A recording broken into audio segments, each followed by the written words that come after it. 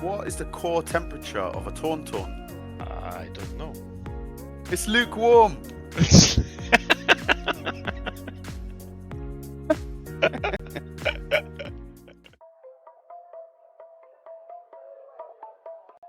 Five resources, he has 6. There we are. I have 3 units on the board, hoping he doesn't overwhelming barrage me again, but instead it's an ECL. For a Death Trooper, which I love this play, it's he plays it, does 2 damage to Benthic, then attacks Akbar because it's taking damage in that order. So it has 4 attack and kills Akbar. So a real instant 2 for 1 there, which is awesome. I'll respond with a Fleet Lieutenant, making Wing Leader swing in for another 4. So I believe we're almost at single digits. We're on 11 health for Florian. I think my thought process here is just, if I can't deal with Krennic, just ignore him and go, just hit the base faster. So we'll play a Battle for Marine. Florian takes the initiative and I pass. I'm out of options. Again, we have 3 units on the board, but I said that last game, and then 1 barrage later, the board was looking a lot emptier. So I'm just praying he doesn't have it. Never mind. So there go my ground units. So crucially, the restore happens, but yeah, he tries to take on Cassian. He might have a kill spell in hand of some sort, but 2 resources is not really enough. Cassian should have taken 1 more damage there, but he doesn't. Cassian will swing in and deal 4 damage, and I will draw a card, because that's the first time that's happened since he's been deployed. And Florian claims. So I have open season. I'll pay 3, the last 3 money for 4 a cause I believe in, and we reveal 1, 2, 3, 4 hero cards, and that is game. So, really tight game there. Florian still got another barrage off, which I was pretty upset about, but it wasn't 3, so I'm thankful. I don't think Cassian is top tier right now by any stretch, but he does have an advantage that the other Rebel aggro leaders don't have, which is card draw, and that card draw in this particular game led me to my answer in the end game, which was for a cause I believe in. So maybe there's something there, but I think for straightforward tempo play, Leia and Sabine definitely have that advantage. Thank you for watching, everyone. If you want to support the channel, you can check out the links in the description below. See you next time.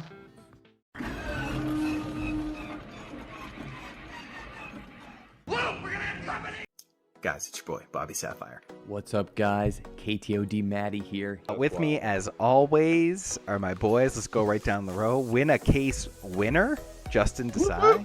Also geared up in the KTOD hoodie, Stevie Getz. What you're about to see is not your typical competitive card gaming content.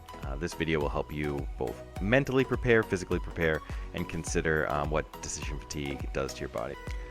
Okay, so I actually think that there are 5 pillars to the meta. You have your classic aggro, Sabine, Leia, even some like Hanless, like a Red Han. Hitting you with 5. That's right, 5 deck lists that you can make using the leaders and cards from the starter decks. Big part of the deck tech, if you've been kind of fast forwarding your turn, this is really your key angle here. And then big boy Luke hits the table. He starts whacking around, getting people with shields, and bing, bang, boom, you've taken over the game. Oh, come on, that's no. Those are loaded dice. I want 2 new dice. If you Han Solo Ewing reinforcement into Count Dooku, you did it. If that was, so he was on top of my deck. I wanted you tapped down my Han. I was gonna Dooku that Falcon, and I wanted to see the look on your face when you realize you can never make a 7-cost unit again. All the other sets have to be reprinted.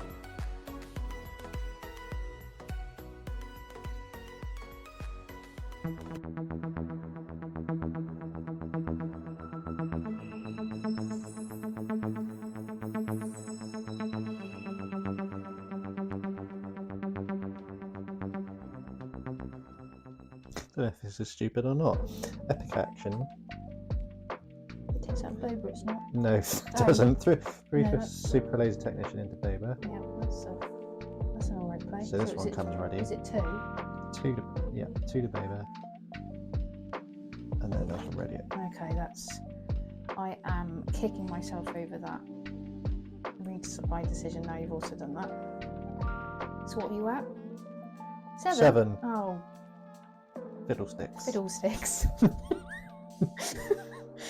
It's an accurate word for things. A rather British. Very British way of saying something else stronger. Okay, damn.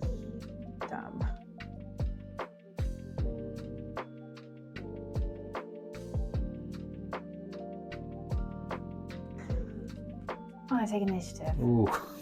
See if I can So you've got a damage unit. Yeah. Right, I'm going to pay 2 for Snowtrooper Lieutenant.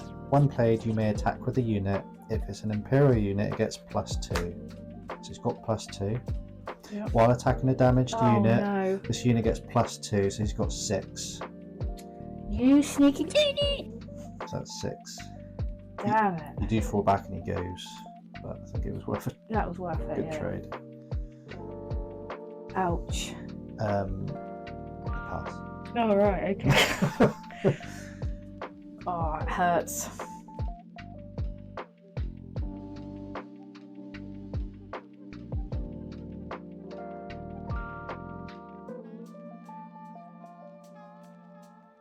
This is the Alliance Dispatch. Do you read us?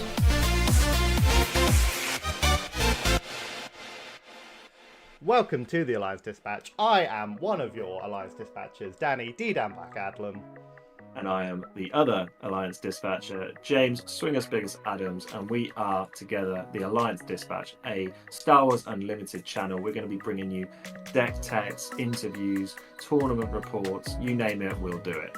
We will do anything for your interaction, so likes, subscribes, comments, dislikes, fan mail, Patreon, just whatever.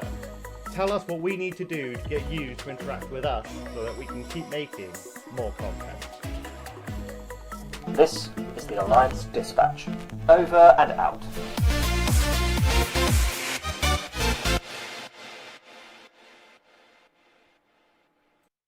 How's it going, guys? Welcome to the UKG live stream. I'm Jamie with Scrub Games, but I do a lot of things. I do deck profiles, as you've probably seen. If you've seen any of my content, it's been like deck profile, like Chirrut, Boba Fett, things like that, different deck profiles to go over my list for that I put together. I'm looking forward to doing a whole lot of set 2 stuff as well. I also do discussions. I go over, like I have a useful one of rules you might want to know, like important rules to know for the card game as well. And also got gameplay as well, because I have the I play a lot of games. I try to record any games I play on webcam with my buddy Johnny and stuff like that, and with some of my other friends on my Discord. I also have webcam locals as well. I do over my Discord. I do webcam locals every Wednesday. I do alone preparing for this event as well. So for these events, we did it using the same format, trying to prepare ourselves the best for it, and also just continue on it even after this as well. And not only that, I have also been doing leagues. I have done a load of leagues for my Dragon Supercar games, and I'm looking to do some leagues for Star Wars as well, because it's just such a good game that I want to get into it, try it. So this is kind of like things I kind of offer for my YouTube, and like just basically my whole thing. So if you're interested in that, feel free to check it out. You can always look for me at Scrub Games on YouTube. My actual tag is Scrub Games DBS, because I think just Scrub Games was taken as a tag, but I've got Scrub Games DBS. If you want to check me out, and much appreciated.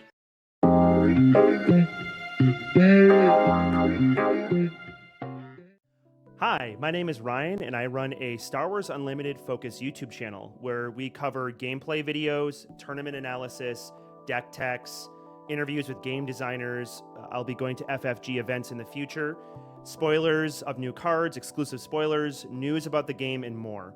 You can find me on YouTube by typing in Rebel Resource into the search bar, or you can scan this QR code that'll be left on screen for a couple of seconds. I would love if you come and check out my content, subscribe, and follow for more. Thanks so much.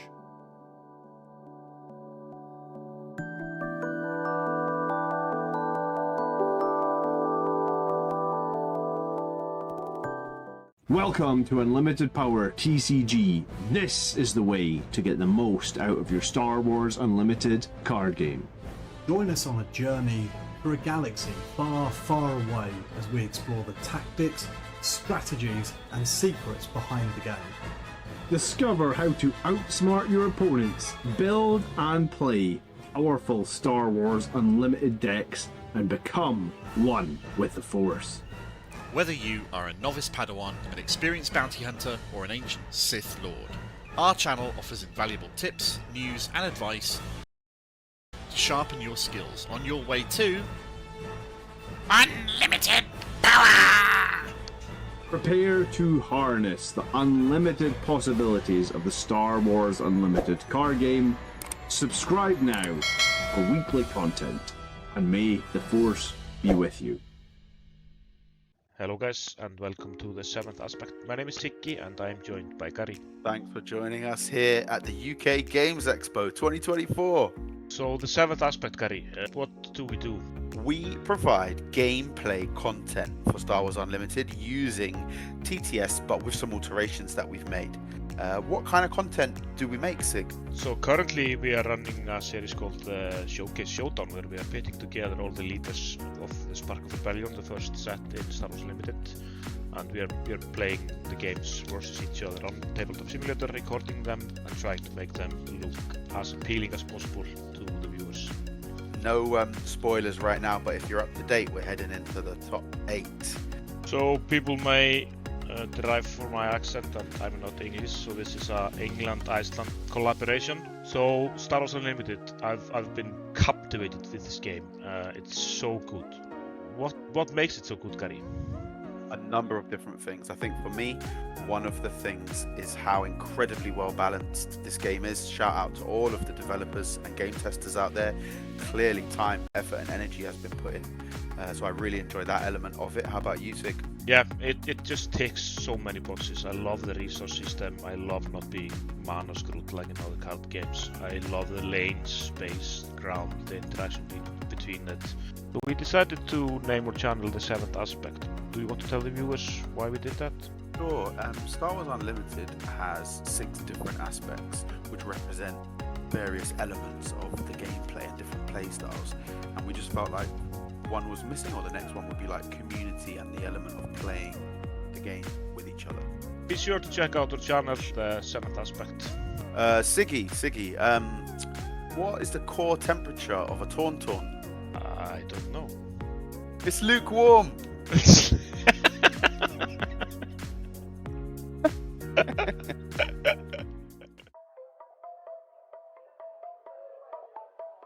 Other 5 resources, he has 6. There we are.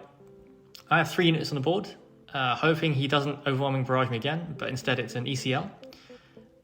4 Death Trooper, which I love this play. It's he plays it, does 2 damage to Benthic, then attacks Akbar because it's taking damage in that order. So it has 4 attack and kills Akbar. So a real instant 2-for-1 there, which is awesome.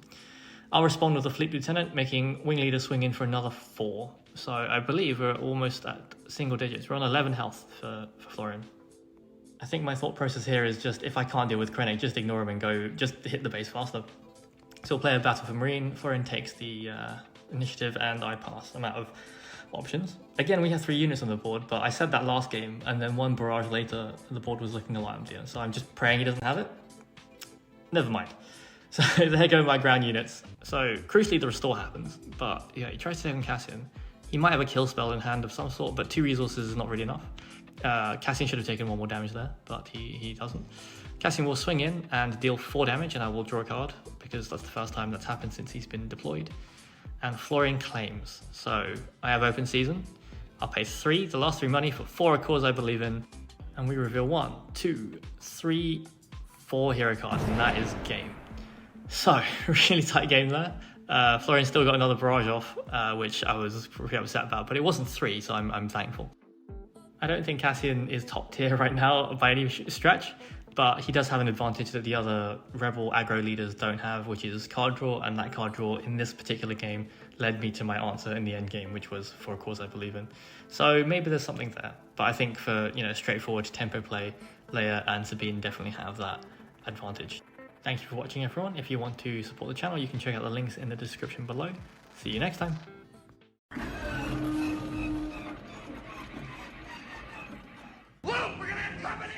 Guys, it's your boy, Bobby Sapphire. What's up, guys? KTOD Maddie here. With me, as always, are my boys. Let's go right down the row. Win a case winner, Justin Desai. Also geared up in the KTOD hoodie, Stevie Getz. What you're about to see is not your typical competitive card gaming content. This video will help you both mentally prepare, physically prepare, and consider what decision fatigue does to your body. Okay, so I actually think that there are 5 pillars to the meta. You have your classic aggro, Sabine, Leia, even some like Hanless, like a Red Han. Hitting you with 5. That's right, 5 deck lists that you can make using the leaders and cards from the starter decks. big part of the deck tech, if you've been kind of fast forwarding your turn, this is really your key angle here. And then big boy Luke hits the table. He starts whacking around, getting people with shields, and bing, bing, boom, you've taken over the game. Oh, come on. No. Those are loaded dice. I want 2 new dice. If you Han Solo Ewing reinforcement into Count Dooku, you did it. If that was, so he was on top of my deck. I wanted you tapped down my Han. I was gonna Dooku that Falcon, and I wanted to see the look on your face when you realize you can never make a 7-cost unit again. All the other sets have to be reprinted.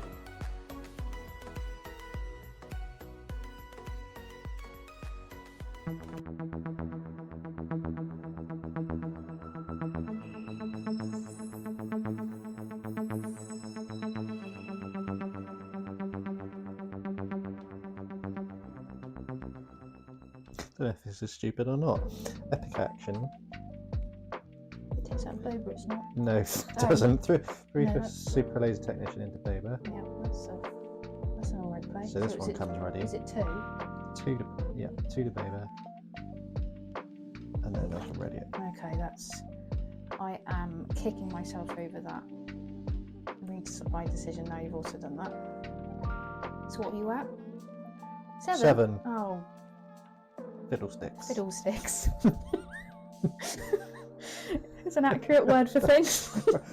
A rather British. Very British way of saying something else stronger. Okay, damn.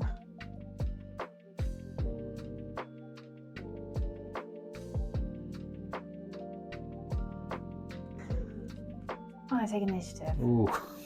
See if I can. So you've got a damage unit. Yeah. Right, I'm going to pay 2 for Snow Trooper Lieutenant. 1 played, you may attack with a unit. If it's an Imperial unit, it gets +2. So it's got +2. Yep. While attacking a damaged unit, no. this unit gets +2, so he's got 6.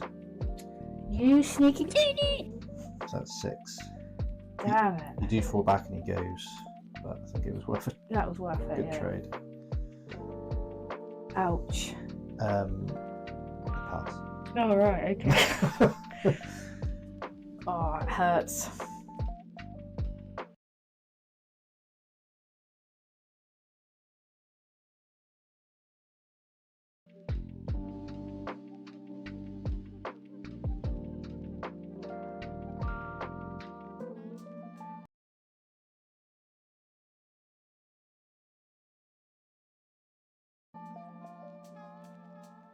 This is the Alliance Dispatch. Do you read us?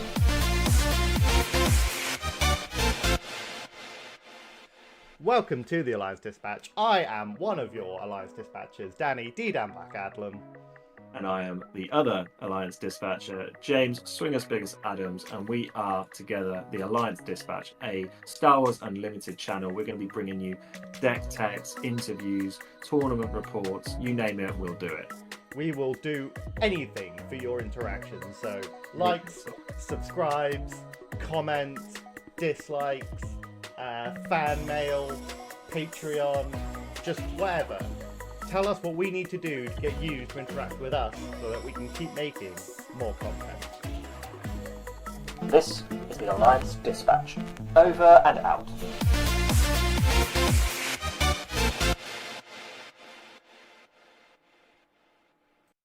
How's it going, guys? Welcome to the UKG livestream. I'm Jamie with Scrub Games, but I do a lot of things. I do deck profiles, as you've probably seen. If you've seen any of my content, it's been like deck profile, like Chirrut, Boba Fett, things like that, different deck profiles to go over my list for that I put together. I'm looking forward to doing a whole lot of set 2 stuff as well. We also do discussions. I go over, like, I have a useful one of rules you might want to know, like important rules to know for the card game as well. And also got gameplay as well, because I play a lot of games. I try to record any games I play on webcam with my buddy Johnny and stuff like that, and with some of my other friends on my Discord. Also have webcam locals as well. I do over my Discord. I do webcam locals every Wednesday. I do them alone, preparing for this event as well. So for this event, we did it using the same format, trying to prepare ourselves the best for it, and then also just continue on it even after this as well.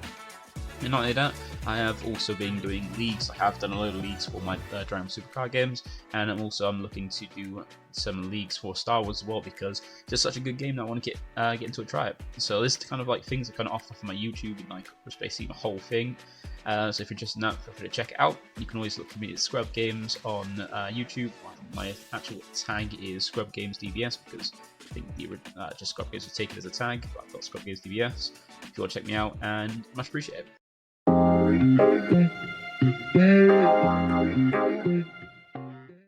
Hi, my name is Ryan, and I run a Star Wars Unlimited focus YouTube channel where we cover gameplay videos, tournament analysis, deck techs, interviews with game designers. I'll be going to FFG events in the future, spoilers of new cards, exclusive spoilers, news about the game, and more.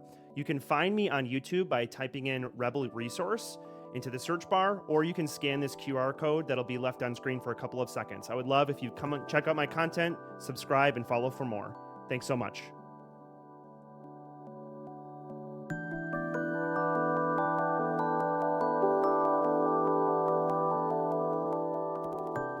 Welcome to Unlimited Power TCG. This is the way to get the most out of your Star Wars Unlimited card game. Join us on a journey through a galaxy far, far away as we explore the tactics, strategies, and secrets behind the game. Discover how to outsmart your opponents, build and play powerful Star Wars Unlimited decks, and become one with the Force. Whether you are a novice Padawan, an experienced bounty hunter, or an ancient Sith Lord, our channel offers invaluable tips, news, and advice to sharpen your skills on your way to unlimited power! Prepare to harness the unlimited possibilities of the Star Wars Unlimited card game. Subscribe now for weekly content, and may the Force be with you. Hello guys, and welcome to the 7th aspect. My name is Tiki, and I am joined by Gary. Thanks for joining us here at the UK Games Expo 2024. So the 7th aspect, Gary, what do we do? We provide gameplay content for Star Wars Unlimited using TTS, but with some alterations that we've made. What kind of content do we make, Sig? So currently we are running a series called Showcase Showdown, where we are putting together all the leaders of the Spark of Rebellion, the first set in Star Wars Limited. And we are playing the games versus each other on Tabletop Simulator, recording them and trying to make them look as appealing as possible to the viewers. No spoilers right now, but if you're up to date, we're heading into the top 8. So people may derive from my accent that I'm not English, so this is a England-Iceland collaboration. So Star Wars Unlimited, I've been captivated with this game. It's so good. What makes it so good, Gary? A number of different things. I think for me, one of the things is how incredibly well balanced this game is. Shout out to all of the developers and game testers out there. Clearly time, effort and energy has been put in. So I really enjoy that element of it. How about you, Sig? Yeah, it just ticks so many boxes. I love the resource system. I love not being mana screwed like in other card games. I love the lane, space, ground, the interaction between it. So we decided to name our channel the 7th aspect. Do you want to tell the viewers why we did that? Sure. Star Wars Unlimited has 6 different aspects which represent various elements of the gameplay and different play styles. And we just felt like one was missing, or the next one would be like community and the element of playing the game with each other. Be sure to check out our channel, the 7th aspect. Siggy, what is the core temperature of a Tauntaun? I don't know. It's lukewarm!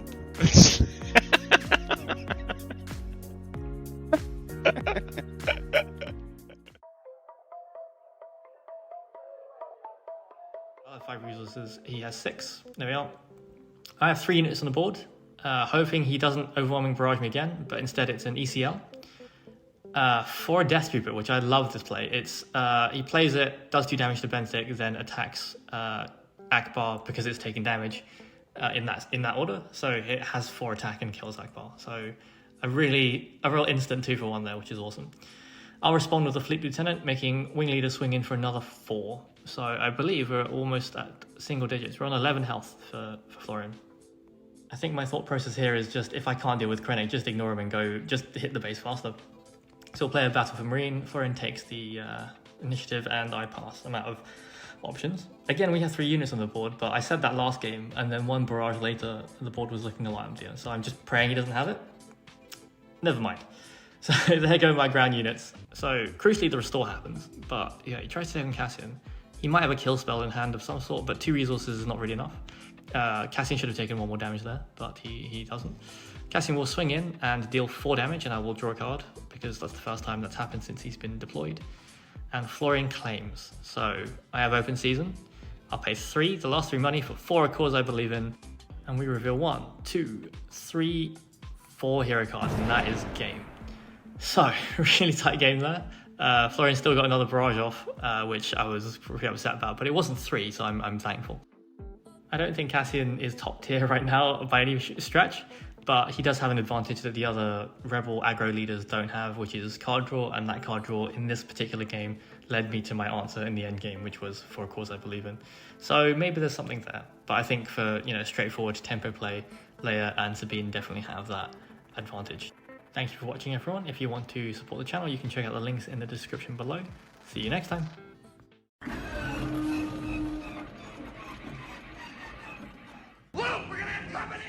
Guys, it's your boy, Bobby Sapphire. What's up, guys? KTOD Maddie here. With me, as always, are my boys. Let's go right down the row. Win a case winner, Justin Desai.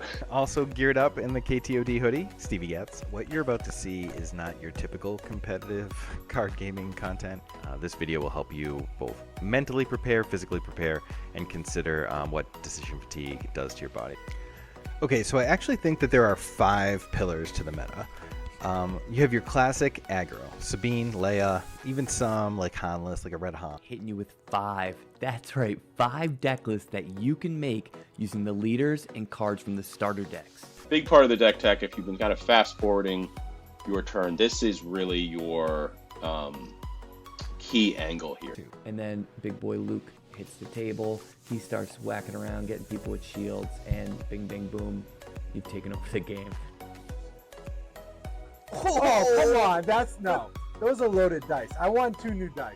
If you Han Solo U-wing reinforcement into Count Dooku, you did it. If that was so, he was on top of my deck. I wanted you tapped down my Han. I was gonna Dooku that Falcon, and I wanted to see the look on your face when you realize you can never make a 7-cost unit again.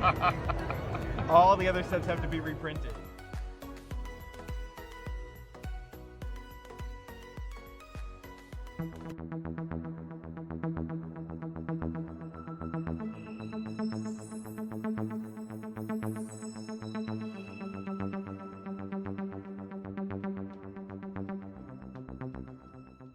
I don't know if this is stupid or not. Epic action. It takes out Boba, it's not. No, it doesn't. Three for Super Laser Technician into Boba. Yeah, that's an alright play. So this one comes ready. Is it 2? 2 to Boba. And then I can ready it. Okay, I am kicking myself over that. Read by decision, now you've also done that. So what are you at? 7? Oh. Fiddlesticks. Fiddlesticks. It's an accurate word for things. A rather British. Very British way of saying something else stronger. Okay, damn.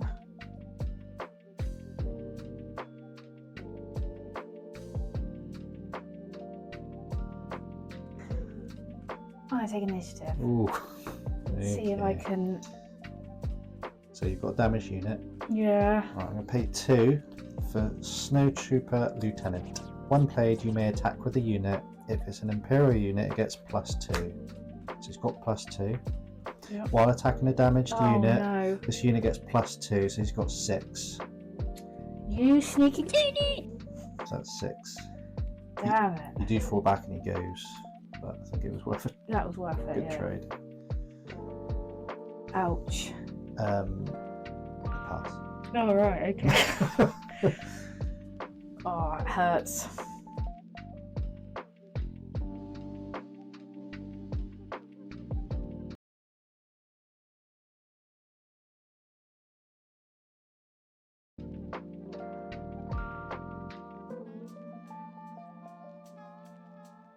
This is the Alliance Dispatch. Do you read us?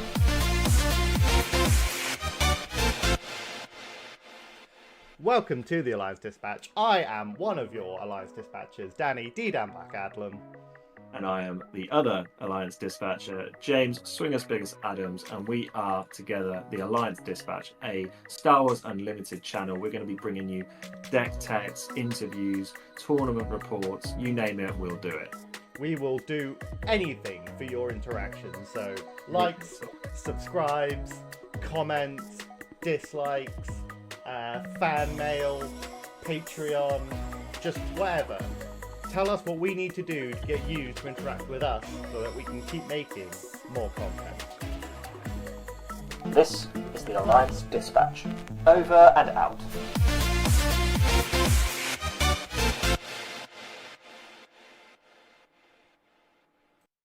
How's it going, guys? Welcome to the UKG livestream.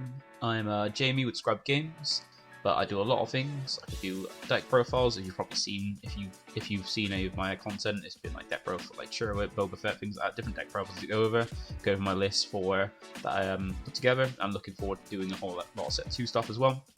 I also do discussions. I go over, like, I have a useful one of rules you might want to know, like important rules to know for the card game as well. And also got gameplay as well, because I have the I play a lot of games. I try to record any games I play on webcam with my buddy Johnny and stuff like that, and with some of my other friends on my Discord. I also have webcam locals as well that I do over my Discord. I do webcam locals every Wednesday. I do them preparing for this event as well. So for these events, we did it using the same format, trying to prepare ourselves the best for it, and then also just continue on it even after this as well. And not only that, I have also been doing leagues. I have done a load of leagues for my Dragon Supercard games, and I'm looking to do some leagues for Star Wars as well, because it's just such a good game that I want to get into it, try it. So this is kind of like things I kind of offer for my YouTube, and like just basically the whole thing.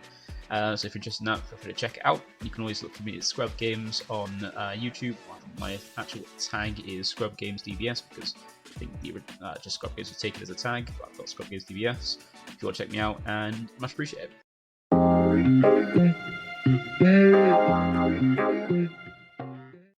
Hi, my name is Ryan, and I run a Star Wars Unlimited Focus YouTube channel where we cover gameplay videos, tournament analysis, deck techs, interviews with game designers. I'll be going to FFG events in the future, spoilers of new cards, exclusive spoilers, news about the game, and more.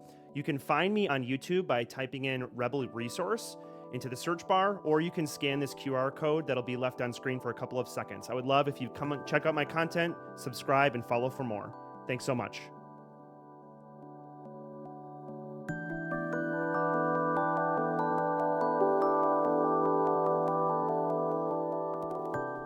Welcome to Unlimited Power TCG. This is the way to get the most out of your Star Wars Unlimited card game. Join us on a journey through a galaxy far, far away as we explore the tactics, strategies, and secrets behind the game. Discover how to outsmart your opponents, build and play powerful Star Wars Unlimited decks, and become one with the Force. Whether you are a novice Padawan, an experienced bounty hunter, or an ancient Sith Lord, our channel offers invaluable tips, news, and advice to sharpen your skills on your way to unlimited power! Prepare to harness the unlimited possibilities of the Star Wars Unlimited card game. Subscribe now for weekly content, and may the Force be with you. Hello guys, and welcome to the 7th aspect. My name is Tiki, and I'm joined by Gary. Thanks for joining us here at the UK Games Expo 2024. So the 7th aspect, Gary, what do we do?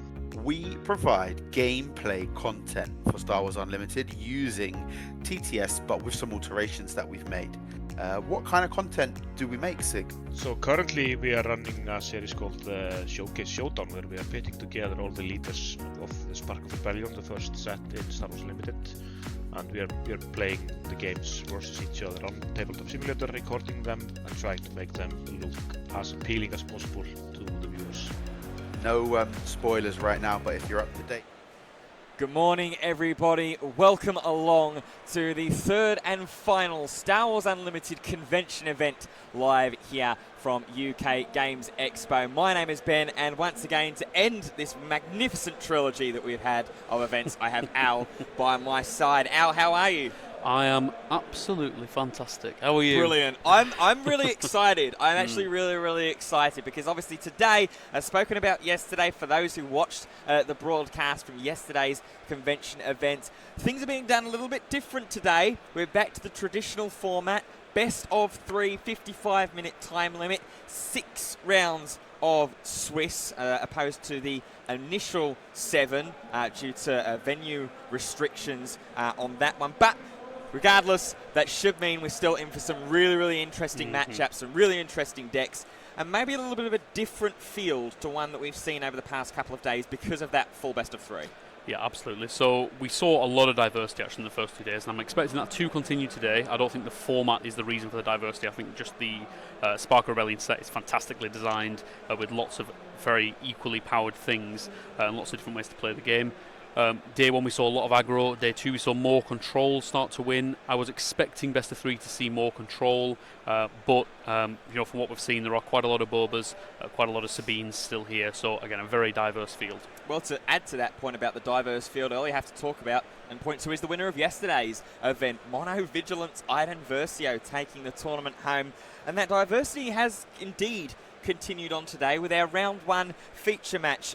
Of course, we do have to have the tale of the weekend, really, in terms of one of the most represented decks in the new Cunning Boba initiative. But we also have some of the lesser-known decks. We have got for you Mono Command Hera. That's right, yes. We had a mono winner on Friday, a mono winner on Saturday, and then we've got a mono decks for you now. Mono is the way forward. Absolutely, and it looks like the players are pretty much ready to go, so we'll cross over to the table. As you can see there, oh wow, Showcase Hera Syndulla to kick us off as well. You were remarking as you were looking down the deck list, Hera Syndulla is one of those very strange and interesting decks to build. Obviously, because of her inherent ability to ignore the aspect penalty on Spectre cards. For those new to Star Wars Unlimited, the aspect penalty meaning that if you're wanting to play cards that are out of your colour trio of the green, yellow, red and blue, or the heroism and villainy colours, you have to pay 2 more than the cost that is printed on the card. Hera doesn't care about that, so it's a really interesting deck to kind of build. Are there any standout cards that you've seen in this list at all? Well, the great thing about Hera is that she's the perfect deck to play mono-coloured with just 2 green, because you get all access to all the good double green cards that you might want to use, especially Command being the strongest. But you also then can pull in the Spectres from other aspects. You still get some of the strongest cards from other aspects, like Ezra, Sabine we've just seen there, that organised play Sabine, one of the strongest turn 1 players in the game, and you don't have to be in aggression aspect to be able to play that in Hera, so perfect for mono green. Yeah, understandably 3 copies of that title card, Command. There is an interesting card that is in Paul's hand, a Hera player at the moment. He only runs the 1 copy of it, and it's a copy of Strike True. 3-cost event, a friendly unit deals damage equal to its power to an enemy unit. So it's essentially a combat fight spell.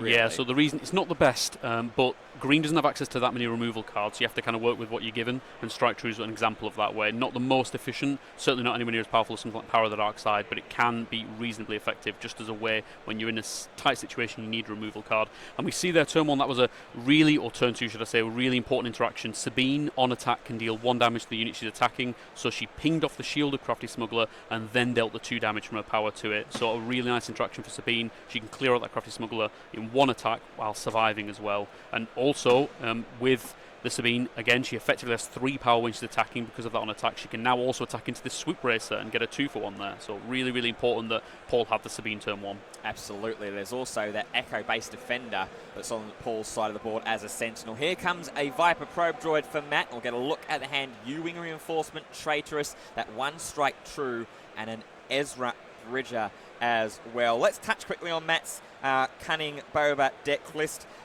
It's pretty standard Cunning Boba, in all honesty, from what we've seen. Obviously, this format, the best of 3, is where the side decks come into effect a little bit more frequently. We'll touch on that when the time comes in the Game 1 break. But this deck has just really forced its way and really punched its way through into attention and into the metagame. Yeah, we talk about mono-coloured cards. I mean, Command is a very good card, but Mono Boba, the reason why it's so powerful is that you get access to 3 very, very powerful double Cunning aspect cards. You get Bodhi Rook, Cantina Bouncer, and the Cunning card, all 3 of which are incredibly powerful. We do see there the Swoop Racer was that traded Yes, into the Echo-based defender there, and there with Sabine, so the board's entirely clear.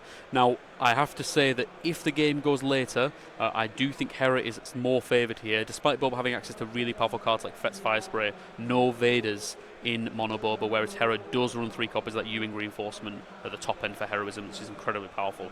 And this Ezra at the moment is uncontested on the ground, and one thing you really don't want to do with Ezra Bridger is leave him uncontested.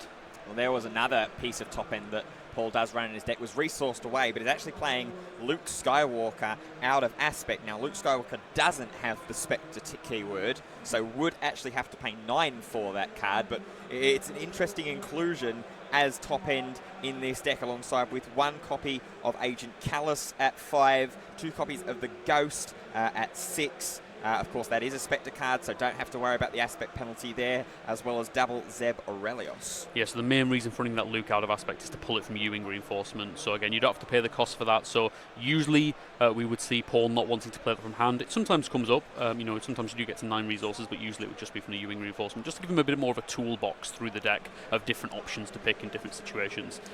As we see there, one of the ambush tools and these sort of pseudo-removal tools that this Cunning Boba list actually has, the Syndicate lackeys immediately taking care of that Ezra Bridger, like you say, not wanting to leave that uncontested in the ground. And Paul's got a little bit of an awkward decision to make here. You see him eyeing up that 1 copy of the Aged Callus, also does have the 1 copy of the Traitorous in hand at 5 resources, but using Traitorous on Syndicate lackeys with 3 damage on it, not necessarily the best grab. It'd have to be a unit that costs 3 or less, so his only option here is the Cartel Spacer with that, so you're absolutely right, a very, very awkward turn here. Options of only just playing the Callus, trading or not, up to him, or just Traitorsing a 2-3, which is really not where you want to be with Hera. But again, the Boba is not overwhelming just yet, he's taking no base damage, so he's getting closer and closer to those key Ewing reinforcements. Paul does actually decide to Traitorous the Cartel Space, and Matt, in response, immediately deploys Leader Boba Fett, and there is the first instance of damage onto Paul's Energy Conversion Lab. Immediately, with no more actions, will take initiative, and Matt was happy, still with 3 resources available because of the Leader effect, actually decides, you know what, I'm happy to pass here.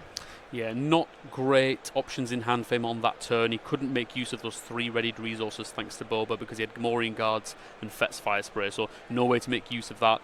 So not the most overwhelming turn for Boba. Normally such a powerful Boba flip turn. Here just the Syndicate lackeys and the Leader Boba, but he is starting to build quite a powerful ground presence.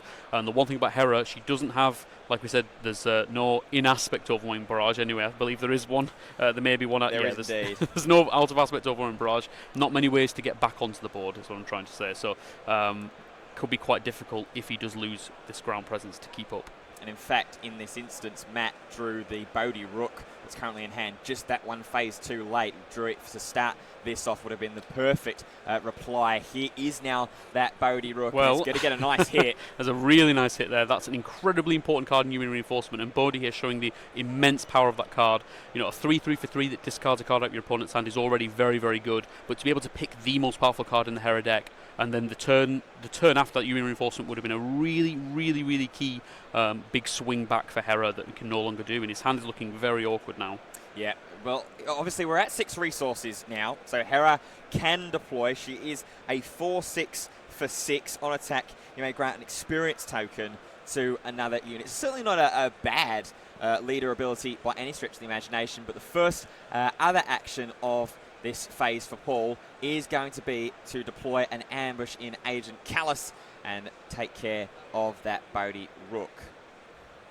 Yeah, it gets the draw card there as well because Bodhi is a unique unit, so pretty nice use of Callus there. And normally a bit of an awkward card. We don't see too much of Agent Callus anymore with so many good 5-drops in the game. But that's not bad. The only answer on board really to deal with this efficiently is the Boba, and I don't think Matt's going to want to slam in Boba into that Callus particularly. No, not at all. It's a shame, really, that he's had to exhaust all of his resources to play that Callus down as well, because the card that he managed to draw and find was a Echo-based defender, which would be pretty decent in this board state. Force an unfavourable trade for Matt's side of the board with the Syndicate lackeys, either enforce some interaction with some hard removal in the form of kind of like Waylay, No Good to Be Dead as well, but No Good to Be Dead doesn't even help there, just resting it down. Here comes Hera to be deployed. Yeah, and a massive, massive swing here for Matt, being able to defeat the leader in one action. Syndicate like he survives because of the shoot first. A brutal, brutal play there.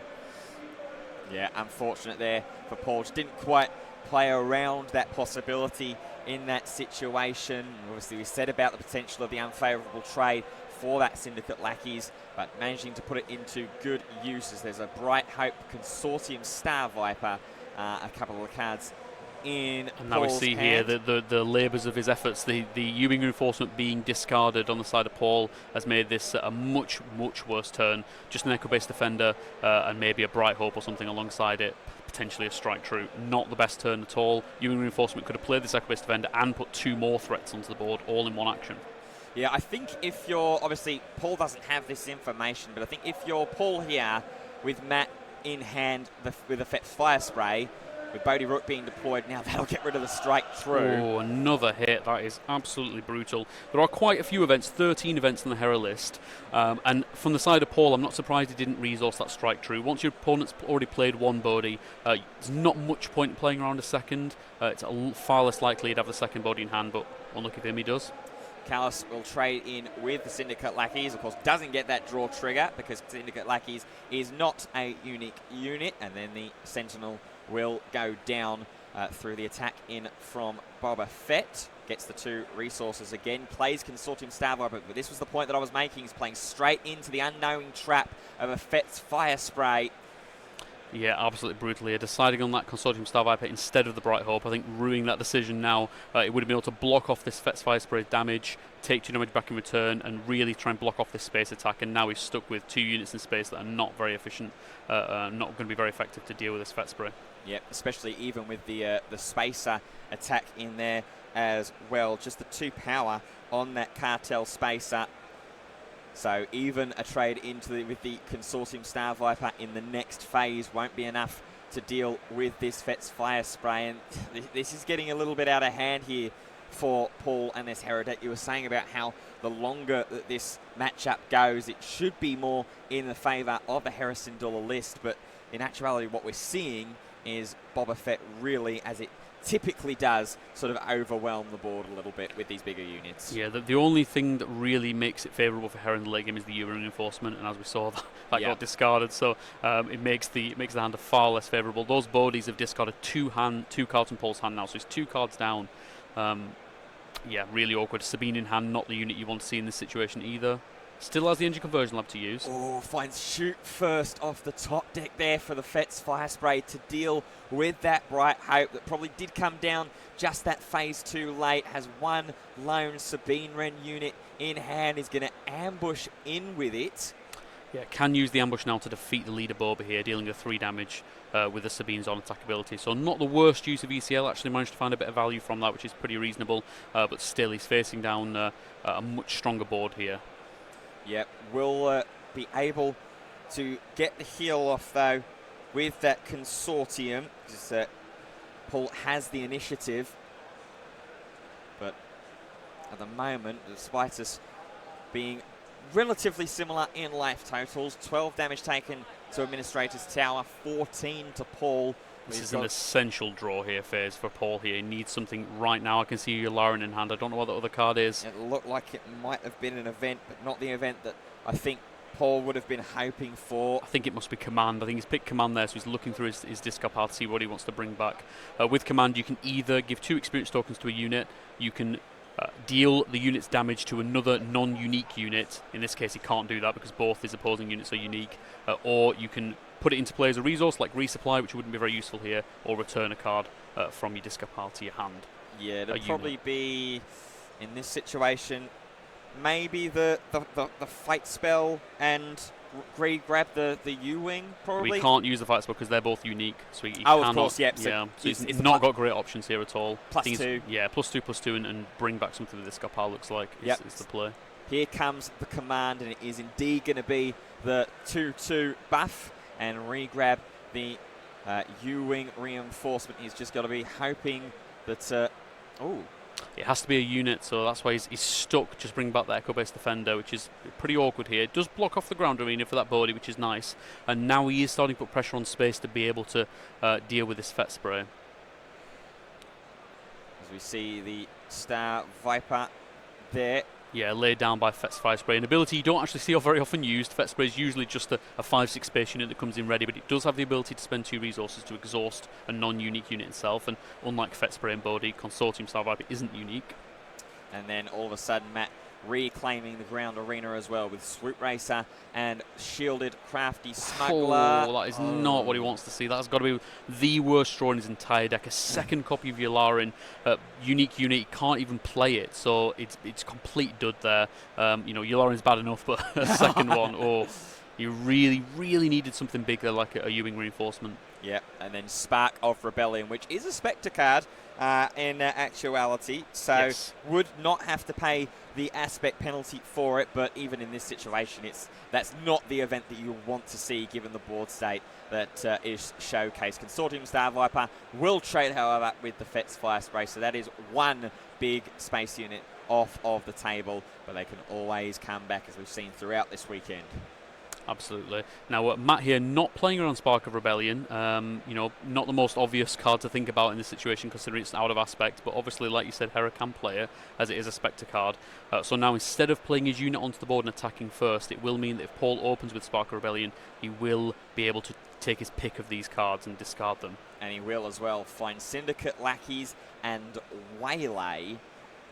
Yeah, I think you'd absolutely take the Lackeys here. The Waylay's not doing very much, but the Lackeys is a very big threat to put onto board, so I'm not surprised he chooses that. And I think Matt now regretting maybe not playing that Lackeys first.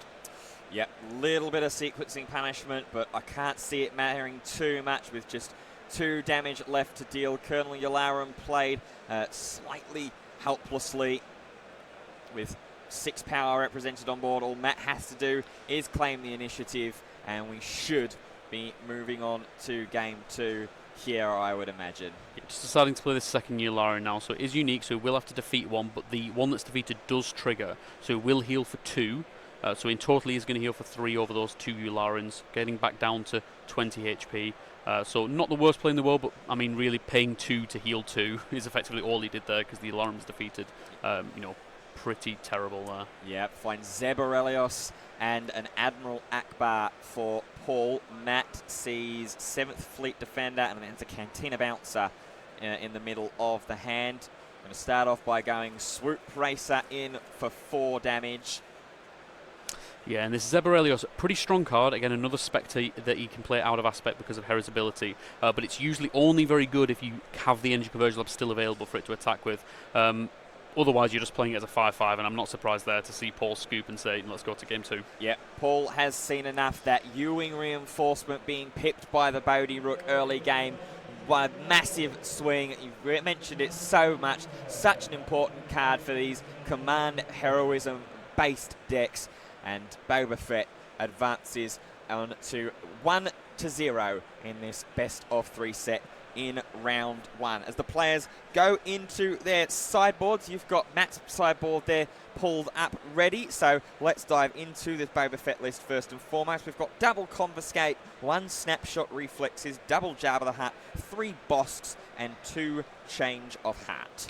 Yeah, I've seen him bring in those Jabbas there. I think he wants to get those in just for a bit more value. It's quite hard, as we said. Hera doesn't have many ways of dealing direct damage removal that way, so it's quite hard to get through the meat of a 2/8 Jabba. So I'm not surprised to see him bring those in. Not a huge number of tricks in the deck. I believe it's just Shoot First and Waylay, so it's just the 6 tricks here to draw with Jabba. But even just playing Jabba as a 4-cost 2/8 with the ability to reduce the cost of tricks is pretty reasonable. Absolutely, as we have another look now into Paul's side deck. A lot of one-offs in the sideboard. 1 extra Colonel Yularen, a Bodhi Rook. Now that would have to play out of aspect, so a target for U-wing reinforcement perhaps. Another Echo-based defender, double Escort Skiff, Kanan Jarrus, double Steadfast Battalion, a second copy of Traitorous, and a Reinforcement Walker. So my eyes immediately looking at that Steadfast Battalion as a way to answer Leader Boba in one hit. The problem with Hera is that because she deploys for 6 resources, as we saw in that game, she can easily be defeated before you actually get the action chance to deploy the Steadfast Battalion. And there we go. You see how little Hera gets played. That Matt is asking, what does that leader do again? Not a whole lot, I'm afraid. You're mainly playing her for the ability to get the Spectres out of aspect. So there is, like I said, the Traitorous in the sideboard, which can be pretty useful in this matchup. I didn't see Matt bring in the Confiscates that he's running, so if he doesn't bring those in, then Paul may be able to get an advantage there with the Traitoruses. There are a lot of valuable units to hit with that. 7 Fleet Defender, a Boba Fett unit, even hitting things like Crafty Smuggler can be quite good. I wouldn't be surprised to see some of these defensive options come in for Paul as well. The Escort Skiffs being particularly effective in a mono command deck because almost all, if not all, of your units are green. Maybe some just heroism only units, I think Wing Leaders in there, but other than that they should be all no, I think they are all pretty. Oh, there's R2D2, yeah, so pretty much all green. So it does mean that Escort Skiff should pretty reliably have ambush, and then the Echo-based Defender may be brought in as well. The reason we're seeing such a toolboxy sideboard with lots of one-offs of Paul is, as you mentioned, that U-Wing reinforcement just being a great card to be able to look at 10 and just pick the exact card you need in certain situations. And ignore any potential aspect penalties that you would have to pay as well. The players are shuffled up after sideboarding, are going to draw their opening 6 cards and see what is going to be on the top of their decks. Not a bad looking first hand actually for Matt there. I see Viper Probe Droid, Cantina Bouncer, I think there was a Gamorrean Guards in there, Swoop Racer as well. That looks quite handy. Over towards Paul, I see Kanan Jarrus right at the front. He's happy with whatever he's got with a keep. Yularen, I think that's a command there as well. It's just been flipped to the back of the hand. Yes, I say advantage Paul here in that he has the command, whereas Matt doesn't have the cunning. Both very, very key and powerful cards in any mono deck you decide to run. Although for Matt, just getting a curve is good enough, I would say. He's got the Crafty Smuggler, he has the Swoop Racer or 7 Fleet for turn 2, and then, as I say, Gamorrean Guards, Syndicate Lackeys. So an entire curve set up for the next few turns, should he need it. I believe Paul also has a reasonable curve. He has that resupply in hand. Just saw that. Interestingly, he is only running 2 resupply in the main deck. Now, part of the reason for that might be that he has the command already to ramp as well, and you wouldn't usually want to play both, or necessarily want to play both to ramp, but I do like to see 3 of resupply myself. Absolutely, just for that consistency support. Here we go, double U-Wing reinforcement off the top in the first draw. Here's going to be, but Matt's got a Bodhi Rook as well, so we'll be able to ping one of them. Yeah, he's going to have a tough decision here, Matt, when he plays this Bodhi Rook. Not only will he want to hit the U-Wing reinforcement, but he'll also want to hit that command. He's got his pick of the litter here. 4 cards, all worth hitting here.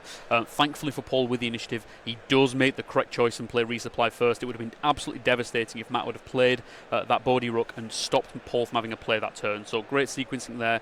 I would not be surprised if we see him ditch one of this command here, though, because then Paul's at the mercy of the gods of the fates when he... he does go with the U-Wing reinforcement. He took a U-Wing reinforcement. Yep. I would have imagined that Matt's eyes both lit up and maybe panicked slightly as well, seeing double U-Wing reinforcement and command. Quite something there as Yularen is going to force into the Crafty Smuggler, just dealing with that shield. And then I think the Smuggler has returned fire into the base. Interesting there for Matt. He didn't decide to shoot first. He had the shoot first in hand. So Paul had already tapped out. He'd already used his resources for that turn, so he didn't have to rush into a Bodhi play. So he could have used shoot first to defeat the Yularen with his Crafty Smuggler, not lose the shield, and then ready the resource with his Boba Leader and then still play the Bodhi. So again, I think I would have liked to have seen that shoot first be used there and just clear this Yularen off the board. Now maybe playing into things like Escort Skiff or Command. It's really important against Command decks to make sure that they do not have units on board to keep up, because a lot of their cards rely on having units to play things on. Well, here is that command that Matt did see but didn't decide to take. There's going to be a heal trigger going off here as well. So it's only units for Yularen, so won't be able to heal, but he does deal the sort of strike true effect of dealing 2 damage to the Crafty Smuggler, defeat that, and then he puts it into play as a resource as well, trying to get a U-Wing reinforcement down next turn. And then responding with the Gamorrean Guards. There is that Spark of Rebellion in hand for Paul, as Bodhi Rook will swing in for 3 damage, puts Paul to 5. It was a seize the initiative on that action. What do we draw into? I think I see, is that a space unit there at the front? There's another command. Whatever he's drawing, I'm sure he's playing that Ewing reinforcement because he's got to 7 thanks to that well-timed command, and now we'll be able to hopefully try and take control of this board a bit. And there it is, indeed, almost windmill slamming it down onto the battlefield. Let's have a look and see what Paul can find from the top 10 cards of his deck. Finds that Luke Skywalker, finds Chopper, Zeb, Ezra, Steadfast Battalion. Want to see that in the hand for that ambush effect. Exactly, yeah. Interestingly, just notice that Paul did not deploy Hera last turn. He had the 6 resources. He could have deployed his Hera, slammed into the Gamorrean Guard, and maybe started cleaning up this board a bit. He could have even buffed up the Yularin and traded into the Bodhi Rook. So he could have left a completely open board for this Ewing reinforcement. He wouldn't have had initiative, so he would have made himself open to a second copy of Bodhi Rook. So perhaps that's why he decided not to do that. But potentially a little bit punished here, as we know that Matt doesn't have that second copy. Yeah. He does have that second. Actually, he does. I think it is on the left-hand side of his hand, or that might be a Bodhi Rook, actually. So, rewarded. Well, now there's this Sentinel in the way here for Matt to attack into. Immediately trades with the Bodhi Rook. Now we will see the deployment of Hera Syndulla. There is indeed that Bodhi Rook. Good spot there, Al, in the back of Matt's hand. Yeah, and again, I think Paul not wanting to take the risk like last game, he didn't play around the second Bodhi Rook and got kind of punished for that. And here, thinking, no, I'm not even going to deploy Hera. I'm just going to play it and make sure that I get this Ewing down no matter what.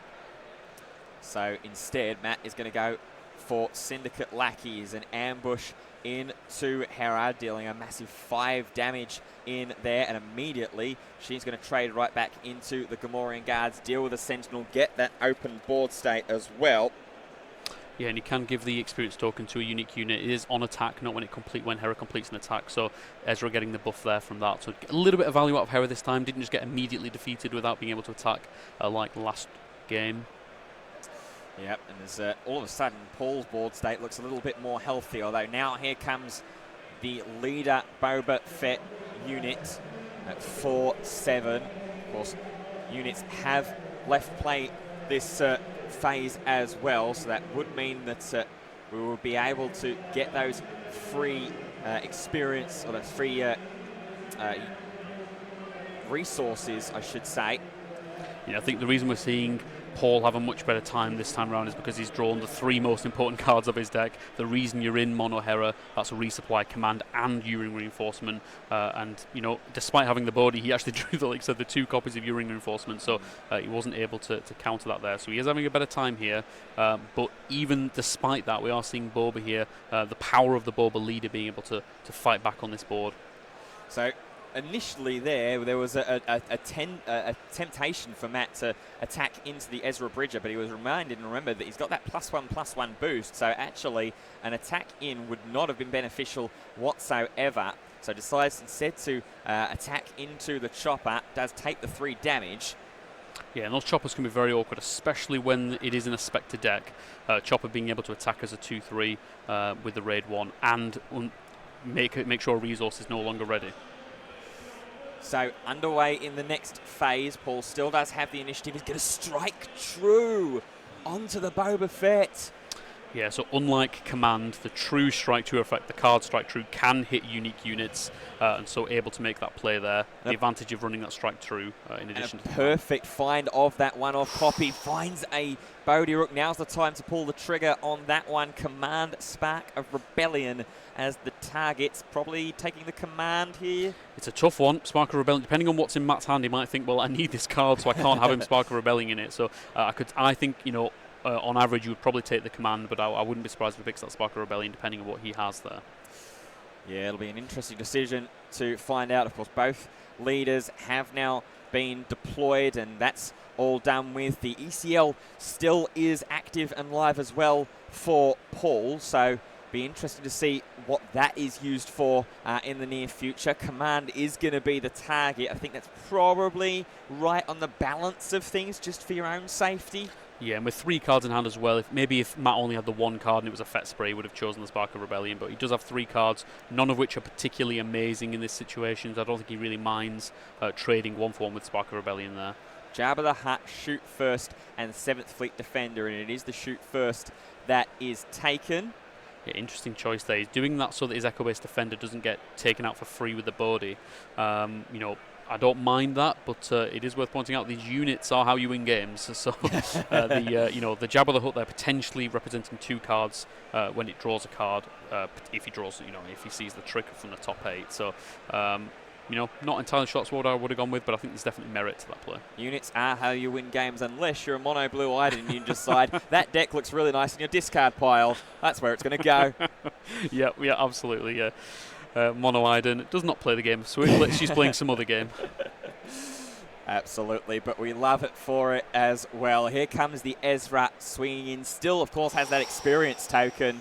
So that's off the top from Ezra. It's Overwhelming Barrage out of aspect, so it costs 7 to play. Does have 7 resources available. Decides to leave it on top and not play it. So yeah, deciding not to play it there. He could have defeated the Bodhi and popped the shield off the 7th Fleet Defender, but paying 7 for it, thought, no, I'd rather play the cards from hand. Thank you very much. And Matt has a Cunning in hand now that he drew to start this phase off. Cunning and Jabba the Hutt, the 2 cards. He's going to elect to play the big Jabba the Hutt, the 2/8. And he's going to start digging as well to try and find one of these 6 tricks that are in the board. And no hits. Yeah. Can't feel too hard done by. Only 6 in the deck, which makes it pretty unlikely you will actually hit one. And we've already seen a few as well. There's that Shoot First in the discard pile there. So I don't think Matt can be too displeased with that, really. Yeah. If you want Jabba to hit every time, you need to put sort of 10 to 12 tricks in your deck, really, to make that guaranteed. Matt will take the immediate trade into the Echo-based Defender Sentinel, immediately replied with a Battlefield Marine. And now here is that uncontested Space Arena being taken advantage of. There's a follow-up with that Chopper as well. And for the first time in quite a few phases, Matt's actually going to be able to claim the initiative here. Finds Fire Spray and Cantina Bouncer. That Fire Spray could be pretty handy with the vacant Space Arena that Paul's actually got on the side of his board right now. Yeah, and there are not many answers in Paul's deck to Fire Spray. Like we said, Command can't hit it, it's unique. He's already used the Strike True, so he doesn't have many answers, except the one he does have in hand, the Out of Aspect Overwhelming Barrage, the one he decided not to play with Ezra last turn. So I could see that being a pretty big, important play here. Ezra does have 4 power at the moment, so the Overwhelming Barrage would allow him to defeat Effect Spray in 1 shot. Yeah, actually decent little foresight in the end for Paul to just leave it on top and not think, okay, I won't get as much value after firing this off and taking the Bodhi Rook down and then just the shield, but it doesn't matter. The Cunning is going to take care of that experience token. Ezra is bounced back into hand, and then Chopper and Battlefield Marine are both exhausted. We're just going to replay Ezra straight back down. Makes quite a big difference though. Unbeknownst to Matt, that Overwhelming Barrage in hand means now that his Fet Spray is protected, there's no unit on board that can defeat it with 1 shot with the Overwhelming Barrage. So actually defeating the experience token there by bouncing Ezra back to hand was quite a big deal. Yeah, massive heads-up play there, like we say, without the inherent knowledge of the cards that are in Paul's hand. Consortium Star Viper, clever from that there, taking the initiative so that the Restore is not live, and we begin our next phase. Yeah, real slog this game, a real back and forth battle between these 2 players, both desperately trying to gain control of the ground, and this is how Sui should be played. We want to see decks fighting for the ground tooth and nail to try and take control of both arenas, and you know, leaders are out of action. It's just whatever cards they draw now. This is Sui at its best. And that's the thing, this Hera Syndulla deck, obviously it's one of the most underrepresented leaders in the game realistically, but it's really holding its own here and really pushing this Boba Fett Cunning list to the absolute limit as well. Yeah, absolutely. I think the thing about Spark of Rebellion... What a hit off the mill! Yeah, what a hit off the mill, gets a Cunning! Absolutely, one of the most important cards in the deck there for Matt, so be pretty unhappy with that.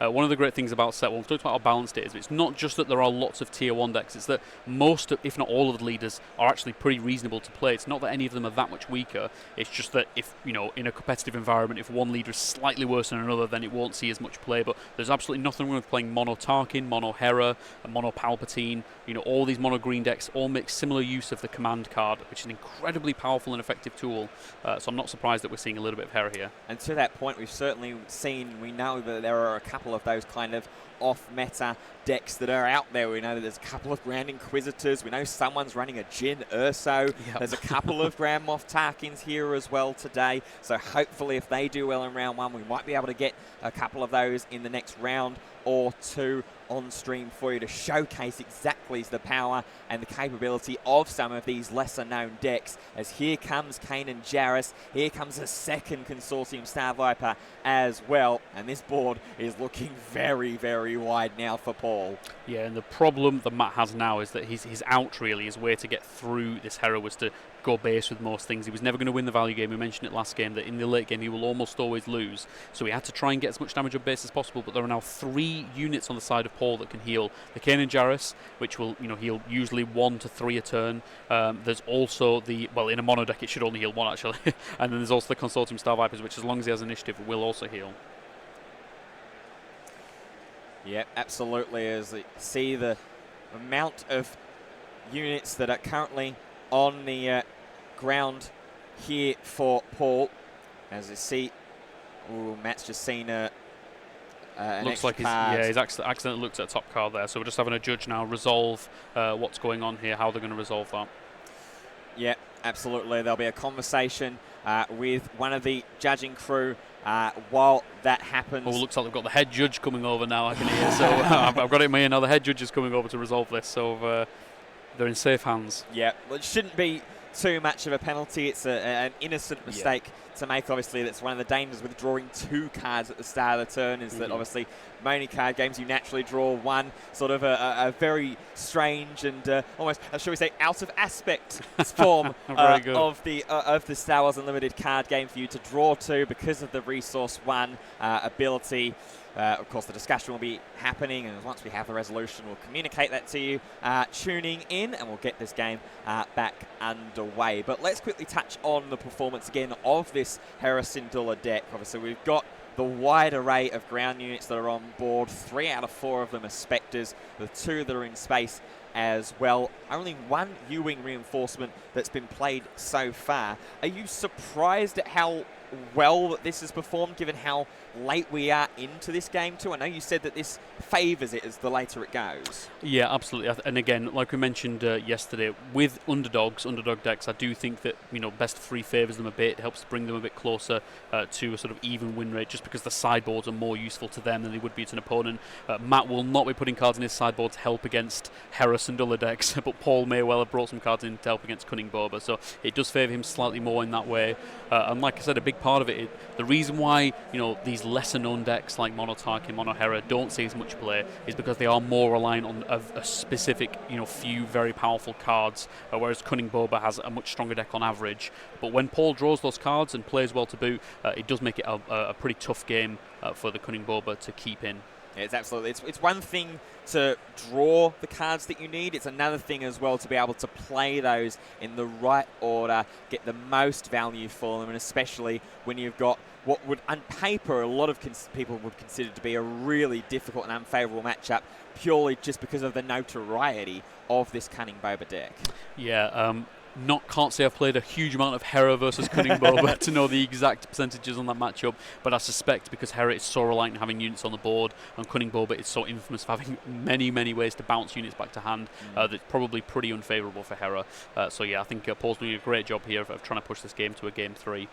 Not over yet, the game still in the balance, but as we see here, there's 2 lanes to victory that Matt could take. He can try and get control of the board completely, or just deal as much damage to base as possible, both of which are being prevented by Paul at the moment because of these restore units and how many units he's got on board. Well, let's quickly check in on some of those other lesser-known decks that are out there at the moment, because there are a few results that have already been reported. One of the Grand Inquisitor decks has won. Oh, fantastic. 2-1 against a Sabine Wren. That was over on table 2. Let's have another look and see down the list as well. Looks like the other Grand Inquisitor deck is still currently playing that we know of at the very least, and the Jin Urso deck unfortunately got 2-0'd on table 32. That was playing against a Darth Vader deck. Very nice. Well, I said that you can play any leader. I draw the line at Jin Urso. I'm happy to see Hera, I'm happy to see Tarkin, Grand Inquisitor. Jin Urso, on the other hand, I think she should stick to draft.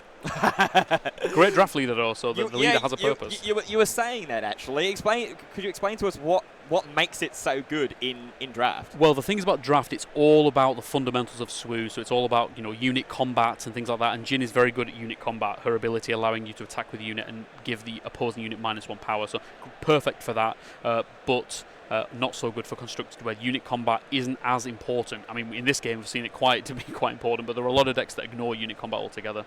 So it looks like that we are resolving and figuring out the results of the extra card that has been seen. Matt has showed the hand there to Paul, and Paul has been allowed to discard a card in there as well. Understandably, in this situation, has chosen the Fett's Fire Spray.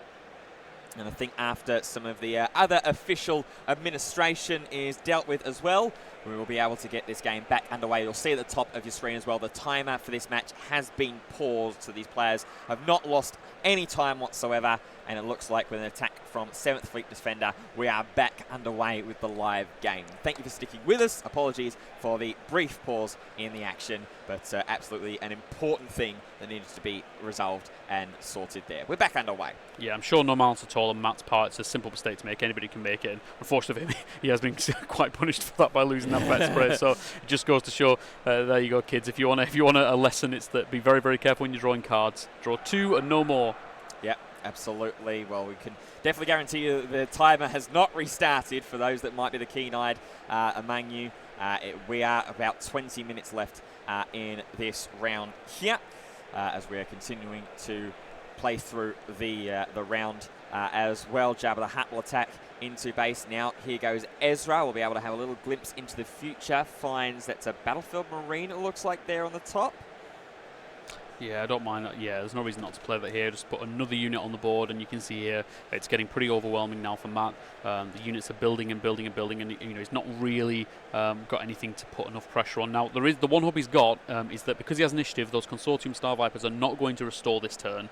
Hera only has a 25 HP base and energy conversion lab, and she's taken 18 damage. So with a surprise strike, he potentially could get up that 7 damage. It's not with the units on board, but it's possible. There is a way to sneak through with maybe a Fett Spray or a Cunning or even a surprise strike. So it's still a possibility. But even on the reply, you've got 3, 6, 9, 10 damage that's coming forward at the moment. I'm not sure if the overwhelming barrage is still in the hand either for Paul. That could be another way to boost up some of the attack power of some of these units that are still yet to attack. I can see Spark of Rebellion in there. I think that's Bright Hope at the front of the hand as well, as here comes a Cantina Bouncer. That will certainly help, and the correct decision there on the undamaged Consortium Star Viper. He'll have to do that. He may not have initially wanted to use it on the Consortium, but because there is actually lethal on board for Paul now, the 2 Consortiums plus Chopper represents 8 damage. So he would have had lethal on board if he would have left that Consortium in play. So yeah, now he didn't quite have lethal on board, but it's going to be very difficult for Matt here to be able to deal the damage in one strike. However, like we said, there's only 7 HP left on the side of Paul. Swoop Race has got 4 power, so a surprise strike would be enough to lethal him in one hit. No Sentinels on the side of Paul either. Well, he'll be hoping to find it off the top of the deck. There is that Bright Hope Sentinel to protect Consortium Star Viper. What is on the top 2 cards? It was a Crafty Smuggler. There is a Crafty Smuggler left in hand. What can we find? Not no what surprise we're looking strike for. there. Yeah, sadly not. Decision there by Paul not to use. I think he had Admiral Akbar in hand. So he could have used the Akbar potentially to defeat that Swoop Racer had he have realised or recognised that represents lethal with surprise strike. I think he missed that there, but not punished, sadly, for Matt. No surprise strike off the top, so it does look like we will be going to a game 3. It certainly seems like that is the indication as Matt is having a look down at his hand. There's a Viper Probe droid. I think Cantina Bouncer is one of the other cards that he drew for the start of the phase, and he's seen enough. We are indeed going to game 3. Hera Syndulla really pushing Cunning Boba to the limit. Yeah, absolutely. Like I said, if Hera draws well, plays well, had initiative, I believe, in that game as well at the start, all those things going in her favour, it really helps to make that matchup a lot closer. despite the Bodhi Rook hitting the Ewing reinforcement, which is a pretty good play for Matt, wasn't able to quite get there. Did get close though. Like we said, he was one surprise strike off the top away there from winning the game. I believe 1 or 2 had already been used, so it's pretty unlikely. But he did play to his outs there and give himself a chance to win. It does tend to help that when you do get Bodhi rooked for a really important card, that you have a second one in the hand as well, right there ready to go, just to give you that safety as well as that command in that situation, which was a really juicy target as well. Doesn't look like either of the players are going to dig into their sideboards once again, so it looks like with just under 20 minutes left on the game clock, we are going to immediately jump towards game 3. So you're having a little peer down into Matt's hand, and well, neither player liked what they drew off the initial 6. Yeah, Matt had a pretty reasonable hand. He had a turn 1 play in Cartel Spacer, turn 2 in 7 Fleet, and the most important card there in Cunning. He also had Jabber as well for turn 3 if you wanted it, but deciding that Cartel Spacer isn't an aggressive enough unit. Usually you're wanting to play into the ground on turn 1 to try and fight for that. We saw how important their fighting for ground was, so I'm not surprised he throws that back, but you know, it could have been a keep. It certainly wasn't an absolutely horrendous hand. But Cunning Bob is one of those very consistent decks, a bit like Sabine aggro, where you know a lot of the hands, a lot of the cards are pretty similar, so you can afford to be a bit choosier with these with the cards. Yeah, as the players draw into their next 6, they'll have to keep it. I think that's double resupply in the hand of Paul. Matt, he's almost got the same hand back again. He's got the Cartel Space with the 7 Fleet. I think there's a Jabber there as well, so unfortunate for him. Wow, that is a gas hand, by the way, for Paul. There's the turn 1 play in Colonel Yalara, and you've got the resupply there, then there's Admiral Akbar as well. There's some really nice options. There's some decent ones as well for Matt. In fact, he's got the exact same hand back almost, with the addition now of Bodhi Rook instead of 7 Fleets. We can choose to play an even better 3-drop. So rewarded for the mulligan there, Matt. Get to keep all of its good cards. Didn't get a better turn 1 play that he was looking for, but I think he'll be pretty happy with the Bodhi now. Initiative being absolutely essential here, because now he can play the Bodhi Rook before Paul has the chance to play resupply. Absolutely, but Paul did draw into double command there, so there will be ramp options in the next phase. But of course, like you say, if Matt does decide to play this Bodhi Rook first and foremost, which absolutely you bet. If only we had a face cam now to see Matt's face when he sees all this ramp. He's like, no. He takes the command. I think he's got to at this point, because if he takes the resupply, Paul can just command anyway and double command and still deploy Hera 2 turns early anyway. So yeah, I'm not surprised to see him to go for the command there. But again, once again, being too many good options for Paul there. So I don't think Matt will be too pleased about that. No, the 2 players draw, go blow for blow, 2 damage apiece, and then initiative and pass. See, there's Waylay in hand there for Matt. Kanan Jarrus as one of the cards drawn there for Paul. We couldn't quite see the final card. It's the Echo-based defender that I think has been there since early proceedings of this game. Bodhi will start us off, though, with a 3 damage swing into base, and that already is 1/5 of the health down. Here is that command, though. Yeah, deciding to ramp with command and give +2 experience tokens to the Yularen. And this, again, I feel like Matt getting a bit punished here by being a bit too aggressive on the base and not dealing with the Yularen. Not only will Yularen act as a host for the +2/+2 buff on the command, but it will also heal points of damage over the course of the game anyway. So I think part of the reason for that is he wants to punish the play with his Cunning in hand, potentially, to bounce that Yularen away. This time we do see Paul deploy the Hera on the 6 resource turn, not waiting to make sure he gets a Ewing reinforcement or anything this time. Ooh, there's a Cunning, though, that might slow things down. We are going to bounce indeed the Colonel Yularen, and that host immediately for the 2 experience points is dealt with, and then Hera Syndulla immediately just rested so that he isn't able, Paul, to get that immediate 4 damage swing into the base, returning fire from the Bodhi Rook earlier. Yeah, Paul getting a bit punished there for sequencing. He decided to play the Hera before attacking with the Yularen. He could have got that trade onto Bodhi before the Cunning came out. Instead deciding to deploy the Hera first, and like we said, not getting to attack with the Yularen at all. So getting a bit punished there. Paul will have the initiative to start this phase off, though. Picked up a unit Boba Fett there, did Matt. This will be his flip turn as well to deploy the leader. But his first action is going to be to play down a Kanan Jarrus. And then there is Syndicate Lackeys to go straight into the Canaan, so we don't have to worry about that. Wanting to get the extra resource re-stood thanks to the Boba Fett leader. Yeah, Paul deciding whether he wants to attack first with his Hera or play the Echo Base first. Again, attacking with the Hera first to try and force some actions out of Matt. I don't mind that at all. But like as you said, it's the flip turn for Boba, and now that a unit's been defeated, he will be able to get the full 3 resources back. So he can play the Syndicate Lackeys and then ready 2 more, and then still get to play another card now. I think it's a 7 Fleet Defender in hand, I believe. Possibly here, yeah, but you knew that attack and that trade was going to be on the stack there. There's also a unit Boba Fett that might be played down. That's what we go for, and then we aggress again.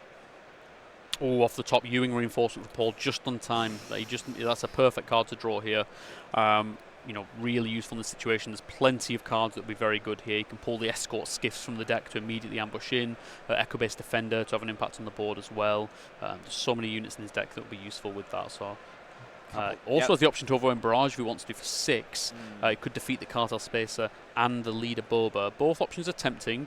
Unfortunately, that Luke in hand out of aspect means he can't play that. Just deciding to trade instead with the Boba on board. Make sure that Boba doesn't get to ready any resources this turn. Yeah, and I think this time this is an instance in where Matt is actually trying to play around any potential Bodies here to stop them getting that overwhelming barrage or even the U-Wing reinforcement. Now I'd imagine that the U-Wing will be coming down as we see 7 resources paid for. There is indeed U-Wing reinforcement. So Paul will go digging and similar to game 2, try and flood out this ground arena. Steadfast, Agent Callus, Echo Base Defender. Not brilliant picks. Not the most amazing here. Yeah, it's a little bit awkward here. Steadfast Battalion, as mentioned last game, not great unless you're ambushing with it, so not a great lover there. He's going to have to go with Echo Base Akbar. Akbar dealing only 2 damage to Boba. Yeah, not the most amazing U reinforcement there, unfortunately for him. And essentially 1 wasted free resource there as well with the lack of up to a 7 cost. That's 6 aggregate between the 2. As here comes Fett's Fire Spray now to take initiative into that open space arena. That overwhelming barrage still is in hand. Yeah, it can. Echo Base, obviously, having 4 power, can use it next turn to deal with the Fett spray, but I have a feeling that Boba Fett's just going to clear that up. No reason really not to attack into the Echo Base Defender here. Should Paul claim the initiative? Don't think there's anything else he can do. Oh, no. So he does. Yeah, so he claims it. Oh, so he does claim, and then it's pass. Yeah, that's right. So Matt deciding not to attack in there, so potentially getting punished here with the overwhelming barrage play. It's going to block off the ground because the Echo Base Defender will be buffed up and can't then be traded into by the unit Boba, and can defeat the Fett spray. So I think we're going to should see a snap overwhelming barrage here. Yeah, there is also that Luke Skywalker in hand, and there might be the tendency to get fixated on that massive big 9-drop. I think that's the line that we're going for here as well. Yep, I don't mind that either because that also deals with the Fett spray being -6/-6. I think that's pretty reasonable as well. Yep. Absolutely. So the Echo Base Defender takes this trade into the unit Boba Fett, and if this is the line that we're initially starting on, we've got to follow through with it. It looks like we will, exhausting every single resource. And the original final Jedi coming into the ground unit, taking down the fire spray. Yeah, it's not enough though. This is it now because he didn't go the overwhelming barrage. The Fett spray got to attack in, which means the surprise strike now gives Matt lethal. Oh, that's such an unfortunate way for it to end. But Matt will take the victory, 2-1. But what a showcase there, if you'll pardon the pun, for Hera Syndulla Mono Command. That was a lot closer than I was actually expecting on paper. Yep, absolutely. Yeah, I think Hera, she has some game. There's definitely some reasons to play her.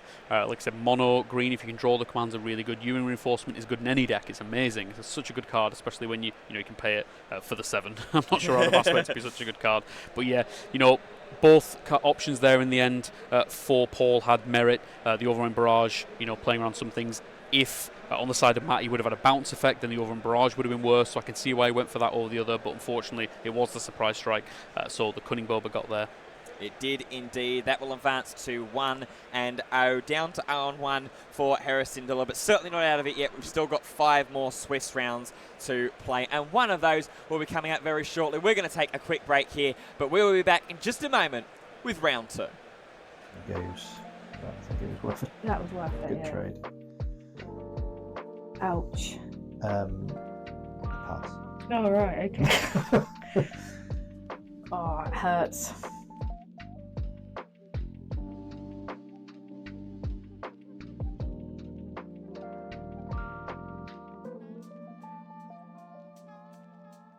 This is the Alliance Dispatch. Do you read us?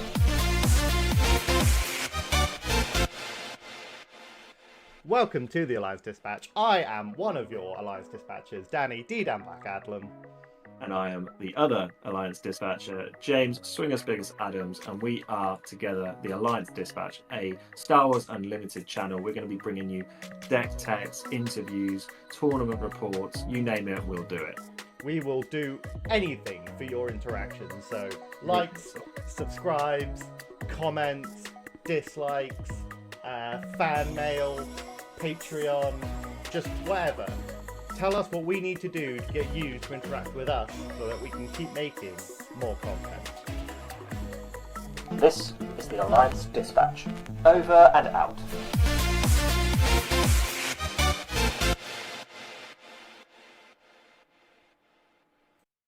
How's it going, guys? Welcome to the UKG live stream.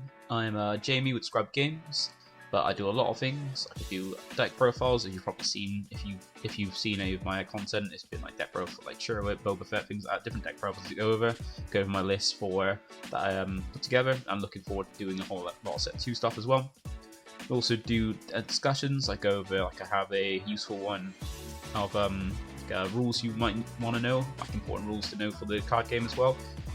And also got gameplay as well, because I play a lot of games. I try to record any games I play on webcam with my buddy Johnny and stuff like that, and with some of my other friends on my Discord.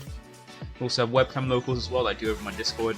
I do webcam locals every Wednesday. I do them alone, preparing for this event as well. So for these events, we did it using the same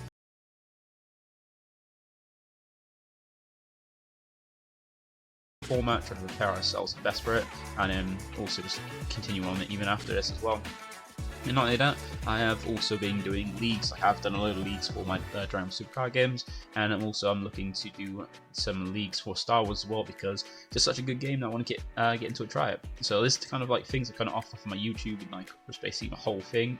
So if you're interested in that, feel free to check it out. You can always look for me at Scrub Games on YouTube. I think my actual tag is Scrub Games DBS, because I think just Scrub Games was taken as a tag, but I've got Scrub Games DBS. If you want to check me out, and much appreciated.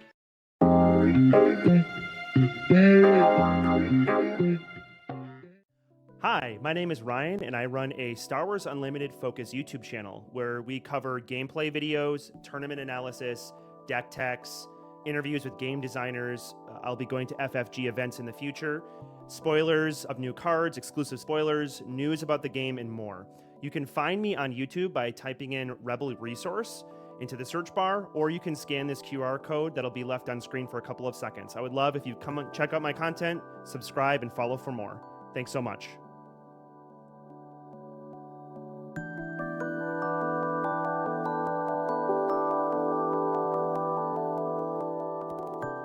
Welcome to Unlimited Power TCG. This is the way to get the most out of your Star Wars Unlimited card game. Join us on a journey through a galaxy far, far away as we explore the tactics, strategies, and secrets behind the game. Discover how to outsmart your opponents, build and play powerful Star Wars Unlimited decks, and become one with the Force. Whether you are a novice Padawan, an experienced bounty hunter, or an ancient Sith Lord, our channel offers invaluable tips, news, and advice to sharpen your skills on your way to Unlimited Power! Prepare to harness the unlimited possibilities of the Star Wars Unlimited card game. Subscribe now for weekly content, and may the Force be with you. Hello guys and welcome to the 7th aspect. My name is Siggi and I am joined by Gary. Thanks for joining us here at the UK Games Expo 2024. So the 7th aspect, Gary, what do we do? We provide gameplay content for Star Wars Unlimited using TTS but with some alterations that we've made. What kind of content do we make, Sig? So currently we are running a series called Showcase Showdown, where we are putting together all the leaders of the Spark of Rebellion, the first set in Star Wars Unlimited. And we are playing the games versus each other on Tabletop Simulator, recording them and trying to make them look as appealing as possible to the viewers. No spoilers right now, but if you're up to date, we're heading into the top 8. So people may derive from my accent that I'm not English, so this is a England-Iceland collaboration. So Star Wars Unlimited, I've been captivated with this game.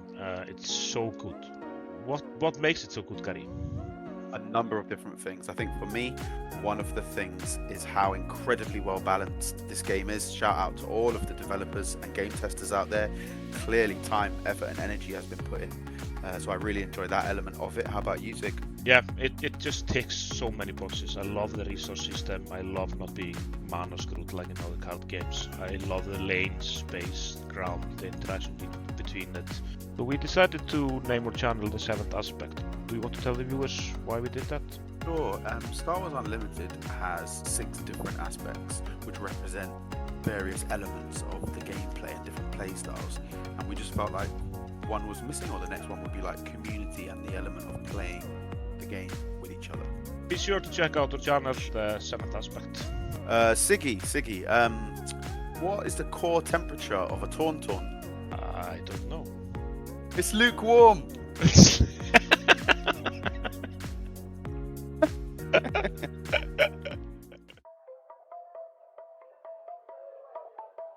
Other 5 resources, he has 6. There we are. I have 3 units on the board, hoping he doesn't overwhelming barrage me again, but instead it's an ECL. For a Death Trooper, which I love this play, it's he plays it, does 2 damage to Benthic, then attacks Akbar because it's taking damage in that order. So it has 4 attack and kills Akbar. So a real instant 2 for 1 there, which is awesome. I'll respond with a Fleet Lieutenant, making Wing Leader swing in for another 4. So I believe we're almost at single digits. We're on 11 health for Florian. I think my thought process here is just, if I can't deal with Krennic, just ignore him and go, just hit the base faster. So we'll play a Battle for Marine. Florian takes the initiative and I pass. I'm out of options. Again, we have 3 units on the board, but I said that last game, and then 1 barrage later, the board was looking a lot emptier. So I'm just praying he doesn't have it. Never mind. So there go my ground units. So crucially, the restore happens, but yeah, he tries to take on Cassian. He might have a kill spell in hand of some sort, but 2 resources is not really enough. Cassian should have taken 1 more damage there, but he doesn't. Cassian will swing in and deal 4 damage, and I will draw a card, because that's the first time that's happened since he's been deployed. And Florian claims. So I have open season. I'll pay 3, the last 3 money for 4 a cause I believe in, and we reveal 1, 2, 3, 4 hero cards, and that is game. So, really tight game there. Florian still got another barrage off, which I was pretty upset about, but it wasn't 3, so I'm thankful. I don't think Cassian is top tier right now by any stretch, but he does have an advantage that the other Rebel aggro leaders don't have, which is card draw, and that card draw in this particular game led me to my answer in the end game, which was for a cause I believe in. So maybe there's something there, but I think for straightforward tempo play, Leia and Sabine definitely have that advantage. Thank you for watching, everyone. If you want to support the channel, you can check out the links in the description below. See you next time.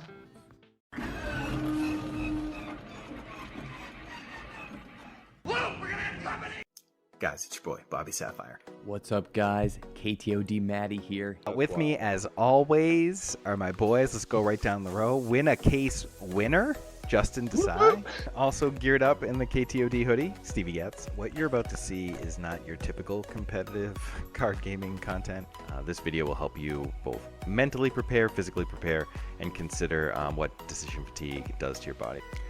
Okay, so I actually think that there are 5 pillars to the meta. You have your classic aggro, Sabine, Leia, even some like Han list, like a Red Han. Hitting you with 5. That's right, 5 deck lists that you can make using the leaders and cards from the starter decks. Big part of the deck tech, if you've been kind of fast forwarding your turn, this is really your Hello, everybody, and welcome back to the Star Wars Unlimited convention event here live from UK Games Expo. My name is Ben. I'm joined by Al once again by my side. An intriguing first best of three set with Harrison Dilla just coming up short there. The bow cunning player able to find just the perfect cards at just the perfect time. Yeah, I mean, those are the games I love, the ones that are really close, back and forth, especially best of three when they go to 3 games. That's always great. Some sideboards, being used and things like that, some of the cards coming in. We saw the Jabba be played. I think there was a couple of sideboard cards from Hera that were played as well. So, yeah, just a great back and forth, both players playing well. A few mistakes on either side, which is what we like to see. We like to see a bit of drama, a bit of some of the stress of playing in a big, heavy tournament, which is nice. But yeah, no, it was a really good match, really back and forth, and just in the very last second decided by the Boba. Absolutely. Well, we've got another sort of interesting matchup here for you ahead of round 2. Yesterday, one of the sort of overwhelming stories and themes of the day was that Han Solo is a real deck, and Han Solo is a really represented deck, but I can't recall seeing Han played in this format yesterday. We've got Aggression Han Solo against a deck we've not seen at all this weekend, and funnily enough, we were actually talking about this very deck and this very build on the walk up to the convention center this morning. It's Mono Command Grand Moff Tarkin. Yeah, it's my baby. I absolutely love Mono Command Grand Moff Tarkin. He's deploys on 5 resources, so if you get to resupply, you can play him a bit like a Boba, or even Command on turn 3 and just get him out really early on the same turn as things like Boba deploy or Sabine deploy. So he can be a very effective leader if you draw the right cards, as with any mono coloured deck. Well, it's interesting you highlight a very important card there in the form of Resupply, card that feels like it's been a staple and an auto-include in any deck that has Command in its aspect. That's not here, though, for Martin. He is not playing a single copy of Resupply, not even in the side deck. That's very interesting. A very interesting decision. Again, like we saw in the last game, maybe the reason for that is just he's relying on Command a lot to potentially try and ramp him that way. But I must admit, I'm a bit of a Tarkin aficionado. It's my baby. It's the deck I've worked a lot on. And I do like Resupply. I think it's one of the strongest cards of the deck, so I'm pretty surprised not to see it here. Well, we have a look into the opening hands. Luke deciding he wants to keep this opening hand, as well as Martin as well. See Cellbot Guard, Admiral Veers, Emperor's Royal Guard in there, Viper Probe Droid, and a card that we've not seen really at all this weekend, either Gladiator Star Destroyer that gives some Sentinel for the phase that it is played for a 6 cost. But both players have resourced. Luke has got the extra one because he's immediately decided to use Han Leader ability, and Martin will start us off with a Viper Probe Droid. Get a good look at what's in Luke's hand. Yeah, so like we see, no Command in hand was it for Tarkin, so that's a really important card. But just playing the curve out, playing a Viper Probe Droid into an Emperor's Royal Guard is pretty reasonable. The reason we see that Gladiator Star Destroyer is because there aren't a lot of space units in mono green, so you kind of have to make do with what you can. Turn 1, Fighters for Freedom there for Luke, just to try and fight this Probe Droid on board. Very important that he gets control of the ground. If Tarkin can start to accelerate the ground a lot, he will start to run away with the game. Things like Veers, anti-advance that we see in hand there. Great when you've got units on board, terrible when you don't. It was an interesting card, Fighters for Freedom. Not one that I actually see gets a lot of sort of the high-end play, but it's such a great ability to have on it. It's a Saboteur in and of itself, so ignore Sentinels and Shields, but also it is an Aggression Tribal matters card. Anytime that you play an aggression card, you get to deal a damage to base. I love this card, and I love including it in Sabine lists of mine generally as well. Yeah, absolutely. So Fighters for Freedom sees a lot of play in Sabine rather than, not so much in hand, because we don't see as much aggression hand. But as you said, it fulfills a similar purpose here. Cunning aggression combination, like we see with like a Cunning Sabine deck. We saw yesterday with that Cassian deck that was also a Cunning Cassian. So it's all play a similar kind of role. The advantage Han has is that he gets to play these cards on turn 1. So you can see here he played a 3-drop on turn 1 and again on turn 2, which is a really nice way to try and get some of this aggression down. But here we're already seeing some of the advantage of Tarkin here. This Viper Probe Droid being buffed up now doesn't get value traded by that Fighters for Freedom. But we did see Martin go face, deciding face is the place here and not trying to fight this Fighters for Freedom for board. So I think Martin's deciding he's going to try and race race Luke here and not have any of the play the role of the defender at all. Yeah, and both players seem to be up and game for the race as well. As a red 3 came down, triggered the Fighters for Freedom. Luke will take the initiative after the seasoned Shore Trooper is played down.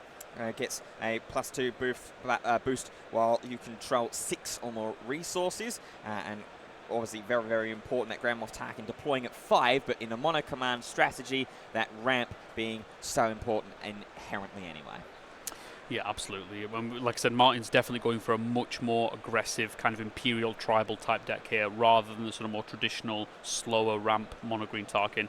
I say that you might see, you probably don't see very much mono-green Tarkin, but we just see a really aggressive play from Luke, just going as much damage to base as possible there. Surprise striking for 6 into the base. Yep, absolutely. The 2 naturally statted of the red 3 gets raid 1, of course, as soon as it attacks. Surprise strike, doubling that power essentially up to 6. And it's interesting, and I kind of understand the strategy and the race that Luke is trying to engage in here, because obviously he's up against an energy conversion lab, which is a 25 hit point base, as opposed to his own mono red base in Castro City with 30 hit points. So he's got that extra little bit of breathing room, that extra bit of space, but obviously with Grand Moff Tarkin being able to support his fellow Imperials under his command, just wanting to make sure that they are as strong as possible to keep up with what Luke is trying to throw forward. I mean, there was a much more conservative line there that Martin could have taken when he played the TIE Advanced and buffed up this Viper Pro Droid and traded there. Instead going for the Veers, just trying to really get as much ground presence as possible to overwhelm Luke in the ground. While Luke is vastly winning the damage race at the moment, 13 damage to 4, he has completely lost control of the ground here. And we do see that Mace Windu is, I don't think we're even going to have time to play it this game. The game's going so rapidly. For a cause I believe in will be very, very potent, very important card here to deal some burn. But Martin still got 12 hit points left to work with on his base. Yeah, absolutely, rightfully so, saying about the for a cause I believe in. I think there's just an interaction and discussion here about the potential missed raid 1 here, because obviously red 3 grants heroism units raid 1, so it should then be 4 damage. That's absolutely right, yeah. So it should be 4 damage on the base, so it's 14 damage on Martin's base. Good spot there. So, yeah, that's right. So, 14 damage. So, should I say only 11 damage now for Martin to work with. It's diminishing all the time. And we will see here. I mean, the entire turn for Luke there was just a surprise strike. So, while it did deal a lot of base damage, it wasn't developing any threats on board. And this is while last turn for Martin, deciding not to go with that TIE Advance, it could now have traded in with his red 3 this turn, but he's got nothing in space to contest that. So, I think what Martin's going to try and do is just end the game in 1 or 2 turns now onto the base. He's representing a lot of damage. I believe that's, what is that now? 6 plus these season Shore Troopers representing 3, so that's 9. 3 more from Veers is 12, and the Tarkin could represent another 4, so that's 16 damage potentially on the side of Martin there this turn. Yeah, but the question is going to be whether it's going to be enough. Both leaders have the eligibility to deploy this turn. Obviously, Han Solo would need to exert itself and grab an extra resource in the form of the ramp, but Grand Moff Tarkin having the advantage to deploy it naturally at 5. We are seeing that TIE advance now. The trigger will go off. We're ECLing it in fact, as well. That's very, very smart. Clears the way for space. And at 2 damage, is it giving itself the tokens? It can't give itself, it has to give it to another unit, but it's surviving because of the Veers. But it looks like he hasn't resolved the when played now. So he's doing the when played. So that Viper Probe droid now, that Viper Probe droid is now, what is that, a 7-6, taking 3 damage, a 7-3, plus the Veers is now an 8-4 on the board at the moment. And he may buff it up even further now with another experience token. Yep, so that's the 9-5 Viper Probe droid. Wow, that Viper Probe droid certainly made sure that it was all oiled up and tuned and ready to fight here in the start of this Sunday event.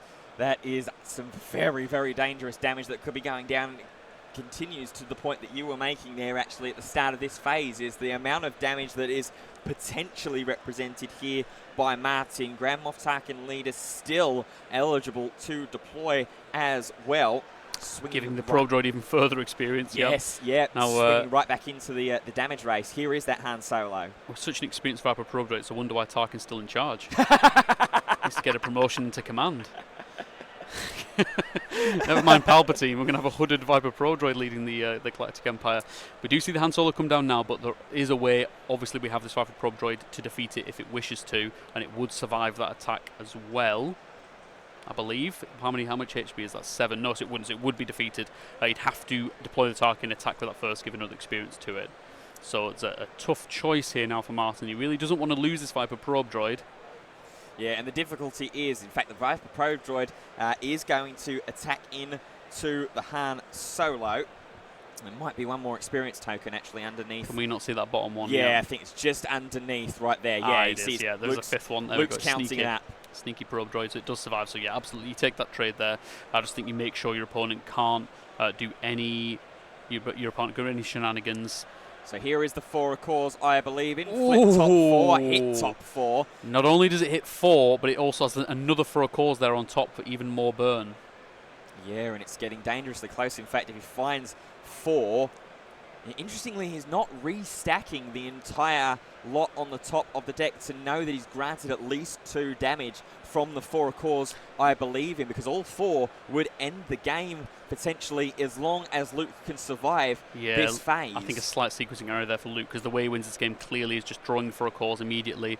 Claim initiative now, drawing for a cause and hitting 4 damage. So what Martin has to do now is do as much damage now as possible to make sure he wins the game in 1 action next turn, and that 4 of cause needs to miss. So it all comes down to this 4 of cause. Yep, just to double check here about the calculation, General Veers should indeed grant, I think, Moff Tarkin the extra bonus. Now we're just going to turn the rest of the units sideways. So that's 3, 4, 5, 6. Are we at 6 resources yet for Tarkin? I don't think we are.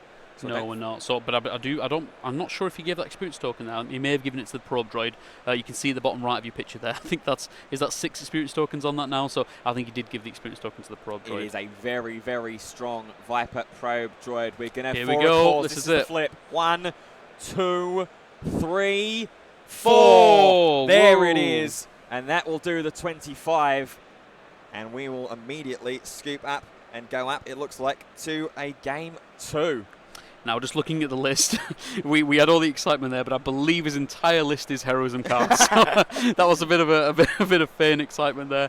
There was a 100% chance that Luke was going to hit that, and I'm sure he knew that. Martin may not have done. Probably hasn't analysed the list exactly, memorised every card on there. There is, in fact, 1 miss in the form of 3 copies of Surprise Strike. You're absolutely right. That is mono-culling. Okay, no, Oh, he'd already used 1, so there were 2 Surprise Strikes in there. You're absolutely right. So, okay, it was exciting. Yeah. I'll take it back. But the odds were still astronomically in Luke's favour, and he takes the first game up against Martin's Grand Moff Tarkin deck, despite getting the most bang for his buck with that massive Viper Probe droid. Just wasn't able to do enough damage to close it out. Let's take a look at the sideboards along with the players. First, with our Han player Luke, we've got double Rebel Assault, double Sabine Wren, double Wolf, double Disabling Fang Fighter, and double Change of Heart. What are you liking here? Well, with such a experience-heavy focus list from Tarkin, I wouldn't be surprised to see the Disabling Fang Fighters come in. Just checking here, I don't think... Nope, Tarkin doesn't run Traitorous, so that would be the usual target you'd want to hit with the Disabling Fang Fighters. So with that only hitting the experience token, it's not the absolute best, but I wouldn't be surprised to see that come in here. It's obviously a very aggressive matchup, so the Rebel Assaults wouldn't be the worst in the world either. Han himself isn't a Rebel, so he can't benefit from that himself, but there are lots of Rebels in the deck. There's no healing on the side of Tarkin, so Wolf wouldn't be very useful. Sabine Wren could be okay. I'm not sure why that's not in the main deck anyway, to be honest with you. Such a powerful turn 1 play. And then Change of Heart would be more for the control decks. As I see there, Martin's taking out all of his top end in the form of Assault, ATR, AT, and Relentless, swapping it out. We have in his sideboard 3 copies of the Emperor's Legion, more than likely in there for that control matchup with Super Laser Blasts. Snowtrooper Lieutenant, 2 of those, double Frontline Shuttle, and triple Steadfast Battalion. Right, so what Martin needs to do is improve his deck list by putting those Steadfast Battalions in. Because those Steadfast Battalions are one of the main reasons to be in green. They are phenomenally powerful. You have a 5 deploy leader in Tarkin. You have Energy Conversion Lab. That should be straight in that main deck. It one-shots Han Solo and leaves a unit left behind when it ambushes. So get that in the main deck. I still can't quite overlook the glaring omission of resupply in this list as well. Instead favouring, in terms terms of event package, 3 Strike True, 3 Command, okay, that makes sense, and 3 Overwhelming Barrage, okay, that makes sense. The odd one out seems to be the Strike True in this situation. Potentially, I think what Martin is just going for here is he's really not playing much late game. Well, actually, he's got the Blizzard Assault 8080s and Relentlesses in there, to be fair. So I think Resupply would be at home in this list. But as you can see here, Resupply wouldn't be great in this matchup in particular. In the aggressive matchups, skipping turn 2 by doing nothing to impact the board can be pretty brutal. So I can see maybe why he's trying to admit it there and just fight for ground more. But again, I like my Tarkin's traditional Resupply into Steadfast Battalion for me. Especially with that energy conversion lab as well. Players are shuffling up after their sideboarding. This is round 2 of 6 Swiss rounds in best of 3 that we are playing across the day today. And as we get more results as well, we will get you up to speed. There is 1, 2, and 0 that has been crowned a Sabine Wren deck piloted by Bob. Has beaten Director Krennic. That was on the top table as well. Might be looking to potentially get that on the feature match area, because I don't think we saw Sabine at all in yesterday's broadcast, actually. No, I don't think we did. Sabine being my probably second favourite deck after Command Bow, but I absolutely love a bit of Sabine. I'll have aggro all day, thank you very much. So seeing aggro beat control there is music to my ears. I want to see as much aggression as possible. These are the thrilling games. Look at this Tarkin versus Han. Both decks trying to slam the big units into the opposing base and win as quick as possible. And despite some of the layer believers that are out there, I think it is fair to say that Sabine Wren is the true aggro strategy. Yeah, absolutely. If you're still playing Leia, you're washed up, you're old-fashioned. Get your Sabine into play. I'm getting some very angry noises from our wonderful stream producer, Carl, who is a Leia lover. Yeah, we absolutely. are into the opening hands here for both of our players. Darth Vader there on the side of Martin. Another one of those reasons to include those resupplies. There is that strike first that might have been the slightly contentious inclusion. A lot of space units I'm seeing initially on first glance for Luke as well, in the form of the wing leader, as well as I think there was red 3 in there. So maybe wanting to change tactic with how heavily Martin was committed to ground himself as well in that game 1, and think, okay, I'm going to take this game in the air. But as I say that, TIE Advance comes on. Yeah, one of the great plays that Grand Moff Tarkin can do is TIE LN Fighter turn 1, experience token to buff it up. It does use 2 actions, but Han Solo uses many actions himself, and this fight's great against some of the opposing space units that players might play. Red 3, A-Wing. Next turn he could potentially buff it up and fight against the Falcon, things like that. So very, very good to fight for space. No other deck in the game can do that, can give their TIE Fighter experience token turn 1 and make it a 3-2 in space.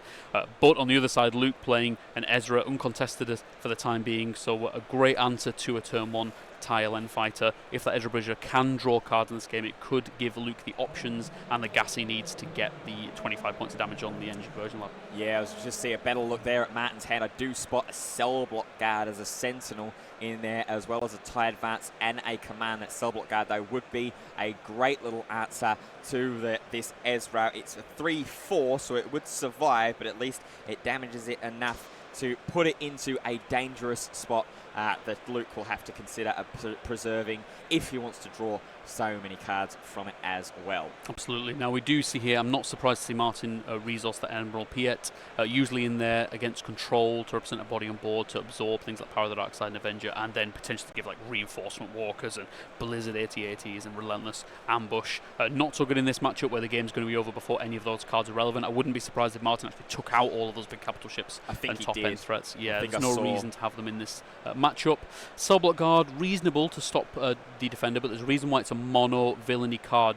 They tend to be weaker than the double aspect cards like Ezra, and a 3-3 is not going to do very well against an Ezra Bridger here. Oh, Heroic Sacrifice, I think, is the card that's been drawn here for Luke, and he can go a really nice line here by leaving it on the top of his deck. He's got that K2SO in there as well, so we'll be able to K2SO and combine it with that Heroic Sacrifice, of course, as well, gets the ability, because the unit has to be defeated. K2SO has a wonderful when defeated ability to deal 3 damage from a base. It has a second ability as well, but more often than not, you're going, I'm burning you for 3.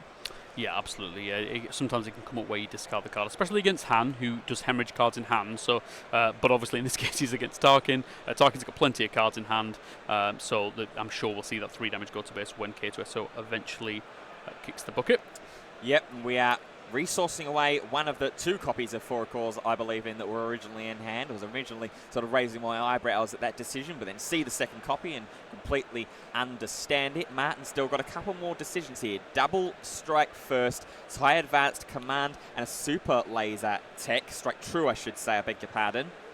Yeah, so we do see it. I mean, the reason why Luke really wouldn't want to get rid of that for a cause, he absolutely wants that card, but he can't keep it in hand because, as you say, he's got the Heroic Sacrifice and the for a cause already. He's going to have to play those 2 cards, so he needs the Heroic Sacrifice as well. So, a bit unfortunate for Luke there. Didn't have a card that didn't want to get rid of, but it's not too bad of an issue to have too many good cards in your hand.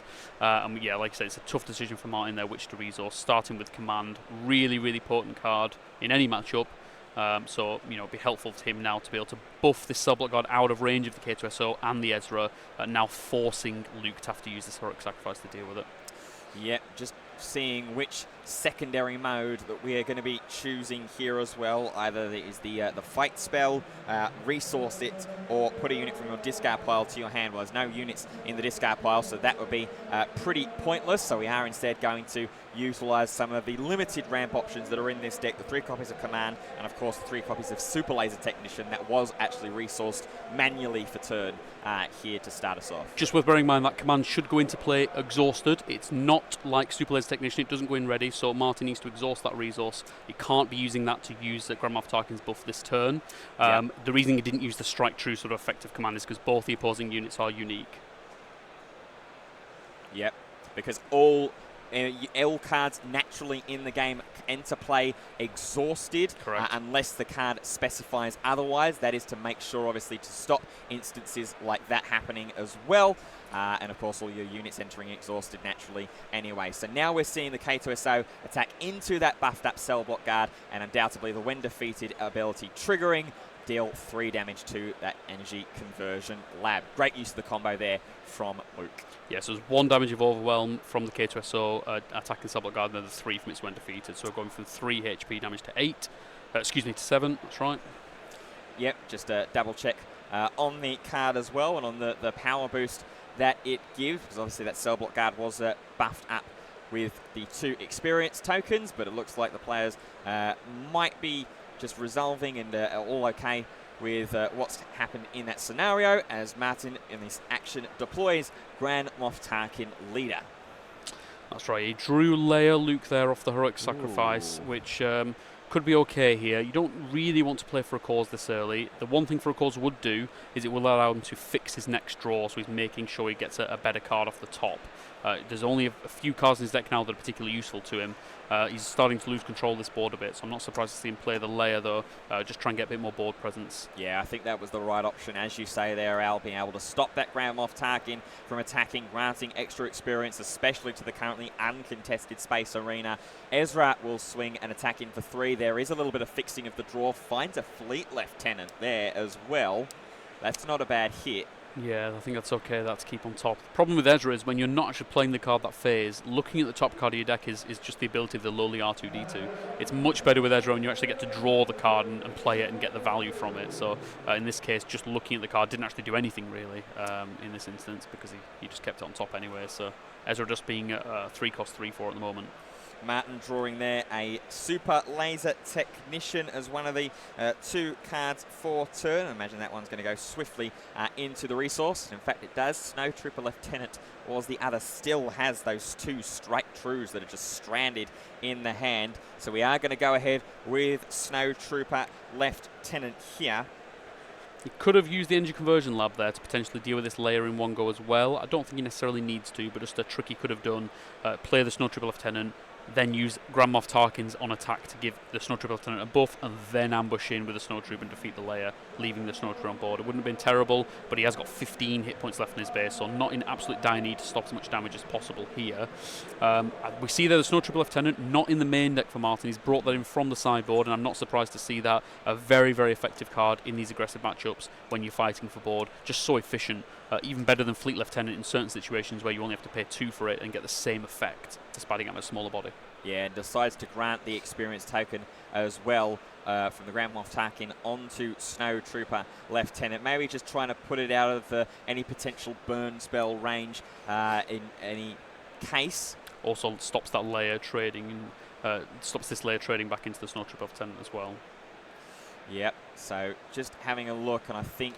he's looking here to try and do the play I've just mentioned there, to try and ambush in the ECL. I can't hear the play, so I'm not sure if he said he was going to do that first. That he can do that. It is a legal play, but only if he announced he was going to use the engine conversion lab when he played the card.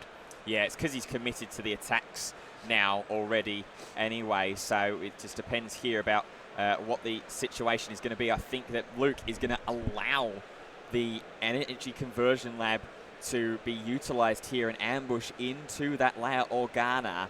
Yeah, I think Martin just seeing the play a little bit too late, a little bit later than I did. Sorry, Martin. Maybe not as experienced making that play, but it's a very strong play. That Snow Trooper Lieutenant ambush with ECL can defeat leaders with Tarkin. It can do lots of different things, so it's a really efficient use of that card.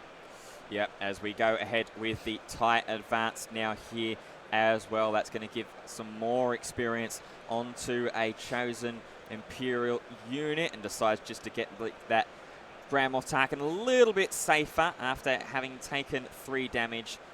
Puts the experience tokens on as Han Solo deploys. Yeah, you know, I'm a bit old-fashioned with these experience tokens as well. I like to use the cards. A lot of people use the tokens and things. I like the cards. I think they look really good. I think it just helps to strongly visualize, you know, them on screen. There's nothing wrong with using those cards. Especially when they're hyperspace. Yeah, you've got the really hyperspace cool, base on the back. I love showing off the full capacity of the artwork. Like you say, nothing wrong with the tokens, but can also get a little bit confusing when you've got the damage dice that are going around as well. Here is one of those 4 cores I believe's in. Hit. Shouldn't be a surprise. It's all 4 damage being dealt. Yeah, that's right. Now, again, the damage is starting to build up on the side of Martin, but he's got complete board dominance, and there's only so many burn spells that Luke has access to, so many events that can deal damage from hand, and once those run out, as long as Martin controls the board, defeats those units, prevents surprise strikes from having a host to attack the base, he should be good to go. Yeah, it would be desperately hoping for either the 3rd for a course here, or potentially even a 2nd K2 or so to combine with this heroic sacrifice. Is going to keep on top the Millennium Falcon and heroic sacrifice, though there. Probably quite understandable as well, considering that at the next phase the Falcon would have to go back to hand anyway, unless Luke decided to pay the 1. Yeah, what we'll need to see here is on the side of Martin is maybe a bit of heads-up play when he gets to attack him with this Tarkin and give an experience token to a unit. He really needs to buff up one of these space units so that it can immediately trade into that Falcon. If Luke can play that Falcon and there's no immediate answer on the side of Martin, that could potentially be one way that Luke sneaks the win here in the 2nd game. Well, this also might be the situation where one of those 2 strike trues actually come in handy, with Grand Moff Tarkin at 4 power. The Millennium Falcon only has 4 defense, and there's no arena limitations on Strike True either. A friendly unit deals damage equal to its power to an enemy unit, so we could actually see a use for this tactic here in this phase, depending on how this is sequenced and how this plays out. Yeah, I can't see an answer in hand for Martin to this Han Solo either. The Snow Trooper's only got 3 power, the Tarkin's only got 4, so he can't deal with it in one action, which means that Luke potentially can deal 6 damage with a heroic sacrifice this turn, leaving Martin on 1 HP. Now, unlike Sabine, and unlike Leia, so for those Leia lovers out there, this is why you play Sabine. Sabine can ping the last point of damage on the base. Han Solo has no such ability, so he will have to get some unit to stick, whether it's a Falcon or a 4 cores off the top. He needs some way to do that last point of damage. So if he does decide to heroic sacrifice first with Han, then 24 is not game over, but it does mean that if this Falcon isn't answered, he would win the game. Or even potentially Fighters for Freedom and combining with another aggression card as well to do the last ping of damage. Here is that Colonel Yularen. That makes the maths a little bit more difficult as the heal goes off onto 17 damage now. So with this Han Solo on board, if he decides to heroic sacrifice Luke here, there will be now 2 away. We are going to go 2 away. Draw a card. Han Solo will deal 6. Yeah, taking Martin to 23. Which again does provide lethal with the Millennium Falcon, but we know that Martin does have that Strike True in hand. A vitally important card here to prevent this game from running away from him. Yeah, and there goes Han Solo back into the leader zone, depleted. I think it's a Spark of Rebellion that was the card that was drawn. It is, and look at how many resources he has. He has 5 resources available, Luke. He can play the Spark Rebellion, discard the Strike True, and play the Falcon. So we're going to see here what target does Martin choose for this buff. He chooses a Snow Trooper Lieutenant. He doesn't choose one of the spaceships. So he doesn't allow them to trade back into the Falcon. So now it's up to Luke to order this correctly. He needs to play the Spark Rebellion first to discard the answer in hand for Martin. But the problem is there's 2 copies of Strike. There's 2 copies of Strike. Unless Martin's resource one of them, those 2 copies have been stuck there the entire game. We are going to see Spark of Rebellion. It's double Strike. Oh, wow. But it is left in hand. They are finally getting some use, it seems, as one of them goes into the discard pile. That Snow Trooper Lieutenant buffed up perfectly in case of the potential Millennium Falcon play. It will swing and attack in naturally, it looks like, for 4 to base. Yeah, absolutely, and that Luke is going to be absolutely devastated to see that. There are very, very few ways that Martin could have to deal with the Falcon, and having 2 of those in hand, meaning the Spark Rebellion is no longer an out. What a massive, massive hand for Martin there. And Martin doesn't know yet. He has no idea that's the Falcon's in hand, and that's what's happening. What do you do here? If you're Luke, is it just claim? It's tough, isn't it? You can't just play the Falcon, really. No. It doesn't do anything. If you play the Falcon, your opponent just plays the Strike True. It doesn't really accomplish anything. So I think he's going to play the Falcon. He's going to play right into the hand of Martin. There is that second copy of Strike True. Target Snow Trooper Lieutenant. Target you don't the heal from your Lara, and it's destroy. unit only, so he should not be healing from that Strike True. So he needs to make sure that gets corrected. He should be on 23 damage.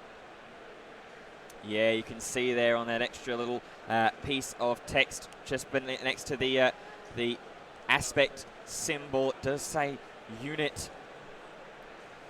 Yep, so it's 23 damage it should be. There we go. There Can't get anything past me. No, so there we go. So 23. I mean, the difference between 22 and 23 is pretty moot at this point. Well, in this situation, still, if I suppose it's still in find all 4 for a cause range, but he's got to find that first wing leader. Does nothing. What's the other card? What's that other card? Is that a K2SO? It's a Mace Windu, and how many resources does he have? He has 5, so he can't play Mace Windu this turn. And how much damage is he staring down? He's got too much. He calls it. Yep. Too much. Grand Moff Tarkin ties the match up. That was very, very close. Came down to Strike 2, the card that we've been highlighting as a questionable card without the resupplies in there at the list currently. Strike 2 indeed. He had 2 copies of Strike True. Absolutely. I mean, unbelievable. Luke would have. Thinking he had it. I think, especially when Martin decided not to buff up one of those space units, gave him a bit of hope, and he thought, "This is it. I've got this now. I'm going to sneak this win," despite being behind for a lot of that game. But like you said there, the second copy of Strike True. Defeating all hope of him being able to get that win. His last hope there was trying to top deck a second copy for a cause, I believe, in which unfortunately he did not. And unbelievably, I think they were in there for pretty much the start of the game. They have been in Martin's hand for so long, and finally finding the opportune moment to take down that Millennium Falcon, which without it would have won Luke the game. He would have been 2-0, and we would have been wrapping up and sending to a break. But we're not doing that. We have a Game 3 for the second round in a row as Luke consults his lists to try and figure out if there's any other answers potentially in that sideboard to what's going on. Looks like a tax receipt there. The form he's got in his hand. Is he doing his taxes there? Or is he checking a deck list? Yeah. So the Matt might be able to give him a hand for that. Yeah, absolutely. So we've got going back to the sideboard here. That's what I like to see. Even if you're not going to put anything from your sideboard into your main deck, it's a nice little strategy just to throw your opponent off a bit, just to show that you may be making decisions based on what's just happened in that game. So I always like just having a little rifle through your sideboard in between games 2 and 3. Again, there's this. Is it the? Let's have a look. Yeah, so there's Snow Trooper Defense. They've come in. Steadfast Battalion. Have we seen that? We've not seen that, have we? So I'm not sure if Martin decided to bring that in. It looks like he's not sideboarding again now. So it was the Frontline Shuttle as the other card that was brought in there away from the 8080s and the Relentlesses. Those were the 4 cards that were swapped out for the sideboard options. Let's just quickly, as these players are quickly shuffling up, touch on a couple of the off-meta decks that we've been tracking and following. One of the Grand Inquisitor decks has fallen to 1-1. That was against Director Krennic on table 5. The other Grand Inquisitor deck, though, is currently up a game on table 4, and that is against an Emperor Palpatine deck. But seems like this game too might have been going on for a little while, so Palpatine might have started to wriggle some control of that matchup. Still got plenty of time in round 2 at the moment. Obviously, you can see in our feature match table, the timings are a little bit different between the feature match and the rest of the floor. So you have to get the players over, make sure that they are okay and happy to be streamed, get them all set up, get them their information as well for the displays, and get the game going. So yeah, so like we see, just like the previous matchup, some lesser utilised decks, Command Tarkin, Aggression Han. We've seen a lot more of Command Han. I do see a lot of players playing Vigilance Han as well. Aggression Han does see some play, but it's a very, very different deck. It may be Han Solo, but it's far more aggressive, far more akin to something like Sabine than the Command Han, whereas Command Han functions a lot more like a Command Boba would, something like that. So we're seeing some of these lesser used decks, and they are, as we saw in the previous match, they are really, fighting tooth and nail to try and win this to a game 3 again, luckily for us as viewers, and making it as exciting as possible.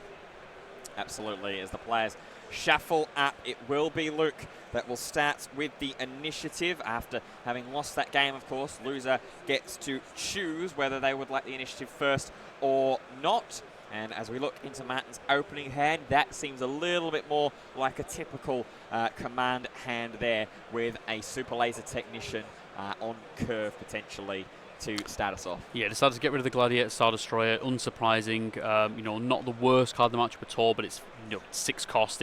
By the time we get to that, we may have drawn into something else anyway. So not that surprising to see him resource that. I think he also got rid of a Snowtrooper Lieutenant, which I believe a strong card in the matchup, as we said, but it's not ideal at this early in the game. You want more of a strong curve. The Yularen into the Emperor's Royal Guard, a very good curve to start things out for Martin. Luke taking a mulligan there. See what he's got. Oh, Falcon turn 1, a really, really good. Taylor's all this time there with Falcon turn 1 for Han. Perfect play to start things off with. So I think he'd be pretty happy with that. Yeah, to start things off. It's a beautiful opening 6, actually. I'm not sure what Luke is going to decide to resource here. 4 cores I believe in. Heroic Sacrifice, that Falcon that we saw, Leia Organa, Green Squadron A-Wing. Well, one of the decisions should be easy enough. He's got the Mace Windu, so I think you're pitching that. Yeah, let's get rid of that. That's not coming down this game in all likelihood. He's keeping it. He's thinking, okay, maybe he's going to play a slower line this game. But I don't think either game so far has got anywhere near enough resources to play Mace Windu. Well, we are underway. The fist bump there between the two players. Great sportsmanship there. Of course, we see the A-Wing on phase 1 and action 1 for Luke. Yularen to respond for Martin. Understandable with the amount of command units that will be played in this deck and played throughout this game. Draws into his Viper Probe droid, and I think that might be the MVP card of last game, the Strike True as well at the back of the hand. Yeah, I wouldn't be surprised if he holds on to that. A really important card in this matchup. A way to interact with space when your opponents take control of it, like we saw there with the Falcon. Also got the Emperor's Royal Guard. Now Yularen isn't official, so the Royal Guard will have Sentinel here. Now that won't help in space, won't help against this space rush. Does also have the Super Laser Technician, which normally would be one of the strongest cards in the set. A very, very good card, but I'm not surprised to see him resource it there, because in this situation, the Super Laser Technician obviously can't fight against space. It will just be sitting there. Yeah, there's no ambush there to speak of, to be able to focus on the ground. As here is Millennium Falcon going on here. There should be 1 damage healed there, sorry, as well from the Emperor's Royal Guard. Yes, that's not an optional trigger. So the Yularen should have healed 1 from that, so that will need to be corrected. He doesn't have a choice on that Yularen, it has to be healed. So it should be on 5 damage on the base now for Martin. Yeah, as the Millennium Falcon does attack in for the 3 damage. So yeah, 3 plus the 3 from the Raid 2 trigger there happening with Green Squadron A-Wing. So he's on 6 at the moment. I believe he's on 6, but Yularen playing down the Emperor's Royal Guard means that he has to be on 5 health. Into the next phase of this game 3 then, as Luke will resource, has to potentially do the trick here as well by exerting 1 resource to pay for Millennium Falcon and then immediately destroying that as well for the Han cost. Let's see here, yeah. So this is the cost slightly of playing the Falcon, doing it this way around. That Falcon, played it turn 2. He didn't ramp with the hand, so he doesn't need to defeat a resource. Of course, but they do the same damage anyway in this case, so there was not really an advantage to playing Falcon. It turned out there was no TIE Fighter plus experience token turn 1 for Tarkin in Martin's case. It does draw a space unit, although with only 3 power at the moment can't help to contest the Falcon. So there's the option for Luke if the TIE Advance was played to trade that in. Yeah, we'll be able to grant experience to another friendly unit, and of course with Colonel Yularen being an official, that Emperor's Royal Guard does have Sentinel. Yeah, so the ground is pretty much out of bounds now for Luke. He can't really hope to contest this board, especially when Tarkin comes down. So I think he's going to try and push more into space. I believe that was a red 3 in hand, so he does have further ways to put pressure on in space. I was about to say he won't mind that at all with that red 3 that is on board there as well. Interesting, no command coming down for Martin there. Because he's decided to use that resource to pay for Tarkin, Tarkin should be exhausted there. Exhausted, sorry. The command now isn't going to come down. He could have used command to ramp to allow him to play Tarkin this turn and defeat the Green Squadron A-Wing. That is not a unique unit. So he could have used the Emperor's Royal Guard's power to defeat the A-Wing, which I think would have been a very nice play. Instead deciding, I believe he must be going for either the Strike True or the Royal Guard.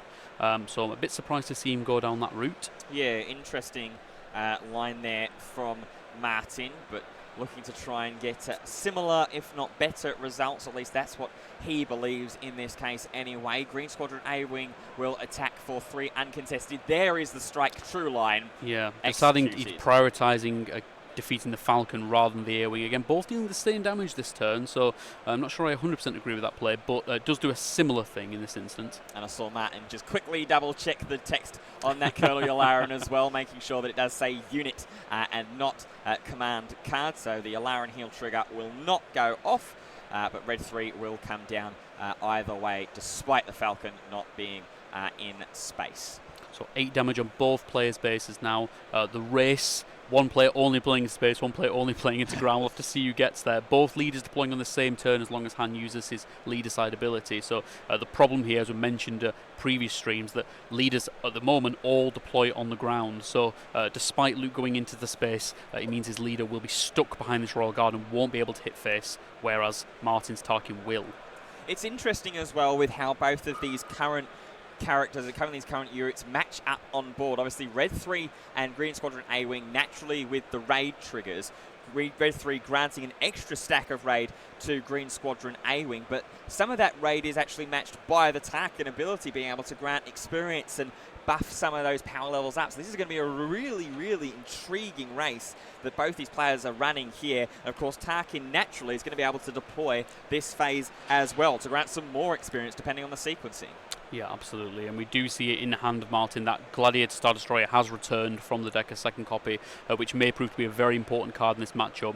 It will block off space for a turn. It's a 5/6 space unit that can give a unit Sentinel. It can give itself Sentinel, so if Yularen's still in play, it will heal. It will put a big beefy Sentinel unit in space, and on top of everything else, it costs 6, so it can be ambushed in with Energy Conversion Lab as well. So it does mean that Martin may be able to get some use out of this Conversion Lab, because for the time being, he's not been able to get much use out of it. Yeah, just spot there as well on the front of Luke's hand, a card that we've not actually seen too much at all throughout this weekend, despite the strength in these aggression-style decks. Guerrilla Attack Pod, the 4/6 for 6 with grit, and when played, if there's a base with 15 or more damage on it, it enters into play ready, or you play it and then ready it as the actual sort of like ordering is concerned. But it is a very, very powerful unit, especially in these aggro-style decks. Will be able to help and benefit as well with that Emperor's Royal Guard Sentinel at the moment. Get those grit stacks going early. Yeah, it's a strong card. It's nowhere near as powerful as its cousin in space, Fet's Fire Spray.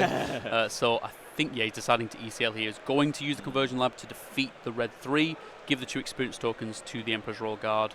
He can do that in whatever order he wishes, that's fine. Not taking the value trade on the A-Wing, just wanting to get that Red 3 damage out of here, so I don't blame him for that. Good ordering from Luke attacking with the A-Wing first to get the most damage in with 4 damage, and then making it so that Martin can't take a nice value trade. I was about to say, some of the damage already done there. He would have loved to have been able to pip that Red 3 before the A-Wing got to swing in with the additional raid stack, but unfortunately not. Luke had the initiative and was wise in taking it as well, as Martin is going to deploy Grand Moff Tarkin straight away.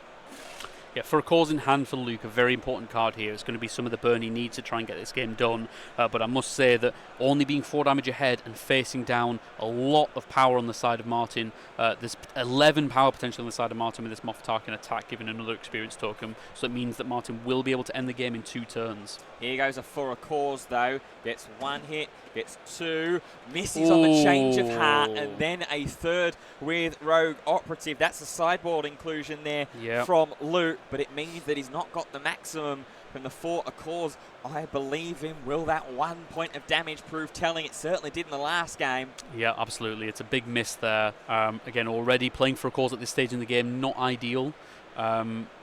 Not sure what the players are just discussing here. Martin's just tapping the 1 resource spare, and he's kicking himself the fact that he's not used his leader side ability to put the extra experience token on as an immediately just hastily deployed Grand Moff Tarkin leader there, and that's what he's tapping again.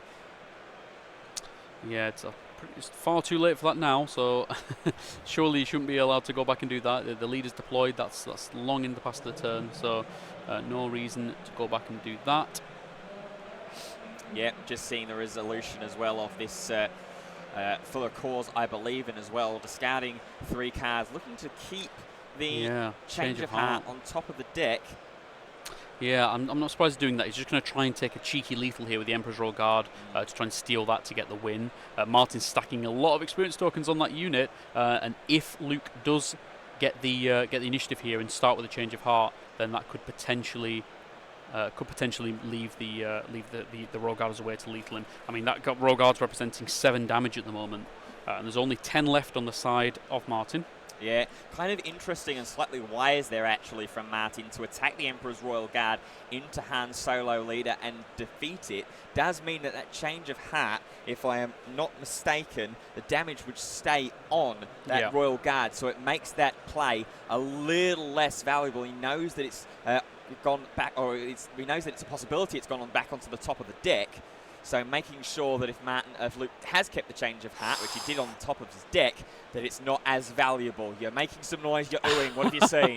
He's got a lot of burn in hand. There's a surprise strike there. There's a Fleet Lieutenant. There's a for a cause, I believe. And I think there's that change of heart he's kept as well, if I can see that 3rd card there. So I think it's for a cause he's ditched there. So I think he's going to try and get a cheeky lethal here with over the next 2 turns with the change of heart. It is change of heart. So he's going to try and change of heart now. Steal that Royal Guard and hope there is no answer for Martin. There's 4 HP left on that Royal Guard, and we do see Snowtrooper Lieutenant in hand for Martin, so we can use that to attack either with a Tarkin or the Yularen and defeat that Royal Guard. It does mean that a lot of Martin's board will be eaten up in that attack, though, so still very strong play for Luke.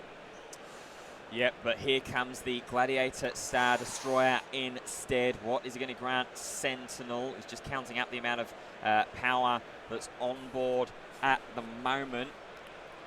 Yeah, so he's giving Sentinel to the Yularen to try and absorb the attack from the Royal Guard. Heals 1 from the Yularen with the Gladiator Star Destroyer. Now, knowing that Luke has no other plays he can make this turn, he's used his 6 resources.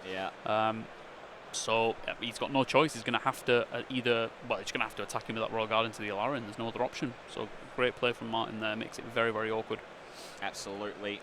So over with Luke now with some decisions to make, still clinging on to that surprise strike as a potential. There's also the for a cause I believe in. That's what he wanted to do, wasn't it? Just try and get as much damage this turn as possible so we can try and either sneak in that burn depending on how this phase went, or surprise strike in the air. But Gladiator Star Destroyer said no, at least on the ground. The alternate line Luke could have gone for at the start of this turn, which I'm not surprised he didn't, would be surprise strike the A-Wing into base to deal 6, and then the for a cause would have been lethal, but then all Martin would have had to do is have any kind of green unit to heal with Yularen, and it would have taken him out of lethal range. So I can see why I went for this route. I think it was the correct play, just looking like it's not going to work out in this instance. As Yularen was going to attack there, but Martin deciding against it. We've got just over 8 minutes left on the clock. It's once again been a real close and riveting best of 3 game. Martin is going to claim initiative to stop any more attacks, stop any more potential of those like for a causes or surprise strike right on the first action of the phase. Yep, so he's going to attack him with the Royal Guard, defeat the Yalarian, stop any more healing, but then that Royal Guard will go back into the control of Martin at the end of the round. And it is the end of the round now as well. That's Fleet Lieutenant and a Super Laser. Oh, on the side of Luke, a Fleet yeah. Lieutenant and a Fighters for Freedom drawn there. So not exactly what he wanted. He already had the surprise strike to deal some extra damage with the Green Squadron aiming attack. So yeah, I'm not surprised to see him get rid of that Fighters for Freedom. Not doing a whole lot here. Damage on the side of Martin's board. There is 7 for the Royal Guard, 5 for the Gladiator, so that's 12, and then 2 more for Tarkin plus the experience it gives. So that's 13 damage on his side. So doesn't have lethal this turn as it stands. He can get 2 more damage in with the Snowtrooper, make it 15, and then he could get 2 more with the Command as well. So I believe the maximum he can do is 17. So I don't think there's any lethal for Martin this turn. So it does give Luke another potential draw into for a cause to try and get the win against him. Yeah, but he's asking for a lot here. I think there's already 2 for a cause down, with the one that was played earlier on in this game and the one that is currently stranded in Luke's hand. Here comes the big Emperor's Royal Guard swing and attacking in. That's 19 damage now on the base of Luke. It is indeed. So now up to Luke to respond. He is going to surprise strike in with the Green Squadron A-Wing and just looking like he's going to go for broke in this situation. Obviously there's no Yularen on board this time, so there won't be any healing, at least immediately. Yeah, so 23 base damage now, so he's only 2 away. Command, there is that Snow Trooper as there was well. so it was the decision for Martin here not to trade with the Gladiator Star Destroyer into A-Wing. He decided to attack with the Royal Guard first when he had initiative this round, opening up that A-Wing to attack with Surprise Strike. And I believe there is a for a cause in the hand of Luke, is that right? Yep, there is. Yeah, so unless he gets really unlucky with that and Luke's going to take it, Martin, a bit of a blunder there really, not defeating that A-Wing when he had the chance. He took the initiative to make sure that he had that option, but decided not to attack anyway. Well, the Snowtrooper Lieutenant does attack, gives the Tarkin the boost, and will attack in for 4. The experience token is granted. Here comes that for a cause. 1, 2, 3. Enough. That is plenty of draws. And Luke, in a very close best of 3, sees the handshake and defeats Grand Moff Tarkin by 2 games to 1. Again, another very close, very intriguing best of 3 matchup with a couple of decks featured that you don't usually see. Yeah, we see there, I think, just the pressure of a tournament situation. You can play online, and some of the players might be good online and things like that, but there's nothing like in paper tournament pressure to really, separate the the good plays and the misplays. And we've all been there. We've all made misplays. We've all made hard decisions. And yeah, just the decision there to not trade into that A-Wing ended up being really costly.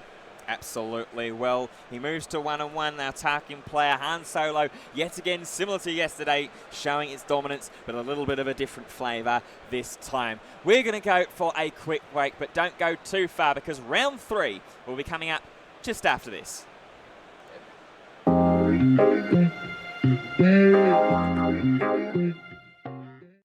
Hi, my name is Ryan, and I run a Star Wars Unlimited Focus YouTube channel where we cover gameplay videos, tournament analysis, deck techs, interviews with game designers. I'll be going to FFG events in the future, spoilers of new cards, exclusive spoilers, news about the game, and more. You can find me on YouTube by typing in Rebel Resource into the search bar, or you can scan this QR code that'll be left on screen for a couple of seconds. I would love if you come and check out my content, subscribe, and follow for more. Thanks so much.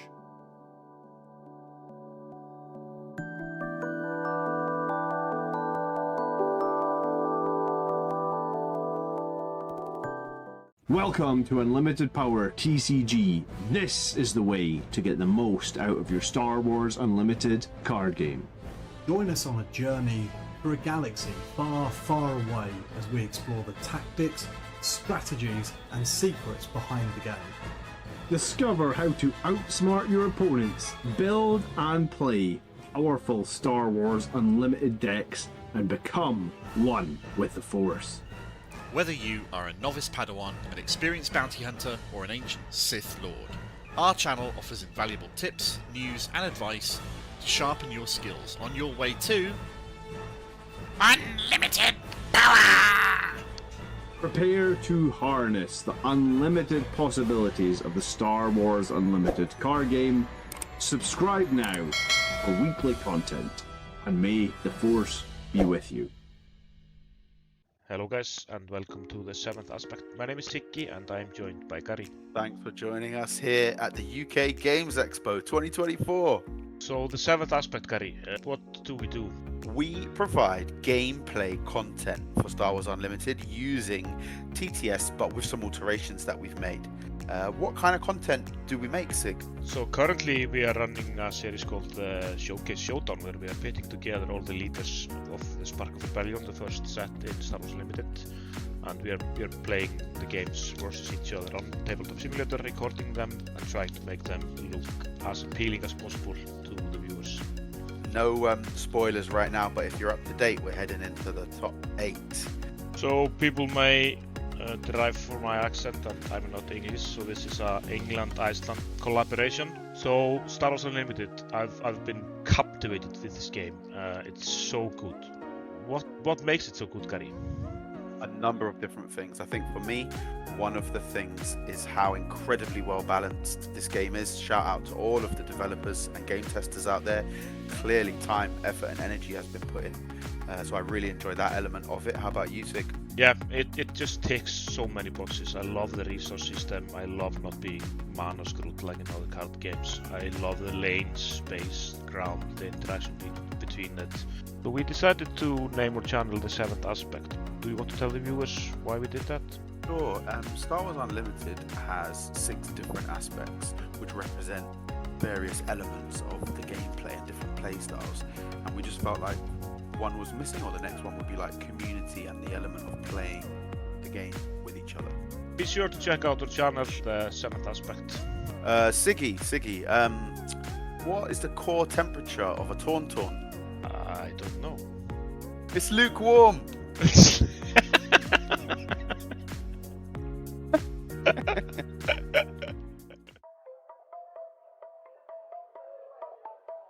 Other 5 resources, he has 6. There we are. I have 3 units on the board, hoping he doesn't overwhelming barrage me again, but instead it's an ECL. For a Death Trooper, which I love this play, it's he plays it, does 2 damage to Benthic, then attacks Akbar because it's taking damage in that order. So it has 4 attack and kills Akbar. So a real instant 2 for 1 there, which is awesome. I'll respond with a Fleet Lieutenant, making Wing Leader swing in for another 4. So I believe we're almost at single digits. We're on 11 health for Florian. I think my thought process here is just, if I can't deal with Krennic, just ignore him and go, just hit the base faster. So we'll play a Battle for Marine. Florian takes the initiative and I pass. I'm out of options. Again, we have 3 units on the board, but I said that last game, and then 1 barrage later, the board was looking a lot emptier. So I'm just praying he doesn't have it. Never mind. So there go my ground units. So crucially, the restore happens, but yeah, he tries to save on Cassian. He might have a kill spell in hand of some sort, but 2 resources is not really enough. Cassian should have taken 1 more damage there, but he doesn't. Cassian will swing in and deal 4 damage, and I will draw a card, because that's the first time that's happened since he's been deployed. And Florian claims. So I have open season. I'll pay 3, the last 3 money for 4 a cause I believe in, and we reveal 1, 2, 3, 4 hero cards, and that is game. So, really tight game there. Florian still got another barrage off, which I was pretty upset about, but it wasn't 3, so I'm thankful. I don't think Cassian is top tier right now by any stretch, but he does have an advantage that the other Rebel aggro leaders don't have, which is card draw, and that card draw in this particular game led me to my answer in the end game, which was for a cause I believe in. So maybe there's something there, but I think for straightforward tempo play, Leia and Sabine definitely have that advantage. Thank you for watching, everyone. If you want to support the channel, you can check out the links in the description below. See you next time.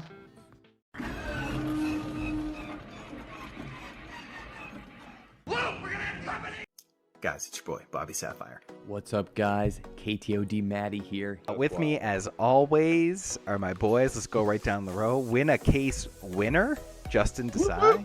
Also geared up in the KTOD hoodie, Stevie Getz. What you're about to see is not your typical competitive card gaming content.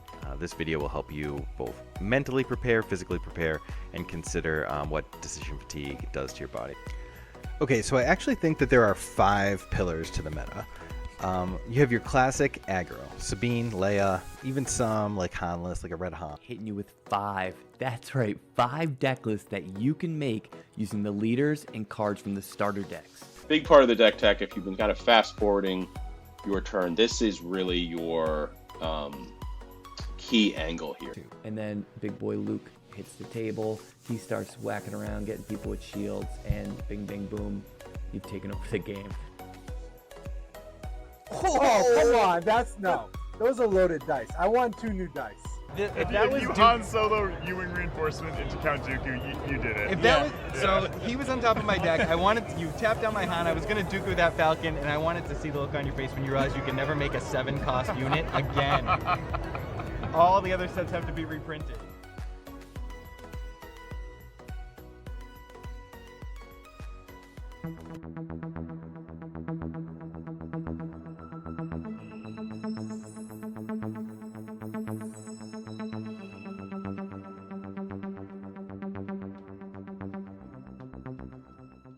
I don't know if this is stupid or not. Epic action. It takes out Boba, it's not. No, it doesn't. Three for Super Laser Technician into Boba. Yeah, that's an alright play. So this one comes ready. Is it 2? 2 to Boba. And then I can ready it. Okay, I am kicking myself over that read by decision. Now you've also done that. So what are you at? 7. Oh. Fiddlesticks. Fiddlesticks. It's an accurate word for things. A rather British. Very British way of saying something else stronger. Okay, damn.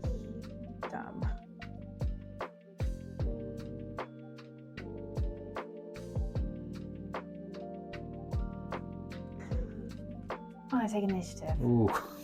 See if I can. So you've got a damage unit. Yeah. Right, I'm going to pay 2 for Snowtrooper Lieutenant. 1 played, you may attack with a unit. If it's an Imperial unit, it gets +2. So it's got +2. Yep. While attacking a damaged unit, no. this unit gets +2, so he's got 6. You sneaky lady! So that's 6. Damn it. You do fall back and he goes, but I think it was worth it. That was worth it. Good Yeah. trade. Ouch. Pass. Oh, right, okay. Oh, it hurts.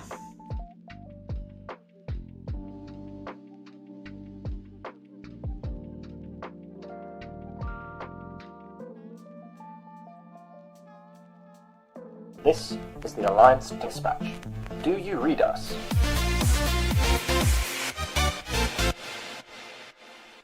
Welcome to the Alliance Dispatch. I am one of your Alliance Dispatchers, Danny D-Dan Blackadlam.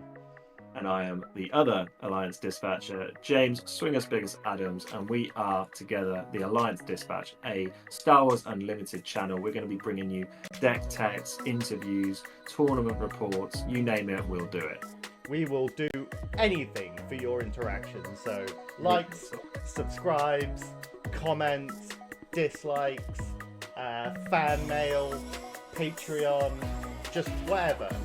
Tell us what we need to do to get you to interact with us so that we can keep making more content. This is the Alliance Dispatch. Over and out.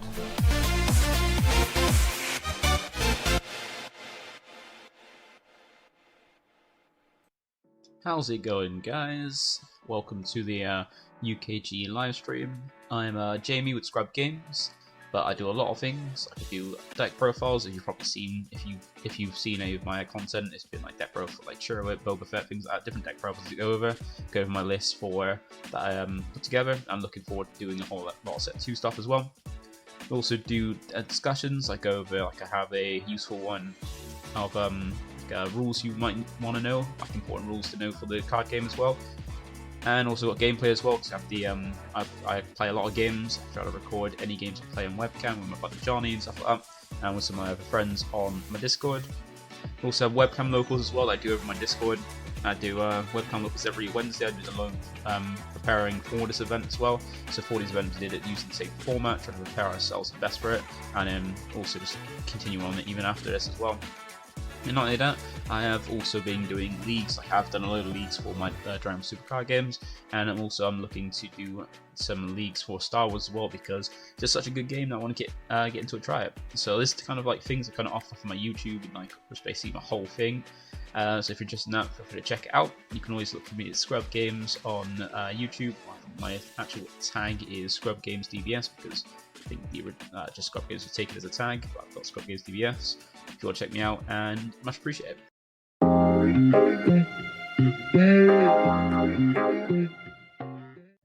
Hi, my name is Ryan, and I run a Star Wars Unlimited Focus YouTube channel where we cover gameplay videos, tournament analysis, deck techs, interviews with game designers.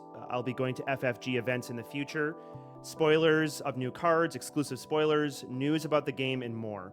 You can find me on YouTube by typing in Rebel Resource into the search bar, or you can scan this QR code that'll be left on screen for a couple of seconds. I would love if you come and check out my content, subscribe, and follow for more. Thanks so much.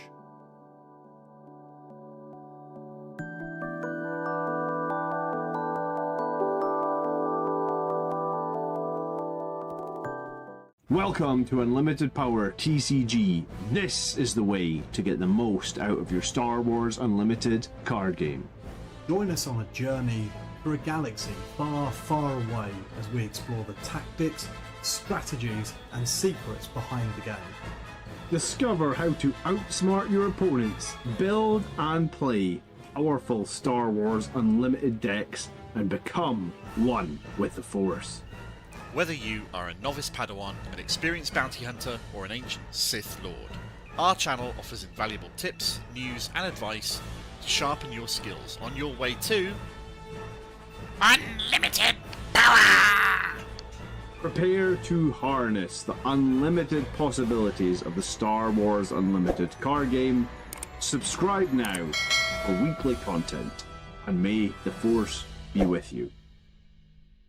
Hello guys, and welcome to the 7th aspect. My name is Tiki, and I'm joined by Gary. Thanks for joining us here at the UK Games Expo 2024. So the 7th aspect, Gary, what do we do?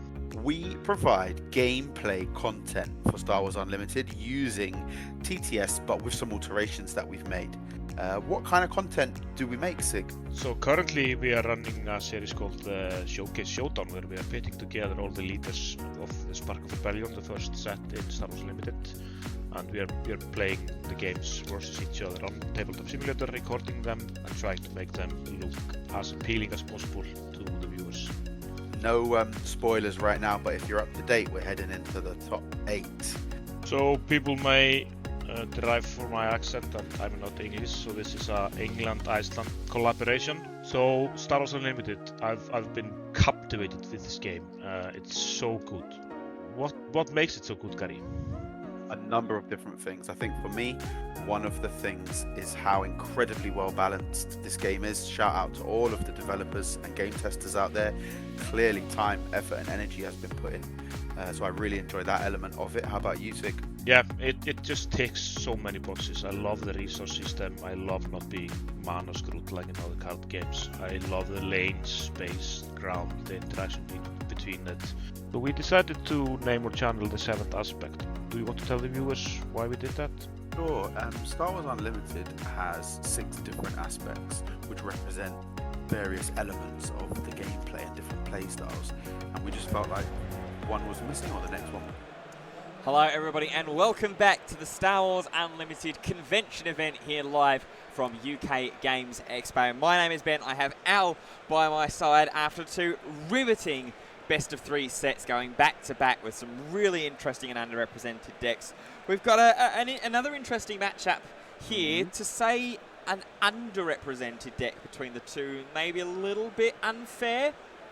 Yeah, I'd say so. Yeah, we've got Command Krennic into Command Vader. So a matchup you probably saw quite a lot in the early stages of Star Wars Unlimited, but it's kind of fallen out of favour a little bit now. Less Vader being played than it used to because of its poor matchup into High Bragro, but no High Bragro to be seen here. So I think Vader should fare pretty reasonably well into Krennic.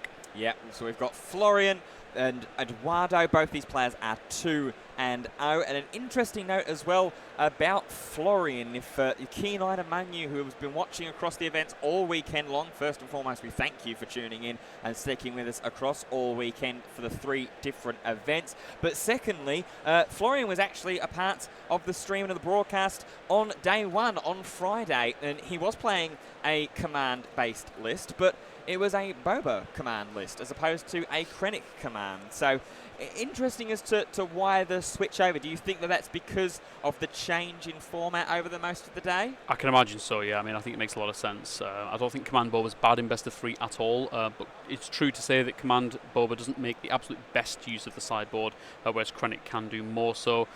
Also, you know, just like we said, control decks tend to fare better in the longer formats with the sideboards than aggro do, so I'm not surprised to see Florian switch up to a slightly slower deck here with Krennic control. Yep, Florian is having a look at his opening hand. Eduardo straight away goes to Mulligan. See, there's a Seasoned Shore Trooper that looks like might be going into the resources. A couple of hard removal cards and options in there as well. And Takedown, and I think there was a Vanquish in there as well. There's some early game. Is there some early game ramp? I can't quite see. There was an overwhelming barrage, definitely. Yeah, the key card here should be the ramp. Vader's wanting to ramp desperately, but Krennic also would like to get at least that 1 ramp card so he can deploy a bit earlier. Generally, Krennic would be the aggressor in the matchup because he deploys a lot earlier than Vader, but that's not always the case. It does depend on what cards are drawn. It depends on if the Krennic player, in this case Florian, would draw more of the removal half of his deck or more of the unit side of his deck, so it can go either way. Yeah, I can see there is the Super Laser Technician. Eduardo doesn't have any ramp to start his opening hand. He is going to play down the Viper Probe Droid, so we can really get a look at what is going on. Double takedown, a Judge takedown in there, mind you. A Super Laser Technician and a Shore Trooper. Yeah, so not a huge amount Eduardo can make of that information. It's nice to have, but it's not like in Cunning Boba where you can follow it with a Bodhi Rook and be confident he'll hit an event. So it's just kind of mainly playing the Probe Droid here as a 3-2. Seasoned Shore Trooper will trade evenly with that Probe Droid, so nothing too crazy there. There is the ramp, like you said, on the side of Florian, so there's a bit of a play here. If Eduardo decides not to trade the Probe Droid into the Shore Trooper as his first action, Florian will have the option to energy conversion like the Super Laser Technician and get that ramp activated. So we'll have to see what Eduardo decides to do. Does take the trade. No, he goes to base. He goes base. Oh, yeah, okay. Deciding to go base there. He goes to base instead, so this sets up perfectly if Florian wants to do so and can see it. There is the Energy Conversion Lab activation into Super Laser Technician, crash straight into that Viper Probe Droid. Super Laser Tech a 2-1, Viper Probe a 3-2. Also got an option here for a Death Trooper to answer the Probe Droid as well. So he's got 2 great answers to this Probe Droid. I think Eduardo's going to be a bit punished here for keeping that Probe Droid alive. Even though he's not ambushing it in, the only card that punishes that is Cell Block Guard. The reason he didn't ambush it there, he wants to save ECL and just claim initiative after this action to trade into the Probe Droid at the start of the next round. You don't always ambush in your Super Laser Technician, but again, slightly punished here because of the Cell Block Guard is going to keep that Probe Droid alive. Florian does claim and draws into Probe Droid Death Trooper. Can't quite see there as what Eduardo drew into. But now the Death Trooper we mentioned earlier is very important here for Florian. He can start with the Death Trooper, not only defeat the Probe Droid, but also defeat his own Super Laser Technician. So a nice little 2-for-1 there that's going to allow him to ramp and get Krennic out this turn, and also get that Viper Probe Droid off the table. So I wouldn't be surprised to see him start with that Death Trooper here. It's looking pretty juicy. There's the hand there. Resupply, Emperor Palpatine. There's 2 of the obvious cards that we could see there. We are going to instead Super Laser into the Cell Block Guard, and Cell Block will respond by looks like doing 3 damage to base. Yeah, and Eduardo's he's not waiting around. He wants to get as much damage on the space as possible. It looks like he is trying to go as aggressively as possible. Like I said, got the resupply in hand, which is very important to get that Vader down early.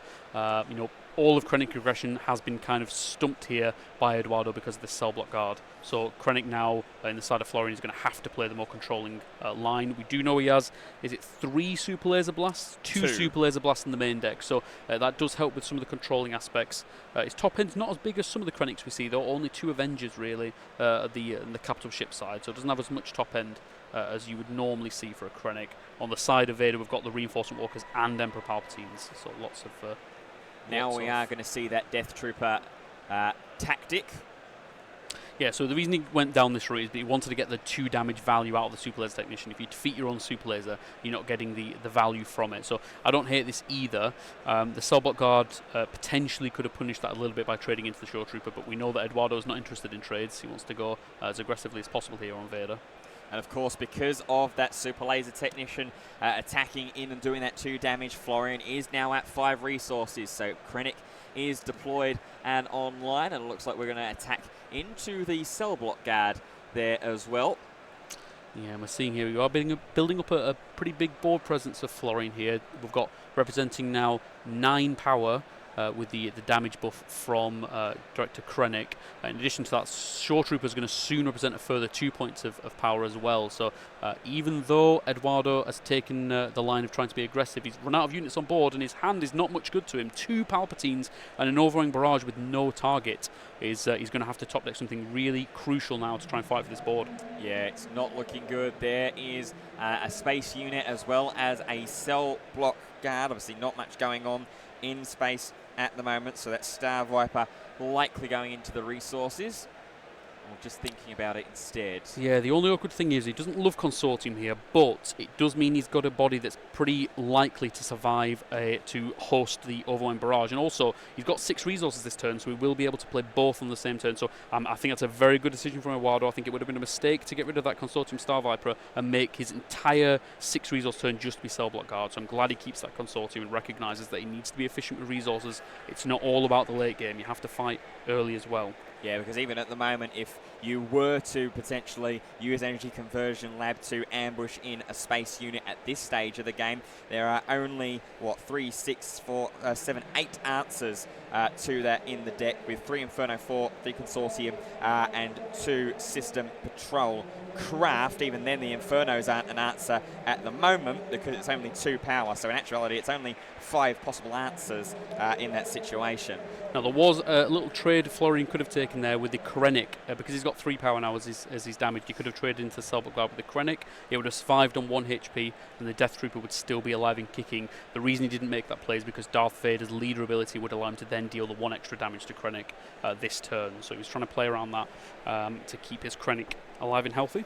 Yeah, just playing around that potential if there is, say, a Death Star Stormtrooper to come down for 1, and then, like you say, the next phase, pay 1, exert Darth Vader because of a linear unit, would have been played that phase, deal that 1 last damage to the leader Krennic, and 1 extra to base as well, as Krennic will attack in, rightfully, like you say, with that extra +1 damage gained, because it's each friendly damaged unit, not each other friendly damaged unit. It is now essentially a 3 power, 7 naturally, but with the damage 5 health remaining. Yeah, and we do have that Shore Trooper buffed up now. There are 6 resources on the side of Florian thanks to the ramp, so that Shore Trooper is a 4-3 at the moment. And then we see Energy Conversion Lab being used just to trade off this Consortium, and the reason for that is Florian recognising that Eduardo's probably trying to set up for an overrun barrage, so doesn't want that Krennic to be picked off with that, decides to go with this play. And then follows up with another Death Trooper as well. The thing about this card is that obviously the effect is mandatory. Deciding what to put this on here, all good options. You can put it on the Shore Trooper to get the extra point of Krennic damage in now, but then it would make it vulnerable to Vader's ping next turn.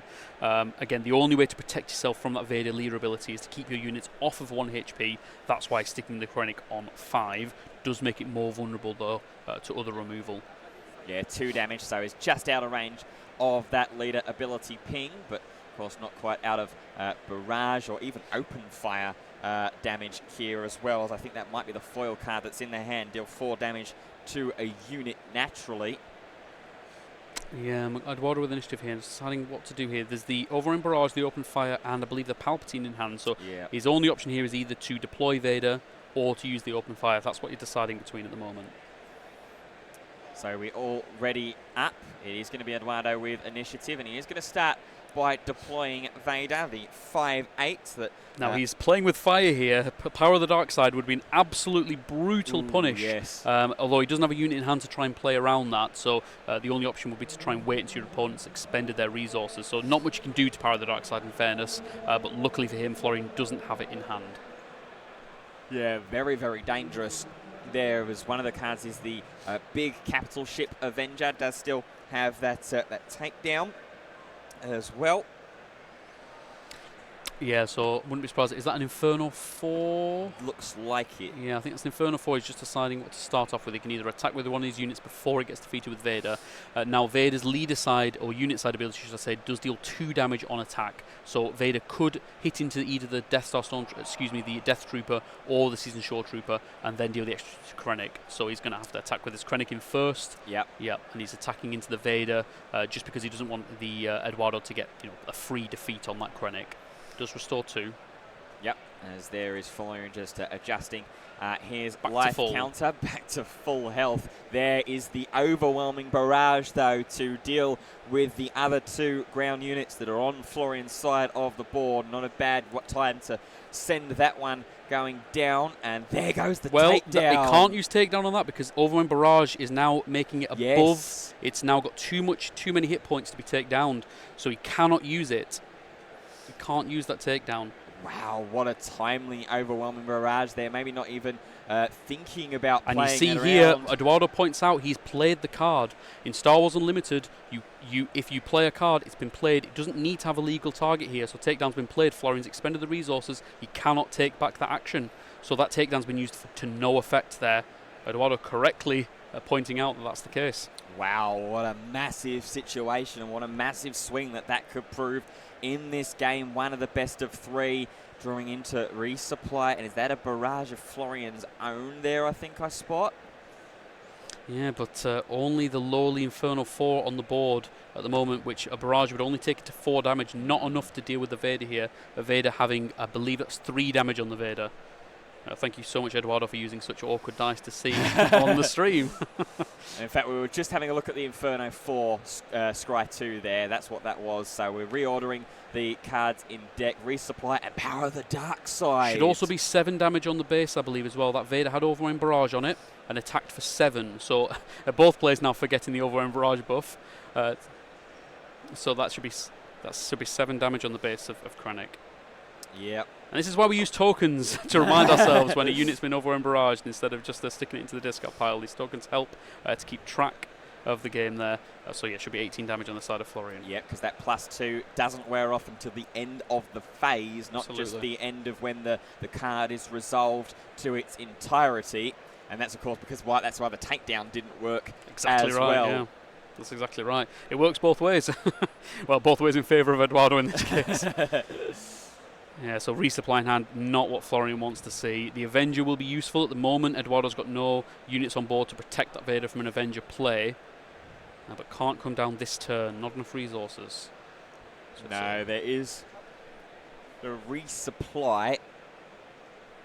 As Florian is just counting up exactly his resources as well. He's going to just immediately resource it himself. Obviously, for Eduardo, as long as he plays a unit this action, that Power of the Dark Side doesn't quite look as fantastic, but instead decides to attack into base with the Darth Vader, gets the 2 damage ping onto Inferno 4. This should be a rudimentary exhaust 3 resources Power of the Dark Side. There it is. There it is, yeah. So it does get to finally defeat that Vader, finally punishing Eduardo a bit for not having more units on board. But that Vader has now dealt 12 damage to Florian's base, so more than made up for the Power of the Dark Side. And there's the Ruthless Raider as well to deal 2 damage to the Inferno 4 and deal 2 more damage to base. Inferno 4 goes down, so we get to have a little look into a possible future here. Count Dooku as one of the cards. Florian keeping the other firmly behind the Dooku, though. Just note there, it should be on the graphic on the right-hand side. It's 14 damage now on the base of the Engine Conversion Lab, 11 left. That's 11 left over. He's counting down. It's counting down as Florian on the base, yeah. But on the right-hand side, you'll see that it's done correctly, counting up. So it should be 14 health left. He is running a 25 HP base. So Florian will go ahead and claim and pass, and it's going to be draw into the 2 cards we saw. Make an opening. Looks like was the other, which is immediately going to get sent into resources. Not useful here, not useful at all. This Ruthless Raider now, I think we are going to see Avenger slammed, yeah. Now the good thing about Ruthless Raider is that despite the Avenger, he still gets to deal the 2 damage to the base with the Raiders. Still doing work even though it's been defeated. Yeah, the beauty of it being a when played and when defeated ability, similar to Inferno 4. There goes an Emperor Palpatine, though, in response. I've not seen this card too much, actually, doing a lot of damage and a lot of work. Yeah. Just a 6/6 in this situation, but that's good enough here. We do see, absolutely. Sorry, I'm losing my edge. The Ruthless Vader dealt the 2 damage to the Avenger and then dealt the 6 with the Palpatine. Yeah, absolutely. Yeah, that fantastic. Yeah, really, really important use of the Palpatine there. Great little answer to that Avenger. Vital, really, because if that Avenger was left to run rampant on the board, then Eduardo wouldn't be able to stick anything. So a huge use of Palpatine there. And also just notice they use the Vader ability. There is a unit in play. It's his own Palpatine, so he has to ping his own Palpatine. He can't choose to ignore that part of the text, but then gets to deal an extra point of damage to Florian's base. So this is looking a little scary now if you're Florian on the defense. Not too many answers right now. ECL obviously having already been used. We're going to play Regional Governor, it looks like, to start. And just unfortunate here for Florian that Palpatine has 5 HP remaining, which is out of range of Count Dooku in hand. The Count Dooku can only defeat a unit with 4 or less HP.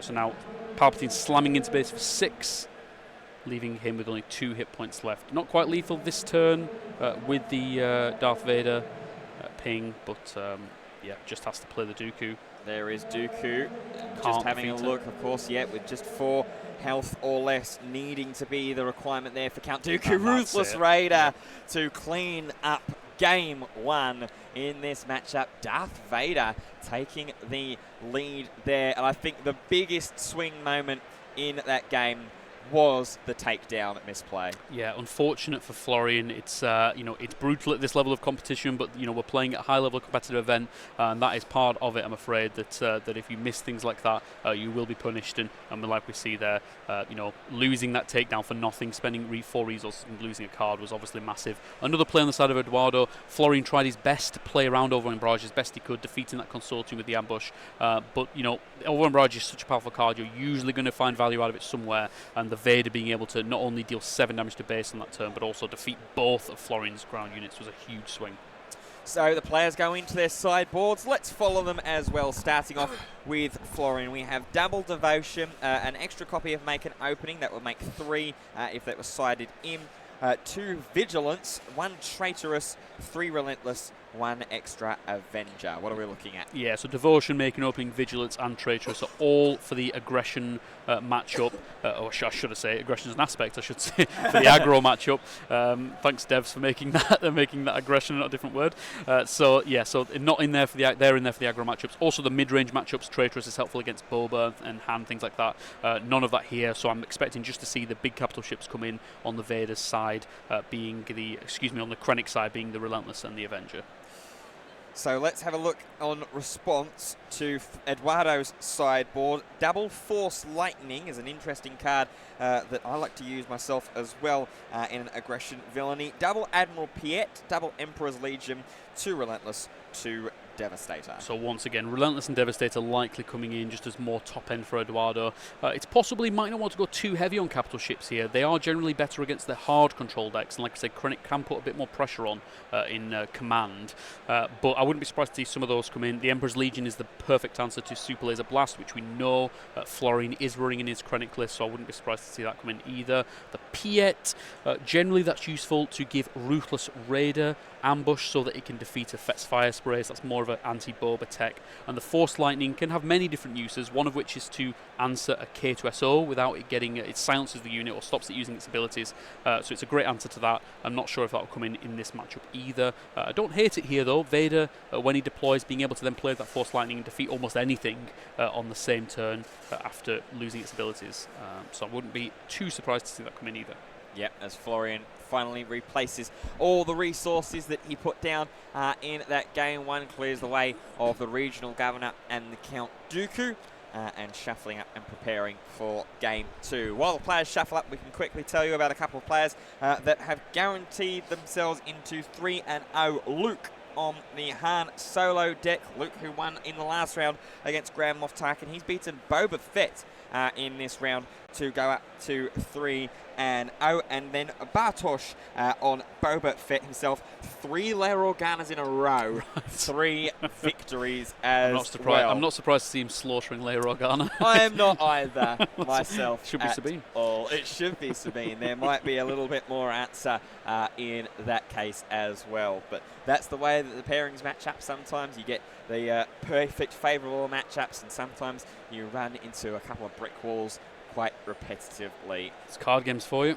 It is indeed, but we love them either way, as here is the shuffle up and ready for the opening hand. It's the overwhelming barrage as the first card there for Eduardo. Cell block guard as well. There's a reason we're sitting here watching Star Wars Unlimited and not chess, because we like our variants. Variance is part of the spice of life, and we love it all the same.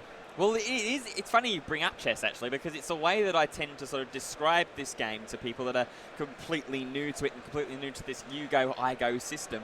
It does echo those kind of chess mindsets and those chess stratagems, and I think it's one of the really clever aspects of the game, and one of the things that, of course, sets it apart as well.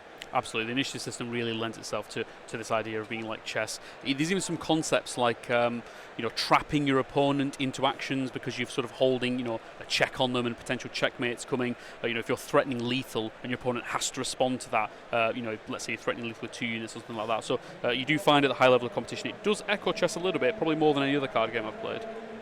As Florian took a mulligan in that hand, I see Emperor's Royal Guard. I see, is that a Consortium Viper, I think? Or is it a System Patrol? System Patrol, yeah. And he's got, is that a Traitorous in hand? Cunning, I think. I think a Vigilance as well, yeah. Vigilance in hand as well. Inferno 4 is the last card there. Yep, so he does have a turn 1 play, does have a bit of a curve here. Decides to ditch the System Patrol craft, generally in there to try and stop some pressure from things like an A-Wing or a Falcon, so not so great in this matchup. Not many space units on the side of Vader, at least early game. Resupply found as one of the 2 cards off the scry there from Inferno 4. Look at the top 2 cards of your deck. Put any number on the top or bottom. Let's put that straight on top. Absolutely. Here's Viper Probe Droid, though, to show Traitorous Vigilance Emperor's Royal Guard to Eduardo. Yeah, Traitorous not the best card in this matchup, like we said. It can find targets, Super Laser Technician being one of them. That's sort of one of the better targets you can hit. There's Veers being run in this Vader list, so you could potentially hit a General Veers and that'd be okay, or a Cell Block card, but it's not like hitting a Falcon or a unit Boba Fett. Well, Eduardo has some really healthy ramp going on in his hands. Super Laser Technician and Resupply going on there. Florian drew Resupply and Power of the Dark Side. I think he resourced the Resupply. That's quite strange, that deciding to keep the resupply on top and then resourcing it is unusual. I guess that second card that he drew, the Power of the Dark Side, must have encouraged him to resource the resupply. It's true that ramp is more important for Eduardo, I'd say, than it is for Florian in this matchup.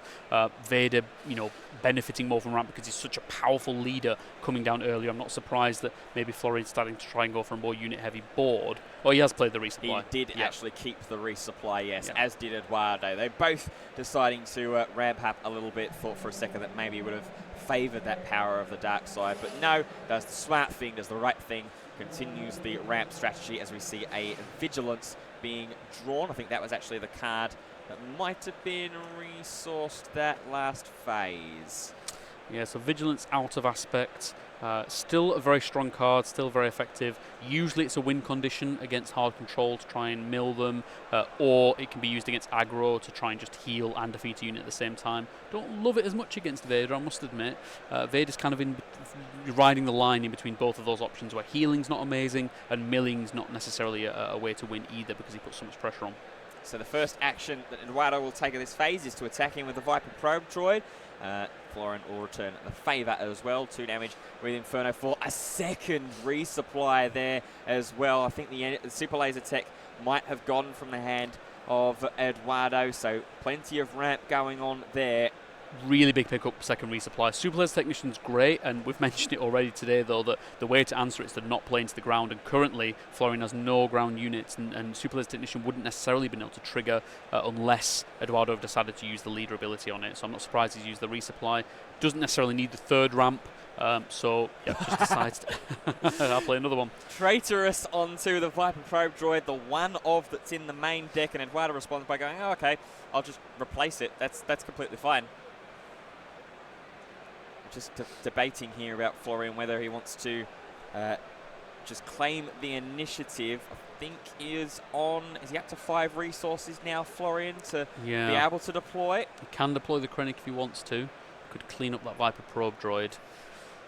Not sure what he would really make use of with initiative here. Maybe trying to Vigilance, defeat the Probe droid, and give a shield to something, but it's not the most amazing play. You don't necessarily need initiative in this situation that much. What he really needs to do is clear off that. Yeah, I'm not surprised we see that. He needs to clear off this Viper Probe droid so he can do the play that we didn't see last time, where he can power the dark side, this Vader. That's what he needs to do to win this game. He needs to really get that Vader out of action immediately. And we'll see here if Eduardo has a way to play around power the dark side, or if he's forced to just deploy the Vader again. Indeed, as we have a look in Florian's hand, Avenger and another Viper Probe droid. Gee, it's a little bit of a party going on here on this Sunday. There is the cell block guard to potentially play around that power of the dark side and force that interaction early. Yeah, Overwhelming Barrage, again, a very powerful card. He had 2 in hand for Eduardo, but he needs ways to stick a unit on board. So I'm not surprised to see him resource one of those. He needs to get something on this board to fight. Traitorous to take the Inferno 4. So that then this is a very, very good play from Eduardo. It does 2 things. One, it keeps a body on board that's unlikely to be defeated for the Overwhelming Barrage, like we saw last game. And the second thing it does is it will also protect his Vader from power of the dark side. So very, very advanced play from Eduardo there. He may have been tempted to steal the Probe droid or something else, but he wants to keep that Inferno 4 to make sure that it lives. Absolutely, as we see now Florian with a grip full of removal and then the Vigilance in there as well. Awkward turn for Florian, because what he really wants to do is play the Vigilance to defeat the Inferno 4, but then he can't power the dark side, and this is because Eduardo is ramped so heavily. Vader is coming out so early that Florian doesn't have enough resources to answer it. He can't take down the Inferno 4 and then still have enough resources left open for the power of the dark side. So there's no easy answer here. Just decides I'm going to be mana efficient, or should I say resource efficient, and play this Vigilance, defeat the Inferno 4, which triggers for Eduardo, and then he will give a shield token to his Probe droid, it looks like. Yeah, I think we're just discussing about and thinking about the interaction here. There is the trigger there because the Inferno 4 was destroyed under Eduardo's control. The ownership doesn't matter here. It's just about the control in this aspect. So he will be able to have a look at the top 2. Ruthless Raider almost put to the bottom of the deck there. Well, decided to go for the Mill 6 option for Vigilance. Florian deciding that he doesn't want the shield on the Probe droid. Instead, he wants to try and go for a Mill strategy to win this game, which is interesting. Certainly an option. Yep, with no units left or no resources left there for Florian either. The Darth Vader deployment for Eduardo is relatively free. Obviously there can be the attack into it, but it would be only, 6 damage into the Vader. Yeah, it's attacking with that Probe droid now, so it doesn't get defeated by the Vader, but dealing the 3 damage. Krennic only has 3 more to give, so that Vader is going to survive this phase. Just decisions now for Eduardo whether he wants to go base or remove this Krennic. If he doesn't claim the initiative, Florian can start the round by power of the dark siding the Vader and preventing it from getting any more value. But to be honest with you, it's got enough as it is. It's already defeated the Probe droid, and it will probably defeat this Krennic too. Yeah, absolutely. I mean, the does claim there, Eduardo, claim, yeah, desperate to try and keep this Vader alive. Not that surprising to see there. Maybe a bit strange to see 2 resources left and the Vader upright and ready to attack, but again, just desperately wants to play around this power of the dark side. There's also the takedown in hand. Yeah, exactly. As well, it's been softened up enough in this game too to have that takedown, be able to destroy the Vader.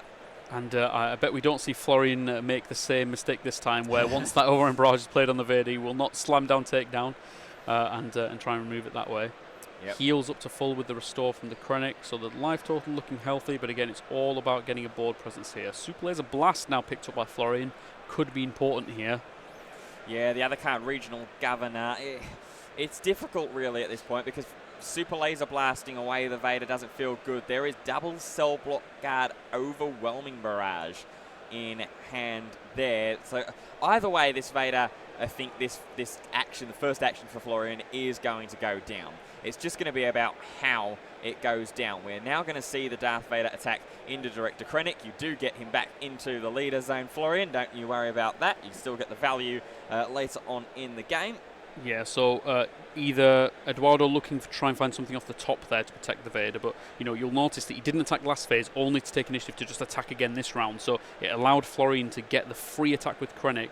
Effectively nothing gained there by claiming initiative. The only thing Eduardo gained was a chance to draw an answer in hand. Using the takedown there, no way for Eduardo to play around both takedown and Power of the Dark Side. Overwhelming Barrage, if he would have used the Overwhelming Barrage to protect against takedown, then the Power of the Dark Side would have been brutal anyway. So this time Florian being able to control this Vader enough, defeating the Vader early, not letting it get too much value, and it's a tough board state here.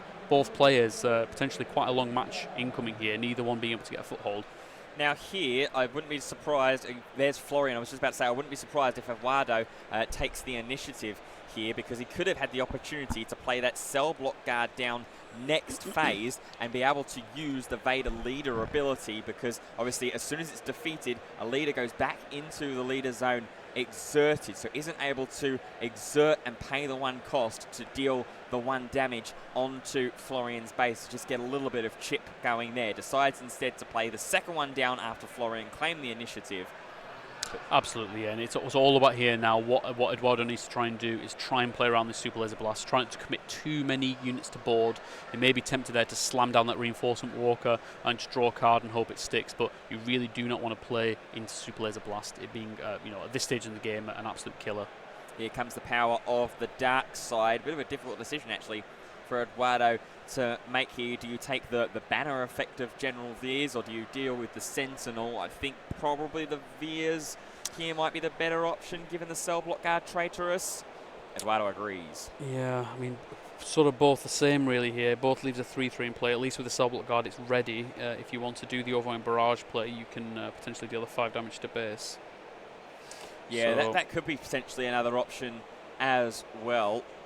Does have the 5 resources. Yeah, has the 5 resources available, but deciding to use the Vader leader ability instead. Nope. Yeah, no, he is using the Overwhelming Barrage. Yep. So defeat the Cell Block Guard, clear that off the board, potentially push 5 damage to base. Florian now all tapped out. Yeah, has to claim initiative. There goes the 5, bringing him down to 20.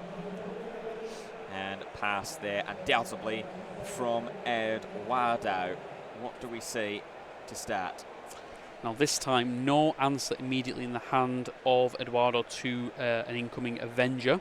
Last time he managed to just get enough to it with the Palpatine and the Ruthless Raider trigger. This time just the Palpatine in hand, so doesn't have a clean answer to the Avenger. And again, it's all about keeping these really key important units off the board.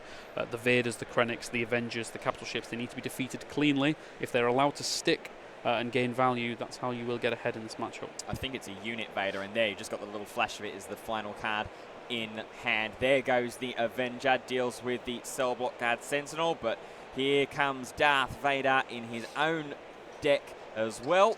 He's going to be able to search through the top 10 cards and take some units with a combined cost of 3 and play each of them for free. Finds Death Star, Stormtrooper and Viper Probe Droid. Might not be a bad little 2-for-1. Yeah, absolutely here. Just getting 2 units on board to protect against Avenger is really, really important here. Not only that, but they're representing quite a lot of power as well. That 1 Vader card now represents 11 power on board, which is huge. Super Laser Blast and Overwhelming Barrage is not what Eduardo would want to see. 2 ways now for Florian to deal with this board. Doesn't have to commit to a Super Laser Blast just yet. Could decide to Avenger next turn and clear off a lot of this on the board. In fact, clear up everything. It's 10 damage. There's 10 hit points on the board. So that Overwhelming Barrage is perfect. A perfect answer here to answer all of the threats from Eduardo. Just using Vader's ability there. Now, that 1 damage might not seem consequential there, but 1 more ping ability plus the Emperor Palpatine is enough to take out the Avenger. So it just needs to finish off the damage on the...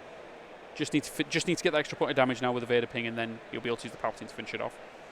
Absolutely. So it is going to be Florian with the initiative. We know the overwhelming barrage. We know the super laser blast, as does Florian. It looks like it is going to be the barrage. It's just as you said, just as you spotted perfectly, Al. Everything a pseudo board wipe in this situation as well. Yeah, it was 7 damage. He actually knocked the die and then knocked it back over. So it's 7 damage, I believe, is correct. That is the right number. They might just need to get a double check with our judge there that was the correct number that's on there. But it was 7. Just get word that the 7 damage is correct, just to feed that through. Yes, that's correct. Yeah, 7. Yeah, just getting that confirmed there, so it's just unfortunate. Thankfully, we're on stream, so there's no debate needed. We can see what it was on. So. Especially it's considering that Florian is counting down his damage and Eduardo's counting up his damage as well. So makes it a bit awkward, doesn't it? Yeah. Technically, if you want to follow the rules, for those wondering, you do count up in damage. Bases are just like units in that regard. They add damage to them. They don't reduce a total health value. They just add more damage. So that's 8 more damage to base there, with a +2 for the overrun barrage is 10. So that's 17 there. Palpatine, not quite enough to defeat Avenger this time, but at the end of the phase, when the overrun barrage wears off, the Vader leader ability will be enough to finish off this Avenger. Exactly. So finally got there with that Palpatine. Exactly. We'll just be looking for one more smaller unit, although I do see there, as a sideboard option's been brought in, I see a Devastator in the hand of Eduardo. That could very much be devastating if Eduardo is afforded the time.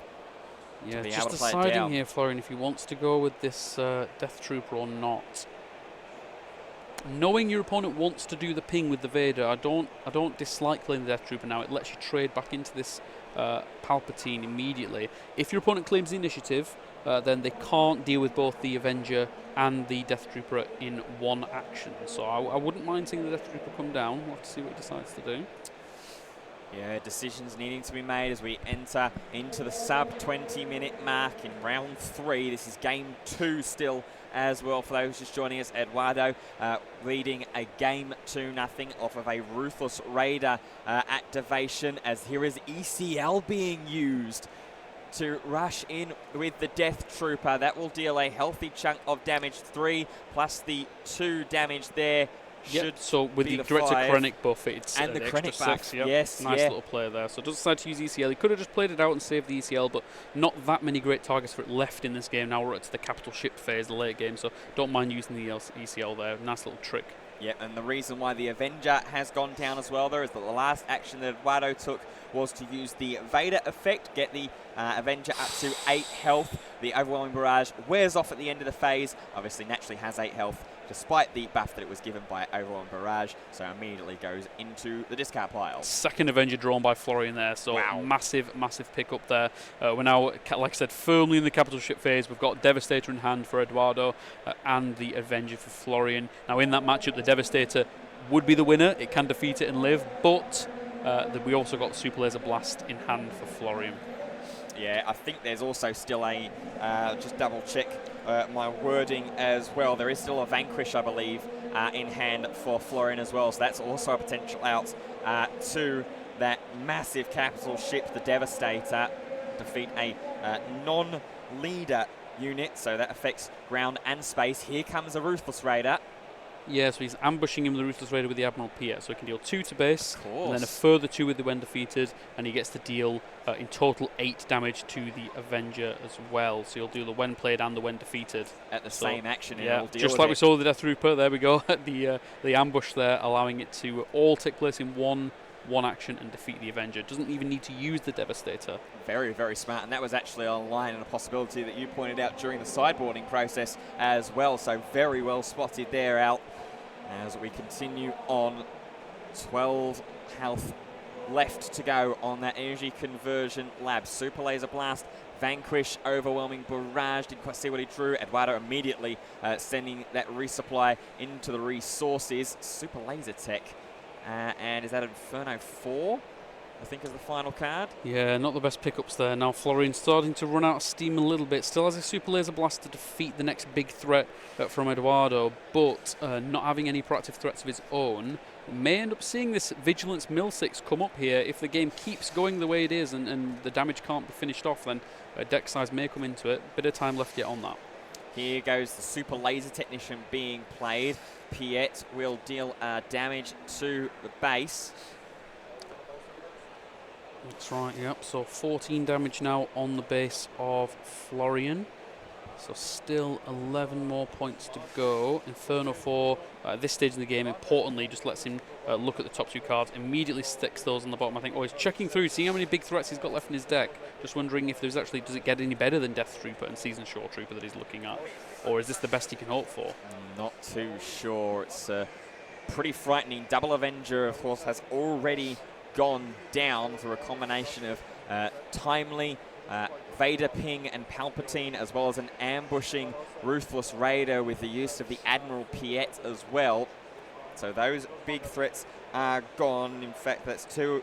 If there is not the third one that's been sideboarded in, that's all of them gone in the main deck. There's also 3 Relentless if Florian decided to side those in.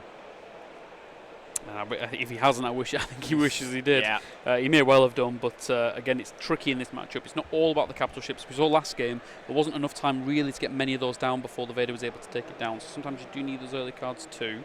It's a tough matchup to sideboard for. And then the Reinforcement Walker, a really, really good card in this situation. Just even though it may get defeated by this Vanquish, letting him draw a card and gain the value from it is very important. Decides to gain the HP instead, doesn't want that open fire.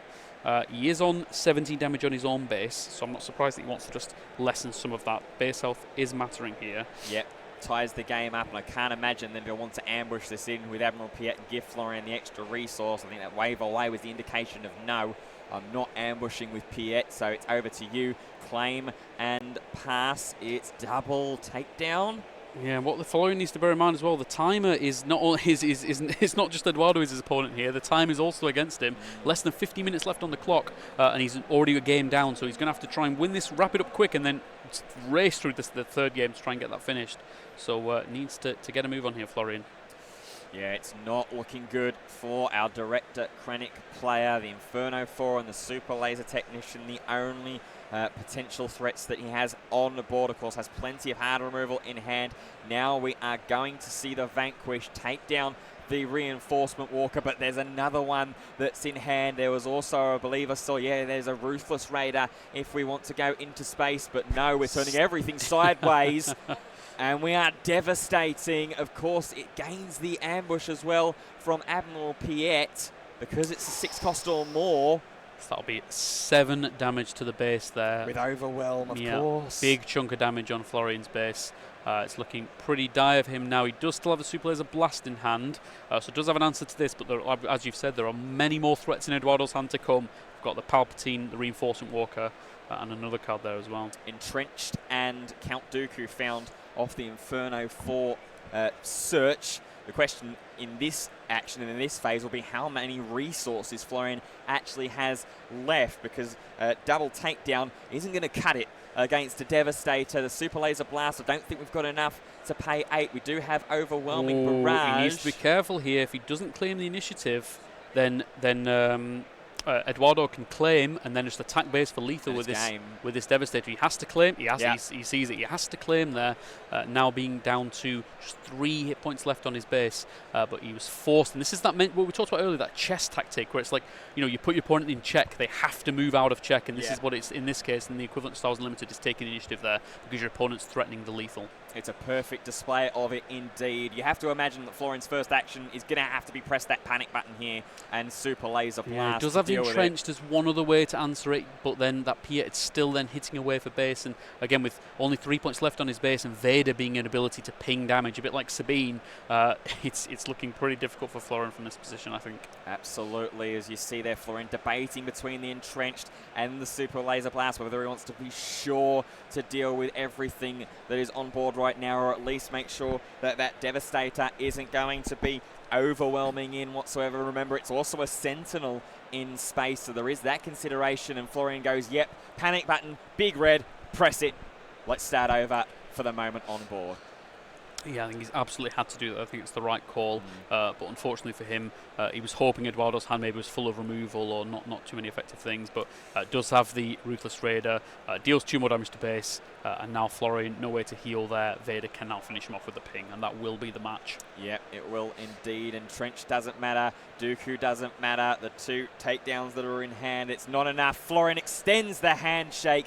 Eduardo with Command Vader taking a 2-0 victory against Command Krennic, and importantly as well for the stakes of the tournament, moving to 3-0 at the halfway point. What a game again.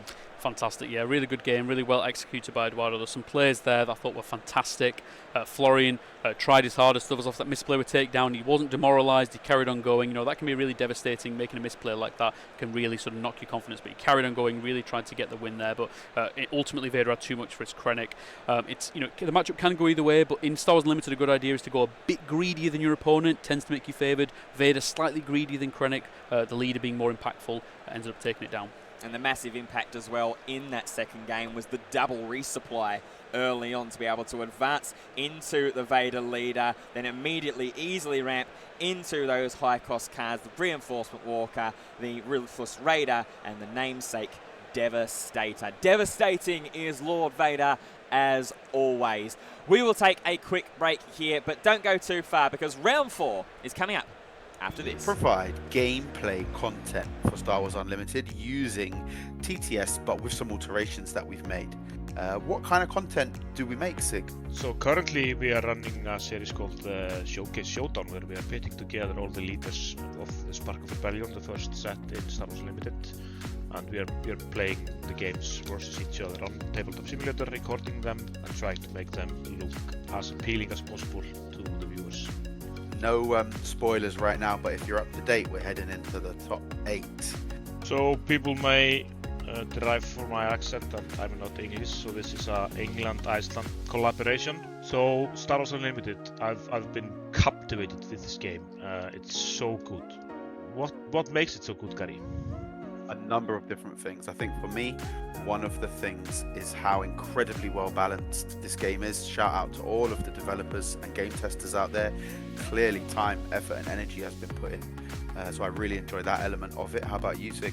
Yeah, it just ticks so many boxes. I love the resource system. I love not being mana screwed like in other card games. I love the lane, space, ground, the interaction between it.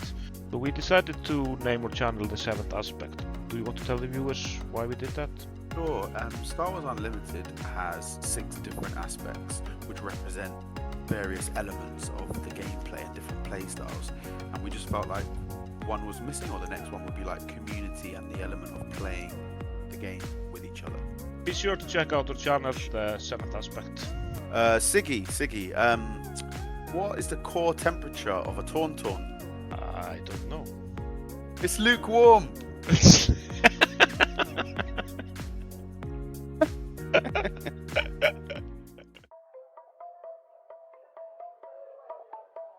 Other 5 resources, he has 6. There we are. I have 3 units on the board, hoping he doesn't overwhelming barrage me again, but instead it's an ECL.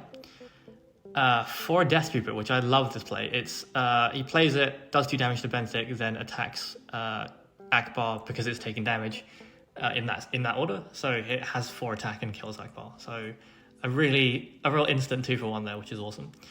I'll respond with a Fleet Lieutenant, making Wing Leader swing in for another 4. So I believe we're almost at single digits. We're on 11 health for Florian. I think my thought process here is just, if I can't deal with Krennic, just ignore him and go, just hit the base faster. So we'll play a Battle for Marine. Florian takes the initiative and I pass. I'm out of options. Again, we have 3 units on the board, but I said that last game, and then 1 barrage later, the board was looking a lot emptier. So I'm just praying he doesn't have it. Never mind. So there go my ground units. So crucially, the restore happens, but yeah, he tries to take on Cassian. He might have a kill spell in hand of some sort, but 2 resources is not really enough. Cassian should have taken 1 more damage there, but he doesn't. Cassian will swing in and deal 4 damage, and I will draw a card, because that's the first time that's happened since he's been deployed. And Florian claims. So I have open season. I'll pay 3, the last 3 money for 4 a cause I believe in, and we reveal 1, 2, 3, 4 hero cards, and that is game. So really tight game there. Florian still got another barrage off, which I was pretty upset about, but it wasn't 3, so I'm thankful. I don't think Cassian is top tier right now by any stretch, but he does have an advantage that the other Rebel aggro leaders don't have, which is card draw, and that card draw in this particular game led me to my answer in the end game, which was For a Cause I Believe In. So maybe there's something there, but I think for straightforward tempo play, Leia and Sabine definitely have that advantage. Thank you for watching, everyone. If you want to support the channel, you can check out the links in the description below. See you next time.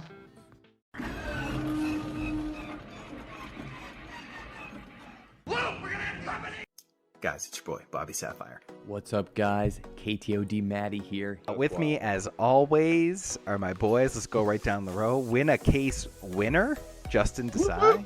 Also geared up in the KTOD hoodie, Stevie Getz. What you're about to see is not your typical competitive card gaming content. This video will help you both mentally prepare, physically prepare, and consider what decision fatigue does to your body. Okay, so I actually think that there are 5 pillars to the meta.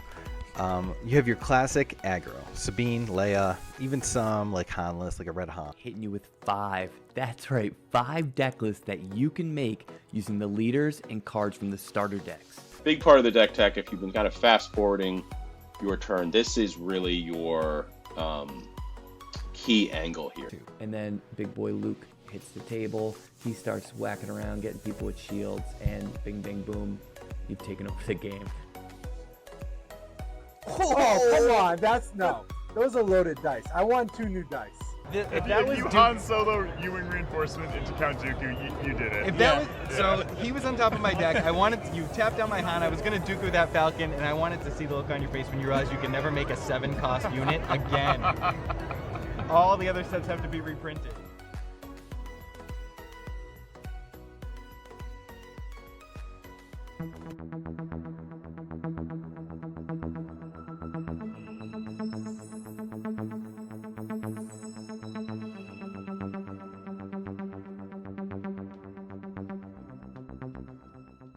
I don't know if this is stupid or not. Epic action. It takes out Boba, it's not. No, it doesn't. Three for Super Laser Technician into Boba. Yeah, that's an alright play. So this one comes ready. Is it 2? 2 to Boba. And then I can ready it. Okay, I am kicking myself over that read by decision. Now you've also done that. So what are you at? 7. Oh. Fiddlesticks. Fiddlesticks. It's an accurate word for things. A rather British. Very British way of saying something else stronger. Okay, damn.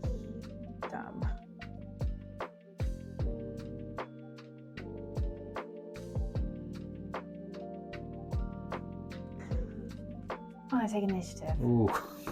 See if I can. So you've got a damage unit. Yeah. Right, I'm going to pay 2 for Snowtrooper Lieutenant. When played, you may attack with a unit. If it's an Imperial unit, it gets +2. So it's got +2. Yep. While attacking a damaged unit, no. this unit gets +2, so he's got 6. You sneaky kitty! So that's 6. Damn it. You do fall back and he goes, but I think it was worth it. That was worth it. Good Yeah. trade. Ouch. Pass. Oh, right, okay. Oh, it hurts.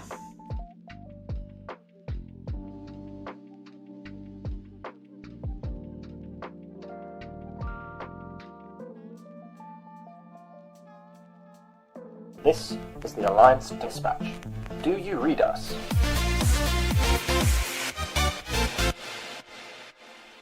Welcome to the Alliance Dispatch. I am one of your Alliance Dispatchers, Danny D-Dan Blackadlam. And I am the other Alliance Dispatcher, James Swingers Biggest Adams, and we are together the Alliance Dispatch, a Star Wars Unlimited channel. We're going to be bringing you deck techs, interviews, tournament reports, you name it, we'll do it. We will do anything for your interactions, so likes, subscribes, comments, dislikes, fan mail, Patreon, just whatever. Tell us what we need to do to get you to interact with us so that we can keep making more content. This is the Alliance Dispatch. Over and out.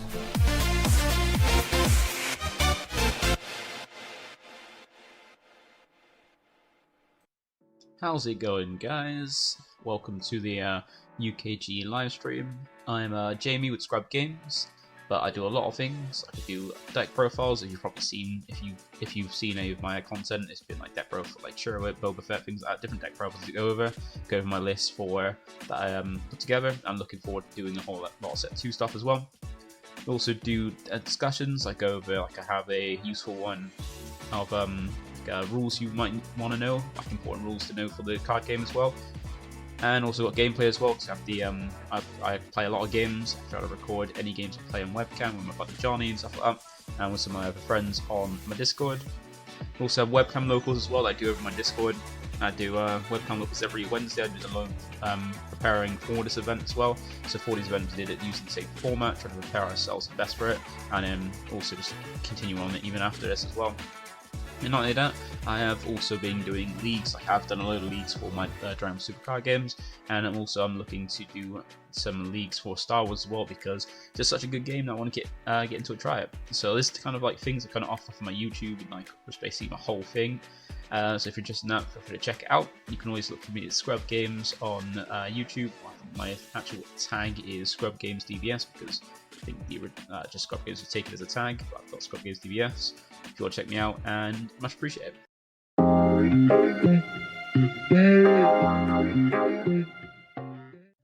Hi, my name is Ryan, and I run a Star Wars Unlimited Focus YouTube channel where we cover gameplay videos, tournament analysis, deck techs, interviews with game designers. I'll be going to FFG events in the future, spoilers of new cards, exclusive spoilers, news about the game, and more.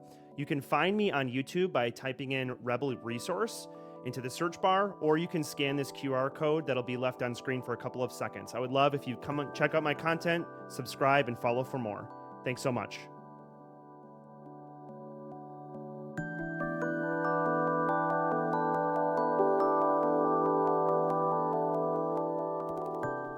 Welcome to Unlimited Power TCG. This is the way to get the most out of your Star Wars Unlimited card game. Join us on a journey through a galaxy far, far away as we explore the tactics, strategies, and secrets behind the game. Discover how to outsmart your opponents, build and play powerful Star Wars Unlimited decks, and become one with the Force. Whether you are a novice Padawan, an experienced bounty hunter, or an ancient Sith Lord, our channel offers invaluable tips, news, and advice to sharpen your skills on your way to unlimited power! Prepare to harness the unlimited possibilities of the Star Wars Unlimited card game. Subscribe now for weekly content, and may the Force be with you. Hello guys, and welcome to the 7th aspect. My name is Tiki, and I'm joined by Gary. Thanks for joining us here at the UK Games Expo 2024. So the 7th aspect, Gary, what do we do? We provide gameplay content for Star Wars Unlimited using TTS, but with some alterations that we've made. What kind of content do we make, Sig? So currently we are running a series called Showcase Showdown, where we are putting together all the leaders of the Spark of Rebellion, the first set in Star Wars Limited, and we are playing the games versus each other on Tabletop Simulator, recording them and trying to make them look as appealing as possible to the viewers. No spoilers right now, but if you're up to date, we're heading into the top 8. So people may derive from my accent, and I'm not English, so this is a England-Iceland collaboration. So Star Wars Unlimited, I've been captivated with this game. It's so good. What makes it so good, Gary? A number of different things. I think for me, one of the things is how incredibly well balanced this game is. Shout out to all of the developers and game testers out there. Clearly time, effort and energy has been put in. So I really enjoy that element of it. How about you, Sig? Yeah, it just ticks so many boxes. I love the resource system. I love not being mana screwed like in other card games. I love the lane, space, ground, the interaction between it. So we decided to name our channel the 7th aspect. Do you want to tell the viewers why we did that? Sure. Star Wars Unlimited has 6 different aspects which represent various elements of the gameplay and different play styles, and we just felt like one was missing, or the next one would be like community and the element of playing the game with each other. Be sure to check out our channel, the 7th aspect. Siggy, what is the core temperature of a Tauntaun? I don't know. It's lukewarm.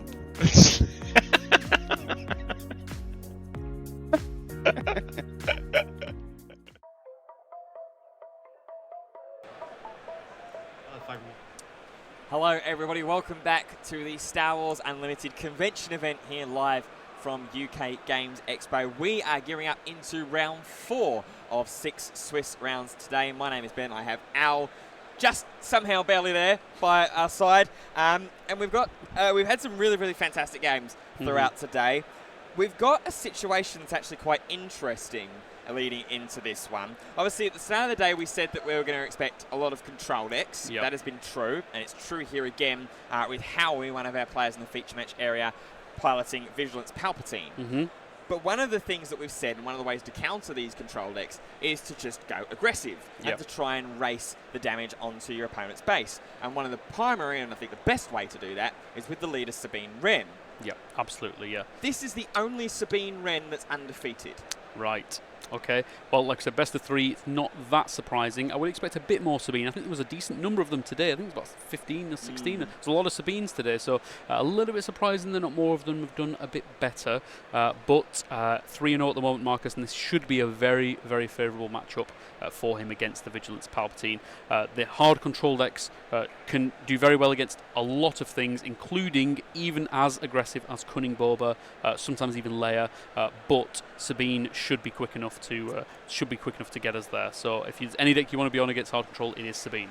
Absolutely, especially in a meta that is certainly gearing towards the mid-rangey control side, but still has plenty of room for aggressive style decks and that tempo. Our players are getting themselves prepared, and we are about to get underway with our game. Howie playing the Palpatine with a showcase leader as well in Vigilance, and Cunning Sabine as well. We've had a little bit of a discussion briefly about the merits of both different variants of Sabine, Cunning Sabine and Command Sabine, utilising the Energy Conversion Lab and Steadfast Battalion combo. Interesting to see that Marcus has gone the way that maybe a few players wouldn't initially favour at face value. It is gaining popularity, Cunning Sabine, it's true, and part of the reason for that is it does.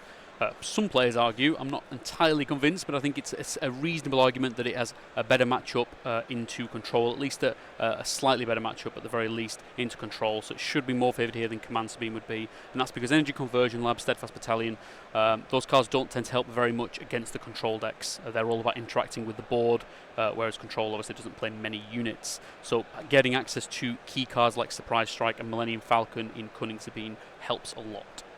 Yes, we're having a little look through our opening hands. Howie on Palpatine, a reasonable hand, but decides that there's not enough there for him to keep entirely. Did see resupply, did see that there was Vigilance that is being played out of aspect here, so would have to pay the 6 for it, but we've seen the value of those double aspect event cards throughout the entire weekend. Yeah, what Howie's looking for here is early interaction. That's what he desperately needs. Emperor's Royal Guard in a Palpatine deck is a 3/5, potentially with Sentinel, and there it is. And that's exactly what he's looking for. Yularen, Emperor's Royal Guard is a great start to the game. He's got removal and entrenched. He has the Consortium Star Viper as well to deal with some space units. This is the perfect hand for Howie to try and claw a win through this very difficult matchup. So we are underway, and it is going to be Colonel Yularen to kick us off as the Phase 1 play for Howie. Marcus will respond with a Leia Organa. If there's a 1-drop in hand, can get some extra value. There is as well in R2-D2. And we're going to have a little look at the top of the deck. Finds Sneak Attack there. Yeah, not a bad little start against control, Leia plus a 1-drop. It plays around Power of the Dark Side a bit better than just playing a 2-drop that will immediately be defeated. The problem, though, is that Yularen will fight the Leia on board, so he can immediately go in and defeat with that. But the R2 can then clear the Yularen. So, decent start for both players. Howie with initiative and that Colonel Yularen to Royal Guard or Death Trooper now in hand, though, is exactly what he'll be looking for. Looks like it's probably going to be the Guard to start off with. Yes, it is. We'll be able to heal the 1 damage that was pinged on as well from the Sabine effect. You see there Howard tapping over towards Yularen. That's a mandatory effect, of course, as we made sure we were made aware of in the last round for those that are just tuning in. Now, the decision there to play the Royal Guard first could potentially be punished here from Marcus. He's got the surprise strike on Leia, so that can get up to the 5 damage required to defeat Royal Guard. Remembering that even though the printed cost you can see there is 4 on Royal Guard, it does read if you control Emperor Palpatine either as a leader or a unit, so the leader Palpatine does count, it gets an extra point of HP. So it is a 3-5 currently, so he'll have to surprise strike the Leia if he wants to defeat that now. Not an ideal play, admittedly, but otherwise he's going to lose control of this ground very quickly. Yeah, it's a good spot, and it's what Marcus is thinking about as well. That's the one card that is just closer to his right hand that you can see at the bottom of your picture. Now maybe talking himself out of it, wanting to maybe shift towards the space battle. Do see Liberator gunship. There is an A-wing in there as well, but no, we are going to go the surprise strike line. Make sure that we don't lose that ground battle early, and I think that's probably correct given that you're playing the Sabine Wren deck. Yeah, and it's just an awkward turn for Marcus. What you'd really want to do here, if you're going to have to play such a weak turn as surprise strike, you'd want a 1-drop to follow it up, but no 1-drop in hand for Marcus. So all he can do now is attack with the R2, ping with the Sabine, and do very little else. So a very good start for Howie. This is exactly what he's looking for, and he's going to keep. Oh, just get that card. There we go on the top of the deck. He's just going to.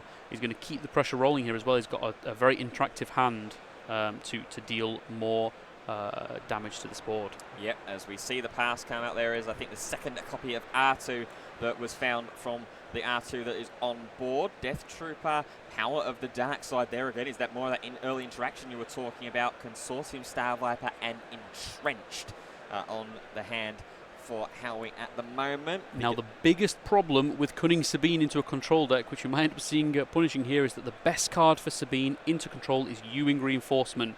It's good for Han, it's good for Sabine, it's good for Hera, as we've seen earlier, it's good for everything. And you don't get access to that in Cunning Sabine. So despite getting strong cards like Falcon and Surprise Strike that we've always seen, losing that top end to give you a bit more resources might end up being costly. Here comes another R2-D2. Is that another sneak attack there off the top of the deck? It was certainly a cunning event.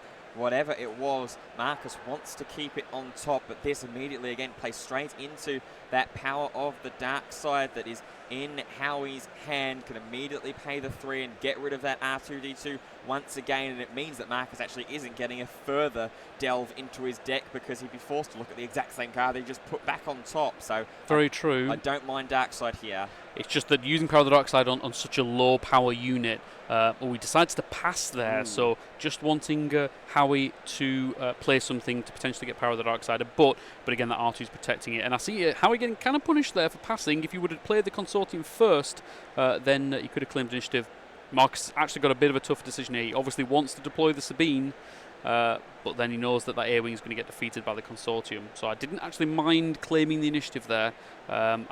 Despite that looking like a bit of a strange play, not deploying a leader, he would have denied the Consortium Star Viper restore from Howie having initiative, and it would have allowed him to trade the A-Wing straight into that. Whereas now, Howie can take complete control of space first action by trading in the Consortium. Yeah, absolutely. You see Super Laser Technician, and I think that might be Regional Governor in the top found from the draw. Only 2 copies of that unit in this list. Decides to keep the Governor as well. And Marcus stroking their beard, thinking, where do we go here now? We've got ourselves a couple of healthy numbers, but one of them, as you rightfully said, is going to get value traded into, and Star Viper will get the restore as well. Yeah, I think he's a bit shell-shocked here by the ability of Palpatine. When it draws the right cards in its deck, it can really help to defend that base total. And look, he's dealt 2 damage to the base, and we're on the 4th round now. Only 2 damage being dealt is not where you want to be on Sabine. Now, let's see what Regional Governor names here. Could name Falcon. I wouldn't mind that to prevent the Consortium being traded into. Not too many other great options to name, really. Potentially a wing leader, Fleet maybe. Lieutenant, potentially to force some extra damage in. Here goes the Entrenched onto the Regional Governor. Now Azotech Liberator Gunship ambushing into the Star Viper. That's not a bad pickup there, as Howie will claim initiative and Marcus will Yeah, pass. it's a card after your own heart there. Aussie Tuck. Card after your own heart. Really, actually, quite a good play. Aussie Tuck Gunship. Not an amazing card into control usually because ambush not hugely useful. But Consortium Star Viper is such a popular card for command control decks and just command decks in general to try and defend against aggro. That Aussie Tuck actually got a bit of value with the ambush there. So this is now where we're at this interesting point when you're at a Sabine deck. Typically, especially if you're playing Command Sabine, you don't mind stopping resourcing past about 5 or 6 resources. Marcus in hand has doubled for a cause I believe in and a red 3 at the start and decided to resource away one of the 4 causes, which really, really might come back to bite him later on in this game if he needs that extra forward It's burn. tricky, yeah, absolutely. I mean, for a cause, you really don't have to ditch that card, not only for the damage, but also just for the card selection that it provides. They've got healing 5 and defeating that Aussie Tuck Liberator Gunship there with a Vigilance out of aspect, back down to 0 damage on the base. And the problem with the 4 causes here, even if they both hit for 4, spending a whole turn to deal 8 damage to the opponent's base when they're on 30 is not necessarily the best option. And the game is really getting away from Marcus here. I think he's going to really struggle to come back into this now. Regional Governor will clean up the R2-D2.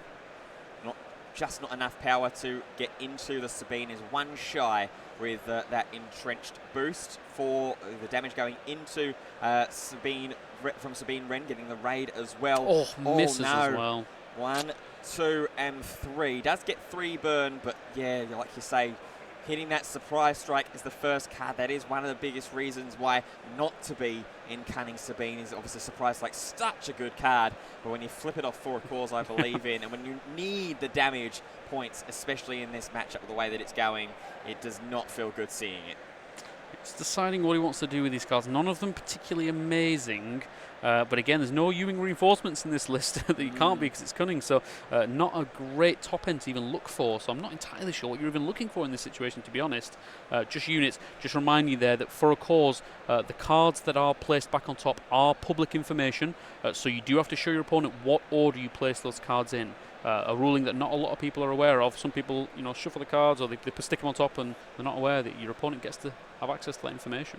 Yep, absolutely, as it is going to be Howie that will have the initiative, will resource up once again. Obviously, Emperor Palpatine being such an expensive leader to deploy 8 cost and 8 resources needed. There's a Traitorous onto red 3. That's going to really burn for Marcus. Yeah, absolutely. The surprise strike, normally such a powerful card, but here 3 damage to base. Howie's got plenty of hit points remaining. He's not going to be concerned with 3 damage to base at all. Slamming into that Sabine now with the entrenched Regional Governor. Yeah, and we'd see another unit Sabine played as well. I think too late at this point. Yeah, it's not a great situation here. This red 3 attacking for 3 because it has the raid 1. Now we're going to deal, we're going to defeat a unit, deal 1 damage to the leader Sabine as well and get rid of that. The first use of the Emperor Palpatine leader ability, perfectly timed for Howie. Yeah, absolutely, yeah. The red 3 not doing a whole lot for Howie in the space arena at the moment, just dealing 3 damage. He's not that concerned with space damage at this point in the game. He's not concerned with any damage on Sabine's base, really. All he wants to do is control the board until that Palpatine deploys, and then that will definitely clean up the game. So he's just playing it slow, defeating his own units is fine, gets to draw the card from Palpatine's ability as well. Not often we get to see Palpatine's ability, as you say, get used in any match really, but especially against aggro, you don't usually have the time. But we saw the start was so lethal. That Yularen into Emperor's Royal Guard was such a strong start that he has the time. So that'll be 5 damage to base now with Sabine. So it should be 18 damage on the base of Palpatine. And it looks like a lot. 18 is a lot, but there's still 12 to go. And here's when the big threats start coming out. The healing starts coming out. And this is when you really start to feel the game slipping away, is when you really start losing the race as well. Is going to elect to heal there from the Reinforcement Walker ability. Ezra Bridger will be attacked straight into there by the Regional Governor. Immediate claim and pass. And Marcus draws into and finds the 3rd copy of For a Cause, I believe, in there. But again, with only half the health of the base remaining, it seems too little too late. Yeah, at this point in the game, the Reinforcement Walker sticking is exactly what Howie needed. He doesn't even need the Palpatine. The Reinforcement Walker healing 3 a turn should absolutely be enough to close this out. The only slither of hope for Marcus would be to try and get some sort of crazy space rush going with A-Wings and Falcons, and hoping that Howie has no answers in the space arena. But we see here, there's Avenger there. There's another Reinforcement Walker to heal even further. So I think this game is absolutely out of the hands of Marcus now. Yeah, I think there's a Super Laser Blast in hand. It won't be for long, though, because Marcus scoops it up, realises that he has lost the race, maybe got off to a bright start, but was immediately stopped in his tracks, and Howie was able to avalanche up from there. Emperor Palpatine taking a game lead against Cunning Sabine. Let's have a look into the sideboards. Let's start with our winner of that first match in Howie. 1 restock, 3 devotion, double Spark of Rebellion, triple Relentless, and an Avenger. Yeah, so no surprises to anybody listening. The Relentless and Avengers won't be coming in. The capital ships are not useful here. Spark of Rebellion out for 4. I really don't think we should be coming to the deck either. You're not going to have time to play that card. However, and the restock as well for the Control Mirror. The Devotions, though, very, very important cards. In there specifically for this matchup, a 2-cost upgrade that gives +1/+1 and restore 2 to the unit. Should be a really good way to help prevent some of that damage from sticking. Yeah, it just buys some of that extra time for Howie to be able to accelerate up into those higher end threats. As for Marcus, we've got double Rebel Assault played out of Aspect. That's another card that the Cunning Sabine deck would naturally be able to get access, the Command Sabine deck, I beg your pardon, get access to naturally. 1 Spec Force Soldier that would put him up to 3 if sided in. 2 Wolf, 2 Spark of Rebellion, 2 Disabling Fang Fighter, and a General Dodonna. Yeah, so I think we're going to have quite a few sideboards pulled in here. The Spec Force Soldier, very good against the Emperor's Royal Guard, so I wouldn't be surprised to see that come in. The Rebel Assaults are specifically there for the aggro mirror, so we won't be seeing those. Wolf, pretty effective here. There are several healing options for the Palpatine. The Devotion coming in, the Vigilance, the Reinforcement Walker, so I wouldn't be surprised to see the Wolf come in. Spark of Rebellion could be okay. I don't mind it to hit some ramp or the Emperor's Royal Guard, but skipping your turn 1 or spending 2 resources to play an event that's not putting pressure on the board can be a problem. Disabling Fang Fighter as well does have several good targets in this matchup. Should be coming in to deal with those Traitresses and Entrenched, and we saw that game both Traitress and Entrenched for Howie doing really good work, so I wouldn't be surprised to see the Fang Fighter come in as well. The issue with bringing in all of these out of aspect, out of heroism units, should I say, is that for a cause gets weaker and weaker every one you bring in, so you have to be careful there. The last card being Dodonna, which is for the aggro mirror. Yeah, it's a great point that you point out there, as well as we have a look at our opening hands. Marcus a little happier to keep his first hand this time. I definitely see a Super Laser Tech as one of the options. Marcus not so happy, however, is going to Mulligan. Probably ideally with the initiative here going first is looking for maybe Leia and a 1-drop in Spec Force Soldier or R2 to combine with, so he gets a little bit of quick power and quick aggression on the board. Is that fair? Yeah, I think that's a reasonable start. When you're going first and you do the Leia trick of playing Leia, readying a resource, playing a 1-drop, it means that you will end up losing initiative because it takes 2 actions to do that, whereas your opponent only needs 1 to play their card. So generally that's a better option going second. It's a nice backup if he doesn't draw just a flat 2-drop, but ideally he'd probably be hoping for either an A-Wing in the space or a Sabine Wren unit on the ground in an ideal situation. Well, Marcus is going to be praying that he finds something that he'll be happy with in this opening, in this hand here, as we see Yularen, Super Laser Technician, make an opening, I think is another card that's in there. There is a 1-drop. Oh, it's a pretty good hand again from Howie and Marcus there. Not an amazing hand.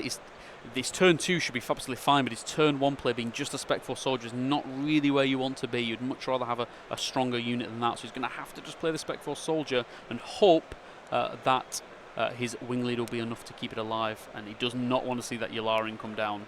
No, I'm looking for him. There's no Emperor's Royal Guard on the side of Howie as of yet, but he does have 2 perfectly fine plays in Super Laser Technician and Power of the Dark Side.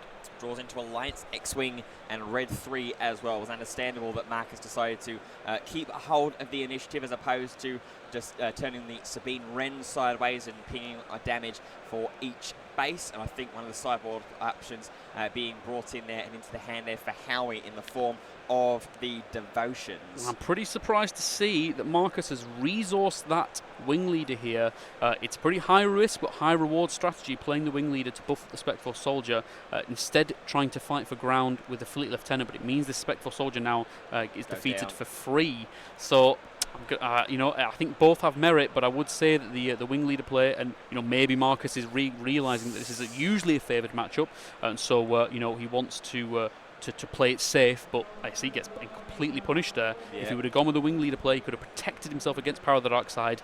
If how he would have played it, he would have then defeated the wing leader, leaving his 4/4 Spectral Soldier to fight on ground. So punish there for that play. Yeah, as Marcus draws into K2SO and Millennium Falcon. Falcon, obviously, such a powerful card in space to be able to go against. But you see there's takedown, there's options there for Howie to immediately remove the Millennium Falcon before it even goes into play. And again, we're seeing this Yularen being able to trade in. Last game it was against the Leia, this game it's against the Spectral Soldier. And you're seeing the importance here of having a real turn 1 play, not just these 2/2s. The extra point of HP on a Sabine or a Rebel Pathfinder or something like that makes a big difference because it can't then just be traded in with impunity. And Yularen is doing work these games.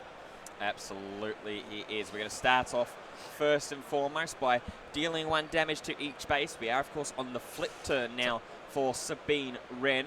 Pass, I believe, from Howie there. What Marcus was trying to do was just, stall the actions, saw that Howie wouldn't be able to just snap use his removal on his units.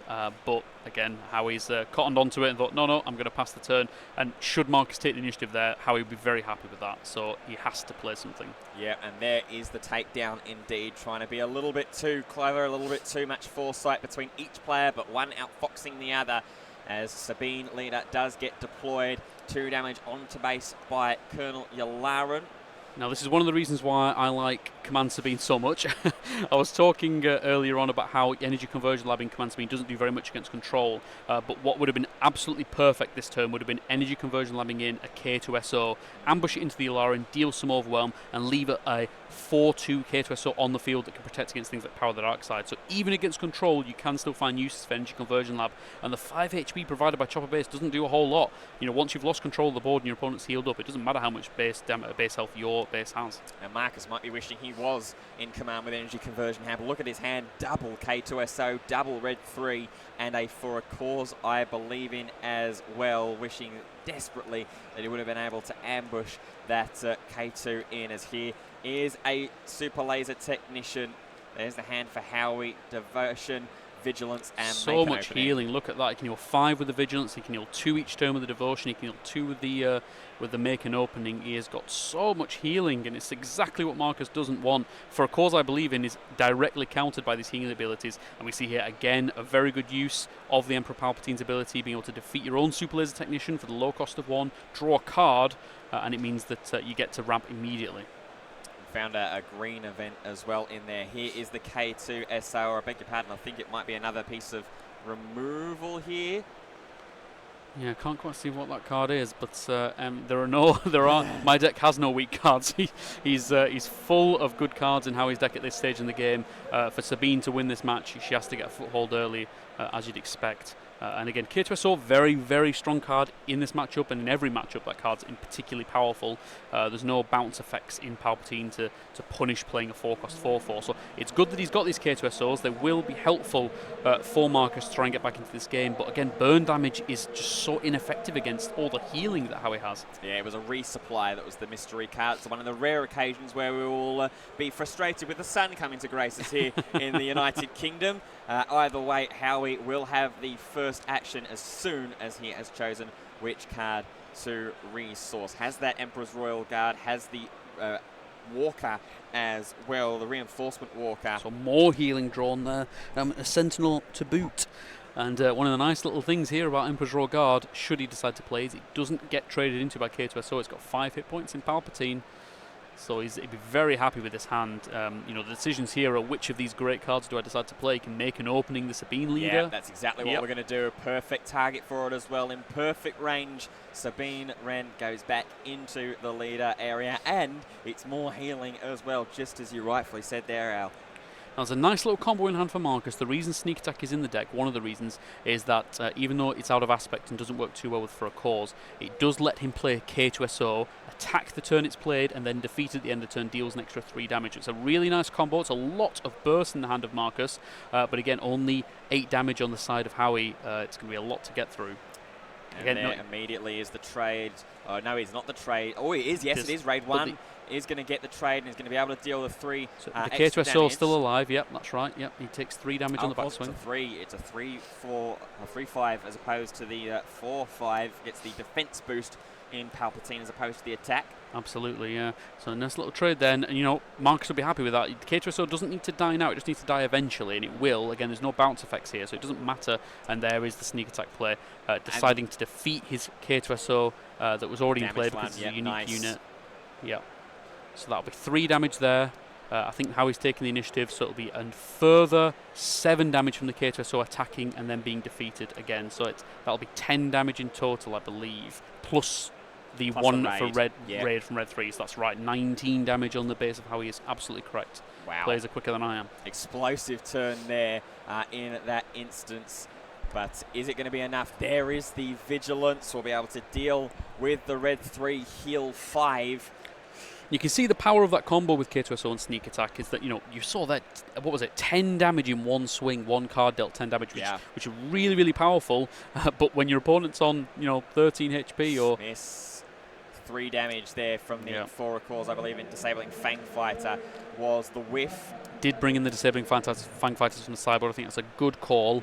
Not in love with the Bamboozles kept in the main deck. He did decide to keep those. I think they are stronger against other decks potentially. But again, when you bring in all these out of heroism cards, you're not going to hit 4 on 4 Cause every time. Yeah, we deal and discard all of the cards as well there. I believe it should be 16 damage. He dealt 3 with For a Cause. I think they're just debating that now. Yeah, because the disabling Fang Fighter is just a mono aggression unit. It's not aggression heroism. Yep, so it was 18 damage now it's gone up to. So I'm not sure what the damage total was before the For a Cause. But we're just checking that live total now. Yeah, so we had Sabine ping. The Fang Fighter is the mono aggression, and it is the Sabine ping that's. So it's 13 he was on. He's gone up 4 now. So is that not 17 with the Sabine ping?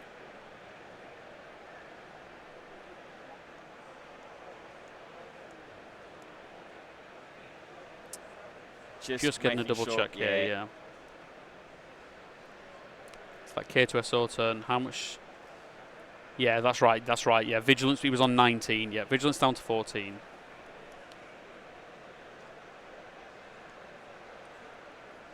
Yep, I think we've got that confirmed. The players are correct. We started at 16, they've gone to 17, and now they're at 18. That is right, yep. Just players skipping a few steps there, doing it all in one action. So we've got to be careful that we do just take the time to make sure those actions are done one at a time. But yeah, that's right. The players are correct. We can continue. And we see here this Palpatine come down, and boy is he menacing. Look at that! Look at that sleeve there with the border as well.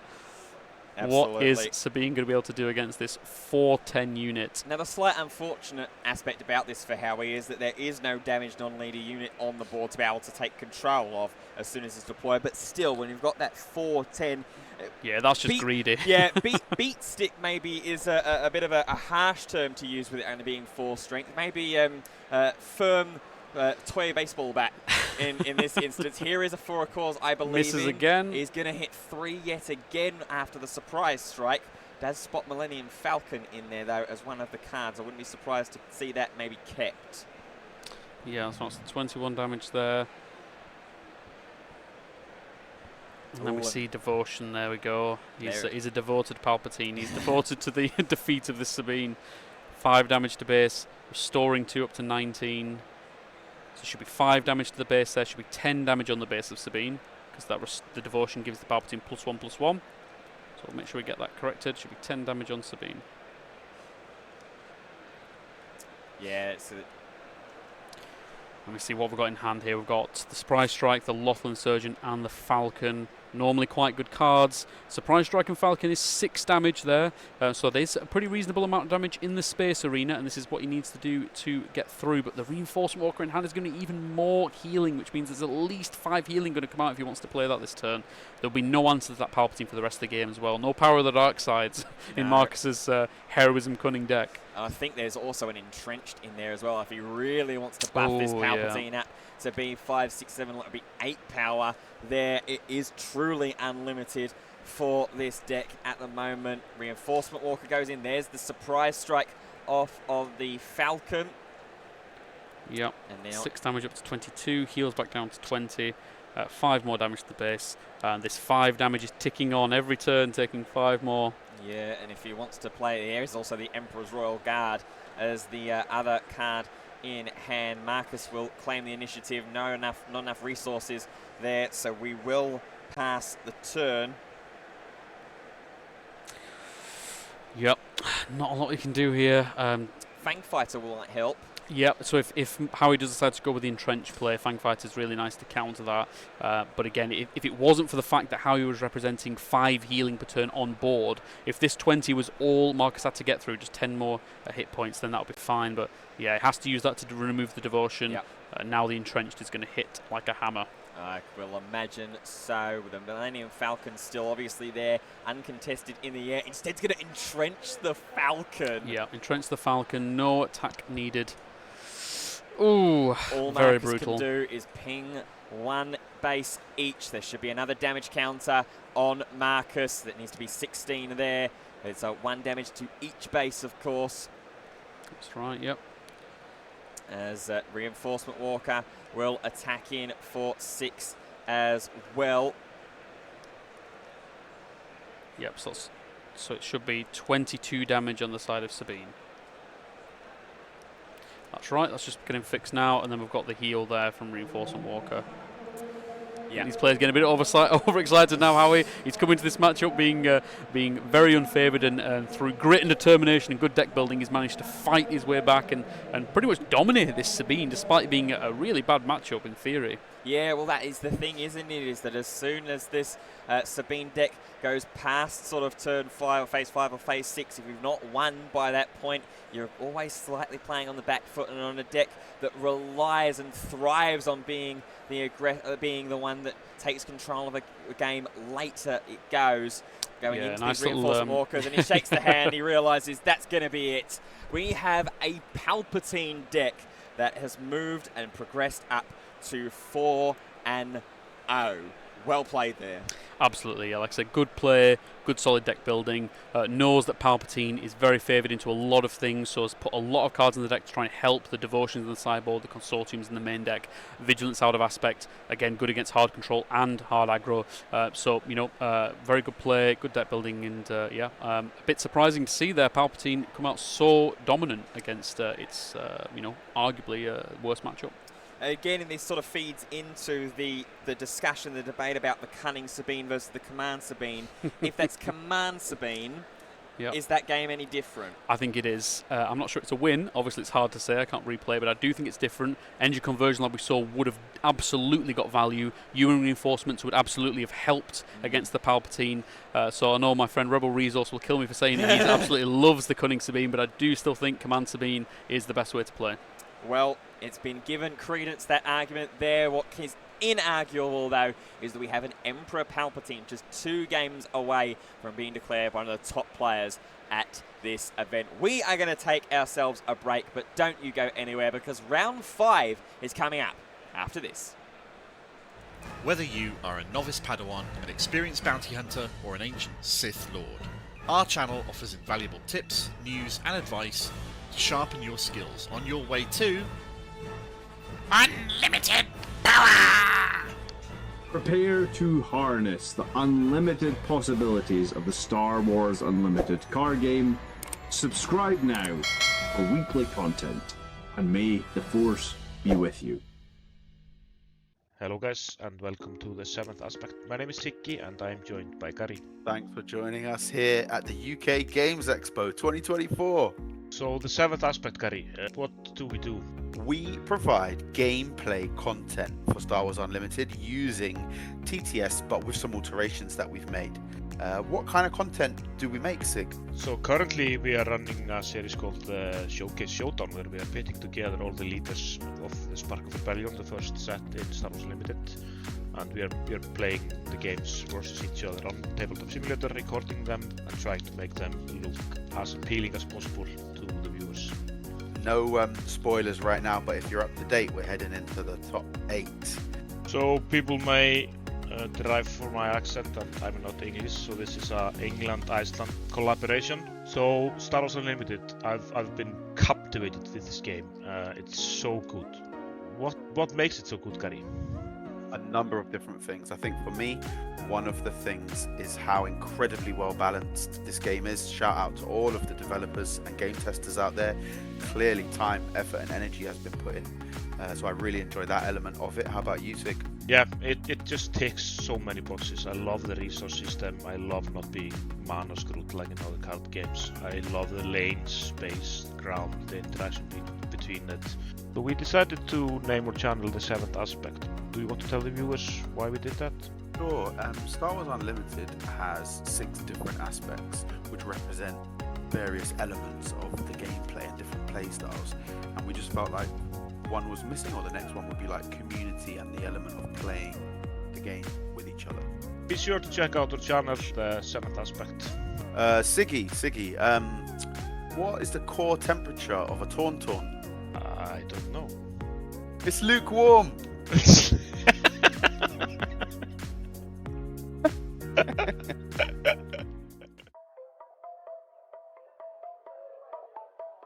Other 5 resources, he has 6. There we are. I have 3 units on the board, hoping he doesn't overwhelming barrage me again, but instead it's an ECL. For a Death Trooper, which I love this play, it's he plays it, does 2 damage to Benthic, then attacks Akbar because it's taking damage in that order. So it has 4 attack and kills Akbar. So a real instant 2-for-1 there, which is awesome. I'll respond with a Fleet Lieutenant, making Wing Leader swing in for another 4. So I believe we're almost at single digits. We're on 11 health for Florian. I think my thought process here is just, if I can't deal with Krennic, just ignore him and go, just hit the base faster.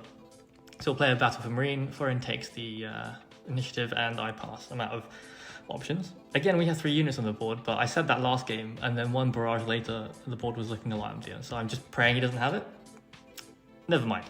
So there go my ground units. So crucially, the restore happens, but yeah, he tries to save on Cassian. He might have a kill spell in hand of some sort, but 2 resources is not really enough. Cassian should have taken 1 more damage there, but he doesn't. Cassian will swing in and deal 4 damage, and I will draw a card, because that's the first time that's happened since he's been deployed. And Florian claims. So I have open season. I'll pay 3, the last 3 money for 4 a cause I believe in, and we reveal 1, 2, 3, 4 hero cards, and that is game. So, really tight game there. Florian still got another barrage off, which I was pretty upset about, but it wasn't 3, so I'm thankful. I don't think Cassian is top tier right now by any stretch, but he does have an advantage that the other Rebel aggro leaders don't have, which is card draw, and that card draw in this particular game led me to my answer in the end game, which was for a cause I believe in. So maybe there's something there, but I think for straightforward tempo play, Leia and Sabine definitely have that advantage. Thank you for watching, everyone. If you want to support the channel, you can check out the links in the description below. See you next time.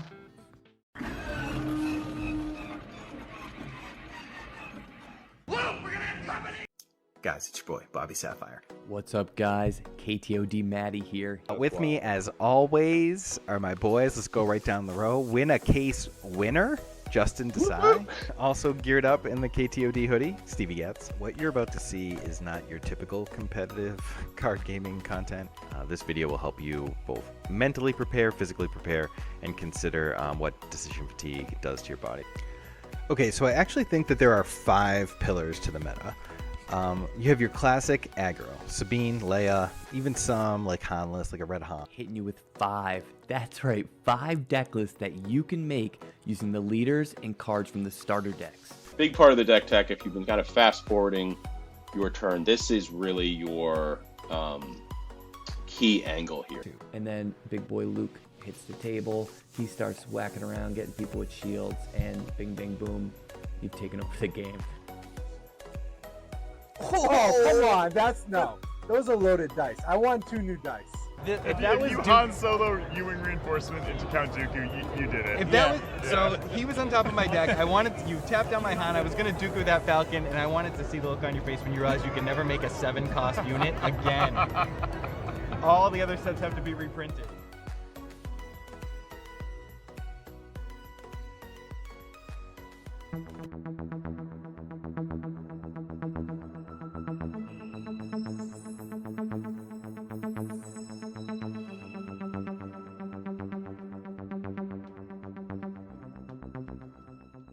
I don't know if this is stupid or not. Epic action. It takes out Boba, it's not. No, it doesn't. Three No, for that's- Super Laser Technician into Boba. Yeah, that's an alright play. So this is one it- comes ready. Is it 2? 2 to Boba. And then I can ready it. Okay, that's. I am kicking myself over that read by decision. Now you've also done that. So what are you at? 7? 7. Oh, Fiddlesticks. fiddlesticks.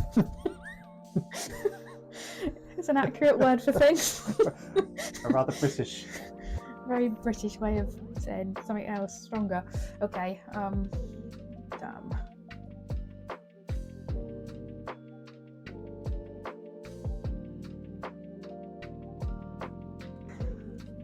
I'm gonna take initiative. Ooh.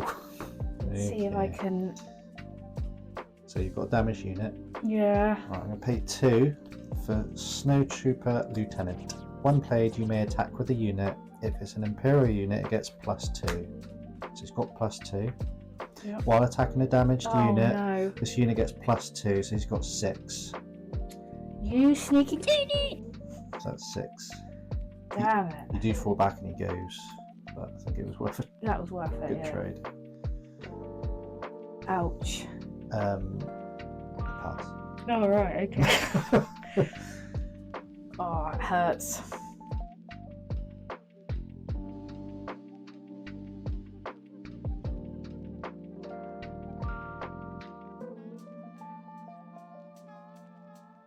This is the Alliance Dispatch. Do you read us?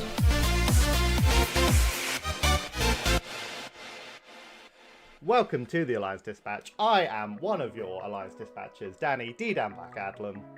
And I am the other Alliance Dispatcher, James Swingers Biggest Adams, and we are together the Alliance Dispatch, a Star Wars Unlimited channel. We're going to be bringing you deck techs, interviews, tournament reports, you name it, we'll do it. We will do anything for your interaction. So, likes, subscribes, comments, dislikes, fan mail, Patreon, just whatever. Tell us what we need to do to get you to interact with us so that we can keep making more content. This is the Alliance Dispatch. Over and out.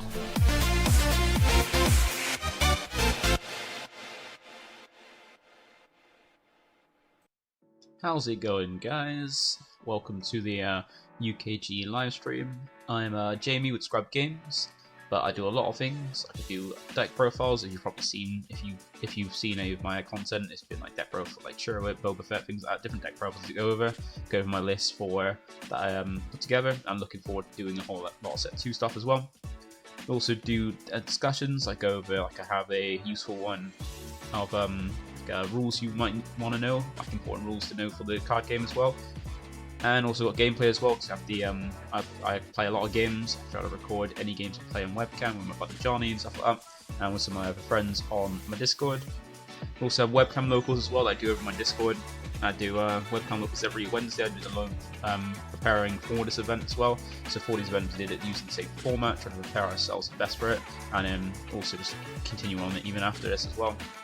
And not only that, I have also been doing leagues. I have done a load of leagues for my Dragon Supercard games, and I'm looking to do some leagues for Star Wars as well, because it's just such a good game that I want to get into it, try it. So this is kind of like things I kind of offer for my YouTube, and like just basically my whole thing.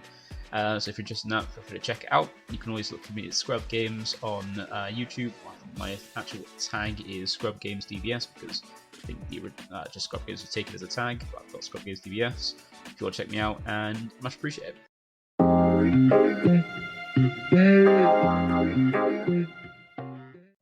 Hi, my name is Ryan, and I run a Star Wars Unlimited Focus YouTube channel where we cover gameplay videos, tournament analysis, deck techs, interviews with game designers. I'll be going to FFG events in the future, spoilers of new cards, exclusive spoilers, news about the game, and more.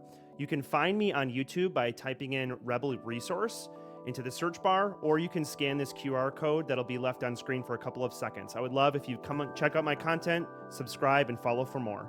Thanks so much.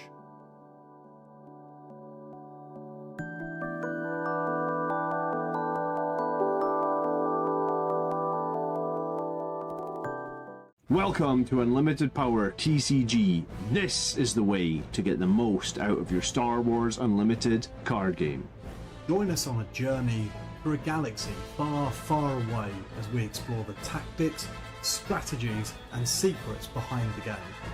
Discover how to outsmart your opponents, build and play powerful Star Wars Unlimited decks, and become one with the Force. Whether you are a novice Padawan, an experienced bounty hunter, or an ancient Sith Lord, our channel offers invaluable tips, news, and advice to sharpen your skills on your way to unlimited power! Prepare to harness the unlimited possibilities of the Star Wars Unlimited card game. Subscribe now for weekly content, and may the Force be with you. Hello guys, and welcome to the 7th aspect. My name is Siki, and I'm joined by Gary. Thanks for joining us here at the UK Games Expo 2024. So the 7th aspect, Gary, what do we do? We provide gameplay content for Star Wars Unlimited using TTS, but with some alterations that we've made. What kind of content do we make, Sig? So currently we are running a series called Showcase Showdown, where we are putting together all the leaders of the Spark of Rebellion, the first set in Star Wars Unlimited, and we are playing the games versus each other on Tabletop Simulator, recording them and trying to make them look as appealing as possible to the viewers. No spoilers right now, but if you're up to date, we're heading into the top 8. So people may derive from my accent that I'm not English, so this is a England-Iceland collaboration. So Star Wars Unlimited, I've been captivated with this game. It's so good. What makes it so good, Gary? A number of different things. I think for me, one of the things is how incredibly well balanced this game is. Shout out to all of the developers and game testers out there. Clearly time, effort and energy has been put in. So I really enjoy that element of it. How about you, Sig? Yeah, it just ticks so many boxes. I love the resource system. I love not being mana screwed like in other card games. I love the lane, space, ground, the interaction between it. So we decided to name our channel the 7th aspect. Do you want to tell the viewers why we did that? Sure.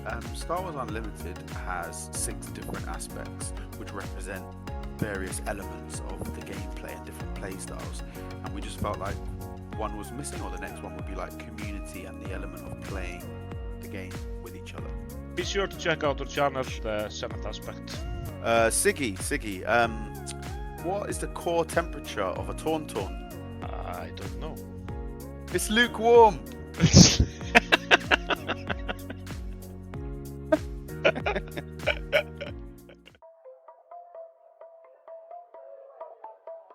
Other 5 resources, he has 6. There we are. I have 3 units on the board, hoping he doesn't overwhelming barrage me again, but instead it's an ECL. 4 Death Trooper, which I love this play. It's he plays it, does 2 damage to Benthic, then attacks Akbar because it's taking damage in that order. So it has 4 attack and kills Akbar. So a real instant 2-for-1 there, which is awesome. I'll respond with a Fleet Lieutenant, making Wing Leader swing in for another 4. So I believe we're almost at single digits. We're on 11 health for Florian. I think my thought process here is just, if I can't deal with Krennic, just ignore him and go, just hit the base faster. So we'll play a Battle for Marine. Florian takes the initiative and I pass. I'm out of options. Again, we have 3 units on the board, but I said that last game, and then 1 barrage later, the board was looking a lot emptier. So I'm just praying he doesn't have it. Never mind. So there go my ground units. So crucially the restore happens, but yeah, he tries to take on Cassian. He might have a kill spell in hand of some sort, but 2 resources is not really enough. Cassian should have taken 1 more damage there, but he doesn't. Cassian will swing in and deal 4 damage, and I will draw a card, because that's the first time that's happened since he's been deployed. And Florian claims. So I have open season. I'll pay 3, the last 3 money for 4 a cause I believe in, and we reveal 1, 2, 3, 4 hero cards, and that is game. So, really tight game there. Florian still got another barrage off, which I was pretty upset about, but it wasn't 3, so I'm thankful. I don't think Cassian is top tier right now by any stretch, but he does have an advantage that the other Rebel aggro leaders don't have, which is card draw, and that card draw in this particular game led me to my answer in the end game, which was for a cause I believe in. So maybe there's something there, but I think for straightforward tempo play, Leia and Sabine definitely have that advantage. Thank you for watching, everyone. If you want to support the channel, you can check out the links in the description below. See you next time.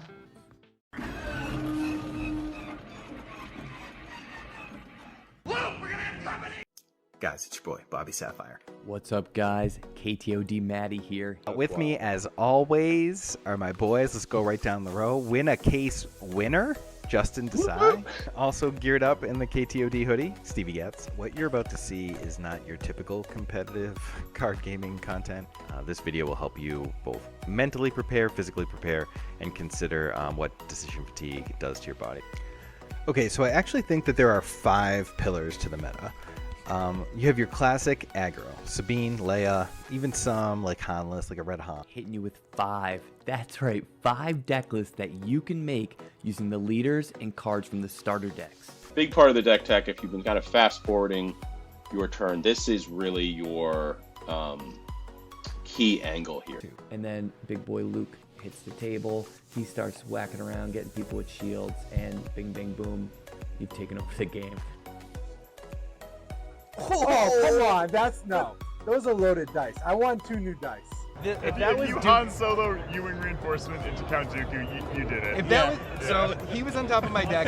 You tapped down my Han. I was gonna Dooku that Falcon, and I wanted to see the look on your face when you realize you can never make a 7-cost unit again. All the other sets have to be reprinted.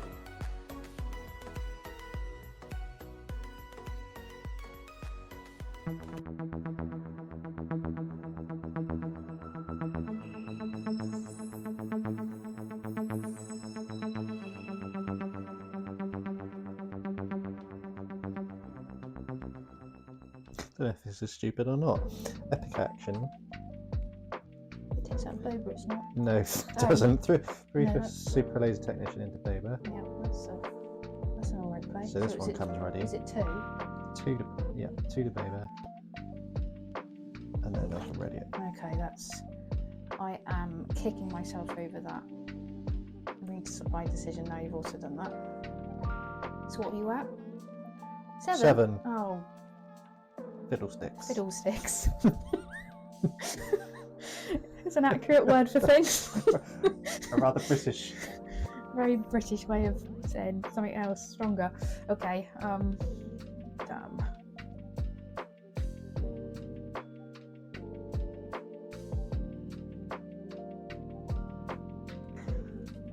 I take initiative. Ooh.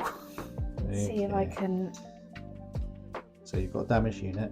Yeah. Right, I'm going to pay 2 for Snow Trooper Lieutenant. 1 played, you may attack with a unit. If it's an Imperial unit, it gets +2. So it's got +2. Yep. While attacking a damaged unit, this unit gets +2, so it's got 6. That's at 6. Do 5 fucking egos. That was worth it. Ouch.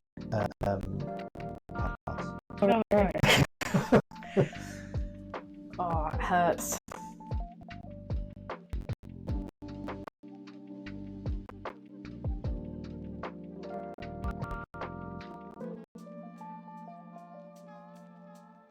This is the Alliance Dispatch. Do you read us?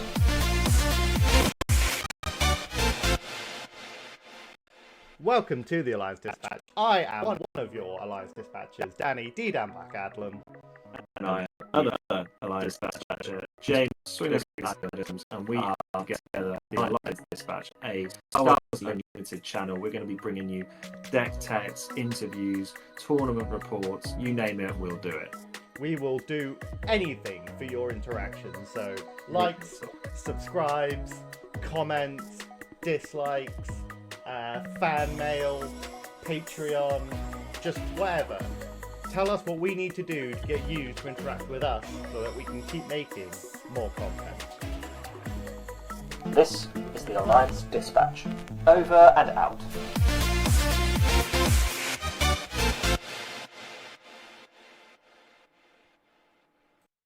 How's it going, guys? Welcome to the UKG live stream. I'm Jamie with Scrub Games, but I do a lot of things. I do deck profiles, as you've probably seen if you've seen any of my content. It's been like deck profile, like Chirrut, Boba Fett, things like that, different deck profiles to go over my list for that I put together. I'm looking forward to doing a whole lot of set 2 stuff as well. I also do discussions. I go over, like, I have a useful one of rules you might want to know, like important rules to know for the card game as well, and also got gameplay as well. Because I play a lot of games. I try to record any games I play on webcam with my buddy Johnny and stuff like that, and with some of my other friends on my Discord. I also have webcam locals as well. I do over my Discord. I do webcam locals every Wednesday. I do them alone, preparing for this event as well. So for this event, we did it using the same format, trying to prepare ourselves the best for it, and then also just continue on it even after this as well.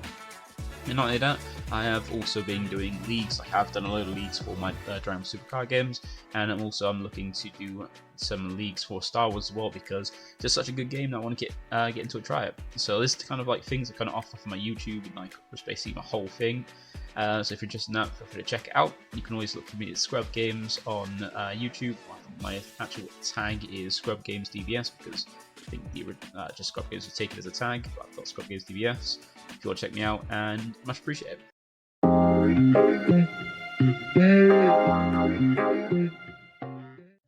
Hi, my name is Ryan, and I run a Star Wars Unlimited focus YouTube channel where we cover gameplay videos, tournament analysis, deck techs, interviews with game designers. I'll be going to FFG events in the future, spoilers of new cards, exclusive spoilers, news about the game, and more. You can find me on YouTube by typing in Rebel Resource into the search bar, or you can scan this QR code that'll be left on screen for a couple of seconds. I would love if you come and check out my content, subscribe, and follow for more. Thanks so much.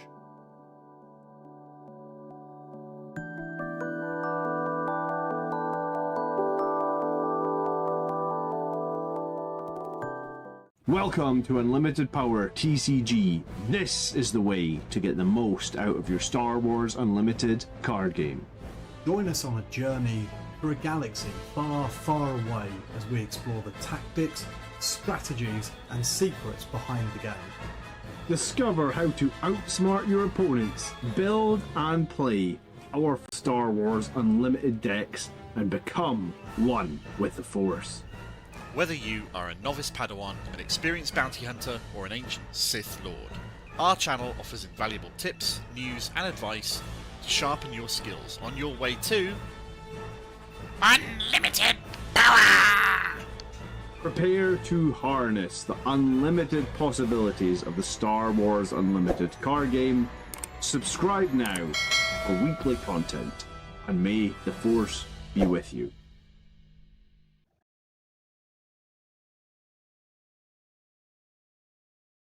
Hello guys, and welcome to the 7th aspect. My name is Tiki, and I'm joined by Gary. Thanks for joining us here at the UK Games Expo 2024. So the 7th aspect, Gary, what do we do? We provide gameplay content for Star Wars Unlimited using TTS, but with some alterations that we've made.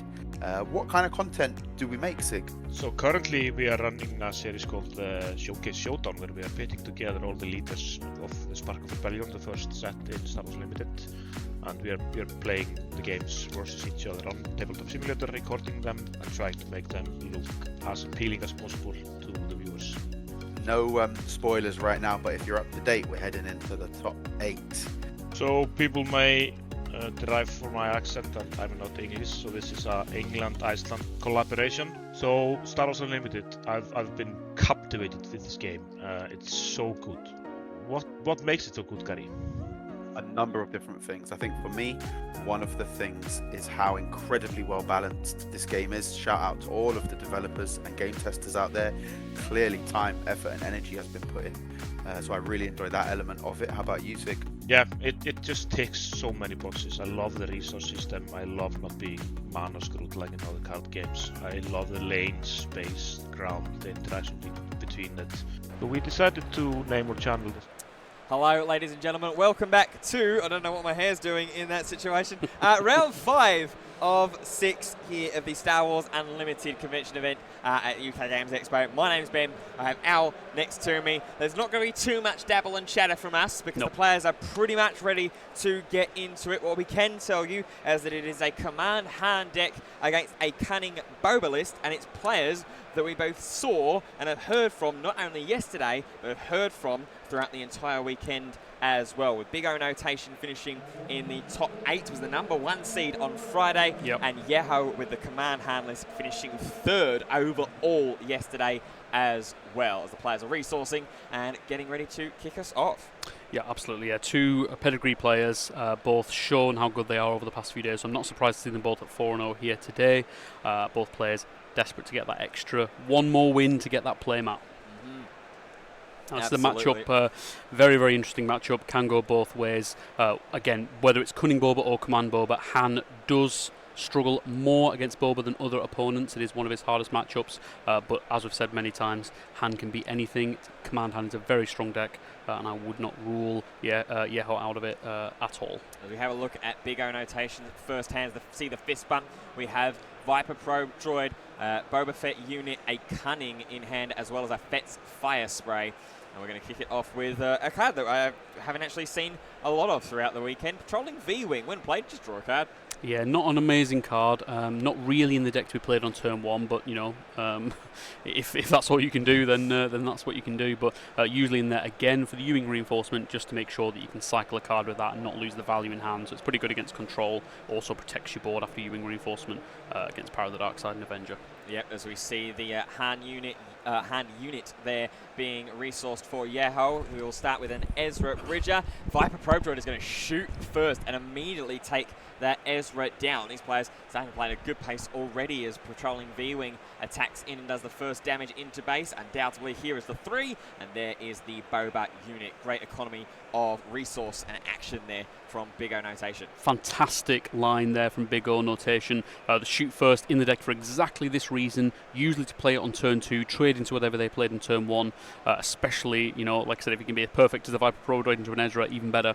Just trade into their turn 1 play and then ready the resource with Leader Boba and immediately play a 3-drop. And what better 3-drop than Unit Boba, arguably the strongest in the game. Well, it's going to have to wait a turn more to attack because it gets waylaid and sent straight back into Big O Notation's hand. It's I think Cantina Bouncer is the other card that we didn't already know of that is in their hand. There it is. This is the second card as the hand is flicked around. It is a 3 damage swing in from the Viper Probe Droid, though, into base. Now, funnily enough, I came across exactly this situation yesterday in some of the games that I played. I played Boba against Han, just playing some of those matchups. You know, learn a bit more about it, have a bit of fun, you know. But Waylay, it was one of those things where it looks really good when you waylay your opponent's unit, but again, you're not developing your own board presence. Now, when your opponent has to spend their entire turn replaying that Boba, that's when Waylay is quite effective. And in this case, Yeho got to play the Greedo as well. So actually fighting pretty well to fight back after that massive blowout of the shoot first, turn 1.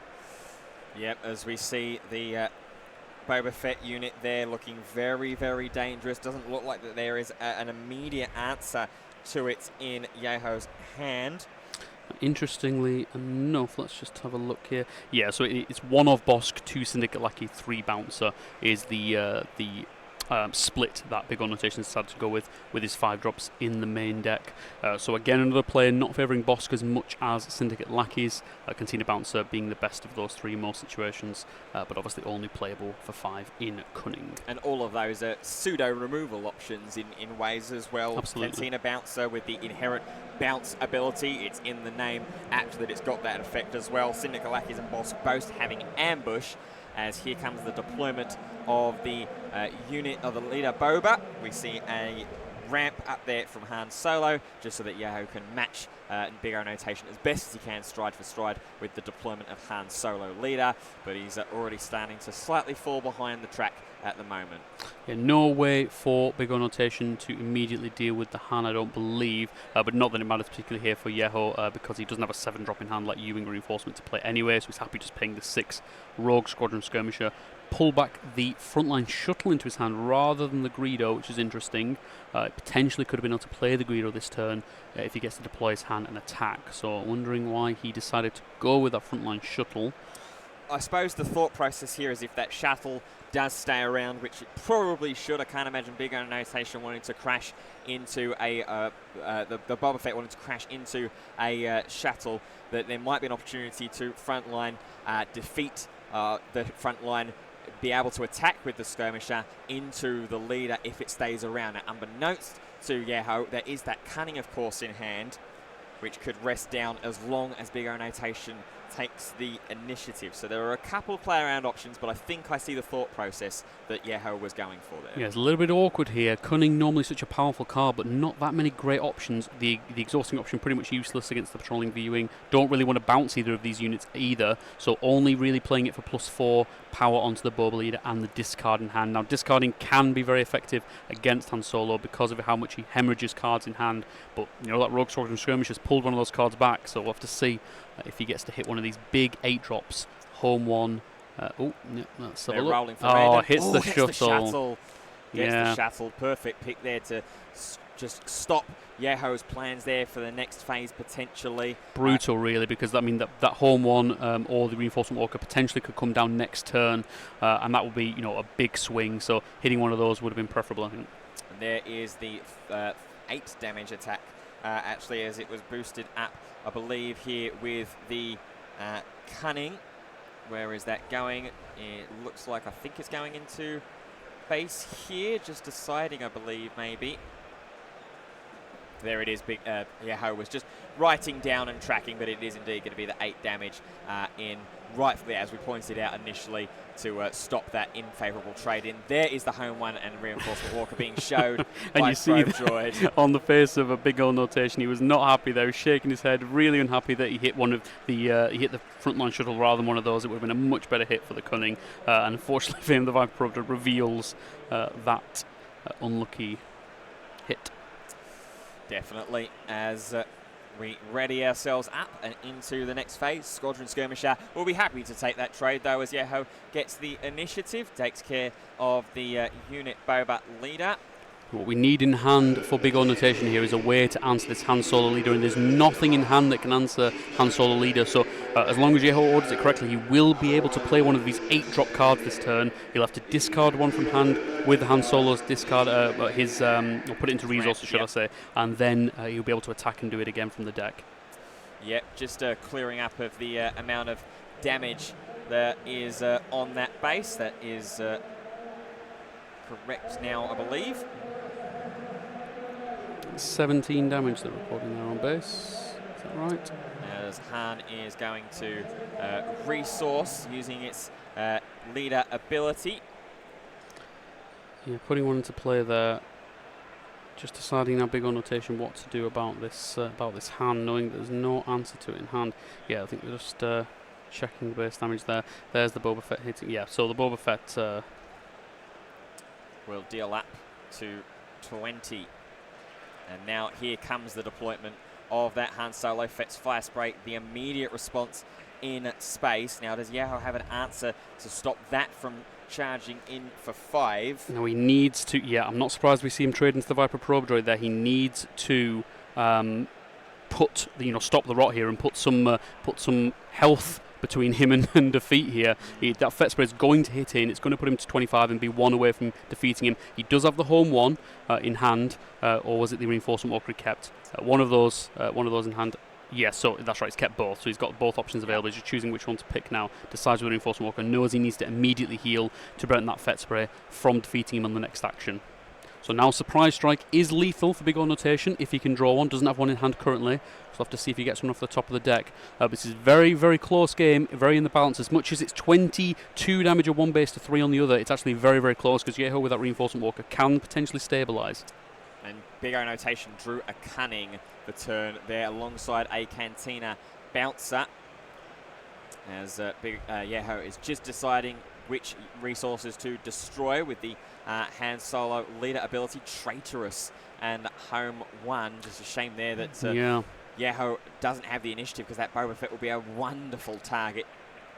Yeah, just deciding what to do here. This Cunning, it's going to represent 9 damage on the Fett Spray, and exhausting that Reinforcement Walker means there's no heal from Yeho, so that will be game. No way for him to prevent that 9 damage from coming in or to heal on his base. Yeah, it was just desperate to try and find a waylay in that situation. Was Yeho does run 3 copies in the deck, but that was or a Cantina Bouncer, that could have worked as well. The only way to answer that one. There's no Bouncer in. Sorry, I was talking about the side of Boba. You're absolutely right. On the side of Han, waylay, you're right. Yeah, it's the only way in this deck list, it seems, at first glance, to be able to answer that Fett's Fire Spray, but couldn't find it, and so it is a swift 1-0 victory in that game to Big O Notation and Boba Fett. Let's have a little look into the sideboards. We will start off with the Han Solo deck. It is 3 Colonel Yularen, 2 Bodhi Rook played out of Aspect, 2 Cynical Lackeys, I should say, and 3 copies of Change of Heart. Yes, the Change of Heart generally in there for the matchup against Control, but they can be pretty effective to deal with an opponent's Fett Spray, so it's possible they may be brought in. I don't necessarily love that plan, but it's a possibility. Syndicate Lackeys can be pretty decent in this matchup too, defeating the unit Boba Fett. So that's a potential option as well. The Bodhi Rooks, generally good once again against Control, but as we've seen earlier, I think it was on Friday we saw this play where someone Ewing Reinforcement, the Bodhi Rook, pulled it out against a Cunning Boba and discarded a card there, because we know how important Cunning is in this matchup. It won the game there. You saw it, how powerful this card is. So Bodhi Rook from Ewing Reinforcement wouldn't be bad. I wouldn't expect the Yularen to come in. That's more for Sabine and Leia. And for Big O Notation, I'll give you a slight insight and spoiler. The 3 Change of Hearts look like they've come into the deck. The other cards that are in there, 3 Gamorrean Guards, 3 Swoop Racer, and 1 more Shoot First. Yeah, wouldn't hate to see that Shoot First come in. You saw how effective it was in the first game. It made a huge difference to the result of that game, being able to get that free defeat on the opponent's unit, basically costing 0 thanks to Boba Leader, so I wouldn't be surprised to see that make its way in. Swoop Racers generally for the Control matchup, so I wouldn't expect that, and Gamorrean Guards not amazing here either, more for the anti-Sabine, but like I said, the Change of Hearts have come in. It'll be interesting to know what he took out of the deck. There are Mining Guild TIE Fighters in there that are better against Control as a unit on board to clog up the board, so they may have come out not so good against Han, who has some very powerful space units like Millennium Falcon who can easily trade with it. There's also 3 Frontier AT-RT, which is a very interesting inclusion. Yeah, I'm a big fan of Frontier AT-RT in Cunning Boba, sorry. There's a lot of players don't run it. They instead choose Gamorrean Guard on its own, or they go with Jabba. I think Frontier AT-RT is great in a lot of matchups. There are so many space units in this deck. Cartel Spacer, 7 Fleet Defender, obviously that Mining Guild TIE Fighter as well, that you can play a space unit that's a lot harder to defeat generally, and ambushing with that Frontier AT-RT. Turn 1 Spark of Rebellion hitting a big target there. Fett Spray, one of the strongest cards in the deck, so would probably rather have hit something like a Cunning for Yeho, but we'll be pretty happy with that. Yeah, double resupply in hand there for Yeho as well. We see Big O Notation's hand. That is the 1 copy of Bosk that is there. There was also another Greedo, which might have been resourced, I think, when it was revealed with Spark Rebellion. In fact, it was, looking at Big O Notation's hand. Now, this is a really, really big resupply for 2 reasons. One, resupply, like I said before, the highest win rate card probably in Han. Very, very important to be able to get Han down earlier. And on the side of Big O Notation, he had a Shoot First to be able to clear out whatever Yeho decided to play. Obviously didn't play a unit, so that Shoot First is now clogged and stuck in his hand, and all he can do on his turn 2 is play a Cartel Spacer, a very weak turn for Big O Notation. Oh wow, and Yeho has found off the top 2 cards of his deck a Ewing Reinforcement as well, a card we've been singing the praises of throughout the entire weekend, but with that resupply in the phase before, we won't be too far off seeing that getting deployed. There is a Yularen in hand as well, as I think it's Strike True as the final card. Yeah, we're looking here to do the really powerful hand play of resupply into deploy to Han on turn 3 and play a turn 3 Ewing Reinforcement. What an incredible swing that card is, and being able to play it with Han on turn 3, the only answer on Big O Notation side will be some way to deal with Han, and in hand he's got a Shoot First, a Bosk and a 7 Fleet, so no way to answer this Han Solo. Yep, as the 3 damage from the Greedo goes in towards base. I honestly wouldn't have minded there. Shoot first the Greedo into hand and hope you hit an event. I think you're that far behind. Yeah. There's actually a chance there, about something like a 20% chance, 30% chance you will actually hit an event and kill the Han Solo. I wouldn't have hated that play. I think that might have been the high risk, high reward strategy he could have taken. He would have missed. It was another copy of Greedo, unfortunately for him. Here is a 7th Fleet Defender, so big O notation, looking to try and go airborne, but that's not really going to help when you're able to play a Phase 3 U-Wing reinforcement. Finds the other 2 copies, incidentally. Well, we're not going to have another copy anytime soon, like you said. They're going to go straight to the bottom of the deck. And this is the interesting thing that you miss out on in the Cunning Boba list as opposed to the Command Boba, is that ramp option. And when you see a deck like this explode in the way that it has, getting Phase 3 U-Wing reinforcement, you lose the innate ability with resupplies, with things like that, to be able to catch up. Obviously, Boba Fett decks so economic with their resource usage, with the inherent restanding in the leader effect kit, but when you're up against a deck like this, firing on all cylinders, it starts to slow itself down a little bit. Yeah, really nice U-Wing reinforcement there as well. Yularen plus the 2 command units healing for 3, playing 3 bodies on board, and the nice little V-Wing to replace the card in hand. And on top of all that, Akbar can then shoot off the shield of the 7th Fleet Defender, meaning that further down the line it may be able to be traded into. So a really nice U-Wing reinforcement there. Like I said, the only hope here really on the side of Big O notation is that, not that he knows this, but the 2 U-Wing reinforcements have gone now to the bottom of the deck, although we do see in Yeho-san the other 7-drop of choice, not quite as powerful, but still very effective in Han Solo unit. Yep, as the boss, the one-off copy, getting in some work there, dealing with the Han leader unit. We are going to strike true the Colonel Yularen into the 7th Fleet Defender. Cartel Spacer now taking in the attack against patrolling V-Wing. And still that Akbar on board with the Restore 1. That's where we're going to go now and deal with the Bosk as well. This is really efficient from Yeho. Definitely you can tell there's a lot of experience and testing that has gone into this deck. Absolutely, yeah. He's clearly very experienced on Han, and we said, I think, right at the start of day one, that Han Solo is a very powerful deck. If you're experienced with it, it's a hard deck to play. You need to play it right. And we see it was nice that the Bosk managed to defeat the Han Solo this round, so that Big O notation forced Yeho into playing a weaker turn than a 7-drop. He then couldn't ramp to 7 this turn because Han Solo is exhausted when he's defeated. But next turn, we can see the Han Solo unit. We could potentially see the Home 1 come down as well. Lots of options for Yeho now to take control of this game. Spark Rebellion Syndicate lackeys is that is shoot first surprise, well, the shoot first is gone, surprise strike, change of heart, that sideboard inclusion in there, as well as a no good to me dead. Boba Fett leader will attack into the Colonel Yularen and take that trade. No efficient way at the moment for Yeho to deal with this Boba leader. He has the Syndicate lackeys, but that would take his entire turn up, and the lackeys wouldn't even survive the fight. So not the best play could possibly go for here. There is the Han Solo unit in hand. I do apologise, a bit of a delay on our end. So there's the Han Solo unit, so he does have the answer potentially to this Boba leader now, and that's going to take control of this ground arena. 6/6 with that shoot first effect built in. Yeah, but the scariest thing, obviously, that Yeho doesn't know is that Big O notation has that change of heart in the hand as well. So, yes, he might be losing his leader, but he might be able to just gain that Han instead. He's going to play a little bit safer. He's going to play Home 1, and he's going to play the Admiral Akbar as well. Will deal an extra ping of damage. Yeah, deciding against going for the Han Solo unit. Interesting. He just wants to get this Home 1 on board now to really start to dominate the board. Obviously, with it being a Restore 2 unit and giving Restore 1 to the rest of the units as well, it really does help in that race situation, helps to control the board really well. It also doesn't have ambush where Han Solo does, so usually you'd want to play your slower units without ambush first, because your ambush units are quicker and they can come down later on and have an impact still. Spark of Rebellion, that is Echo-based Defender, and then Han Solo unit in the hand at the moment. What would be perfect is if Yeho can Spark of Rebellion, that change of heart.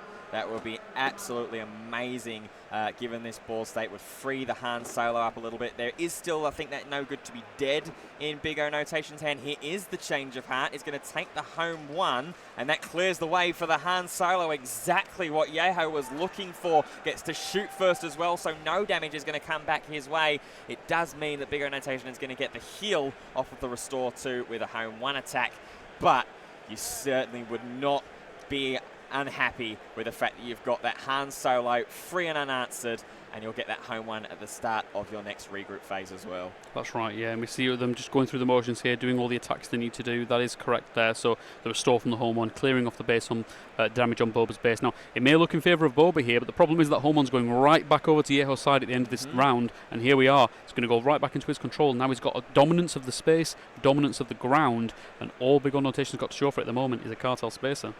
Yep. Oh, does find a second change of heart on the top of the deck. Looks like the no good to me dead is going to be no good to Big O Notation in this situation, he feels. Cantina bouncer in there as well. But home one is going to start things off by charging straight into Cartel Spacer, get the restore, healing off as well. The beautiful thing about home one as well is that grants restore 1 to other units. Admiral Akbar already has restore 1, so if that's attacking, that's now restoring 2.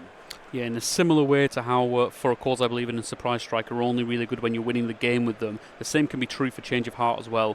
He may be able to steal a unit and deal a lot of damage to base, but Yeho's got 19 hit points left, and that's going to keep going down with these restore as well. There we go, back down to now he's got 20 hit points remaining. So yeah, there is that restore 2, sorry, because 1 for Akbar and 1 yep. for the home one. Yep, so 9 damage now remaining on his base.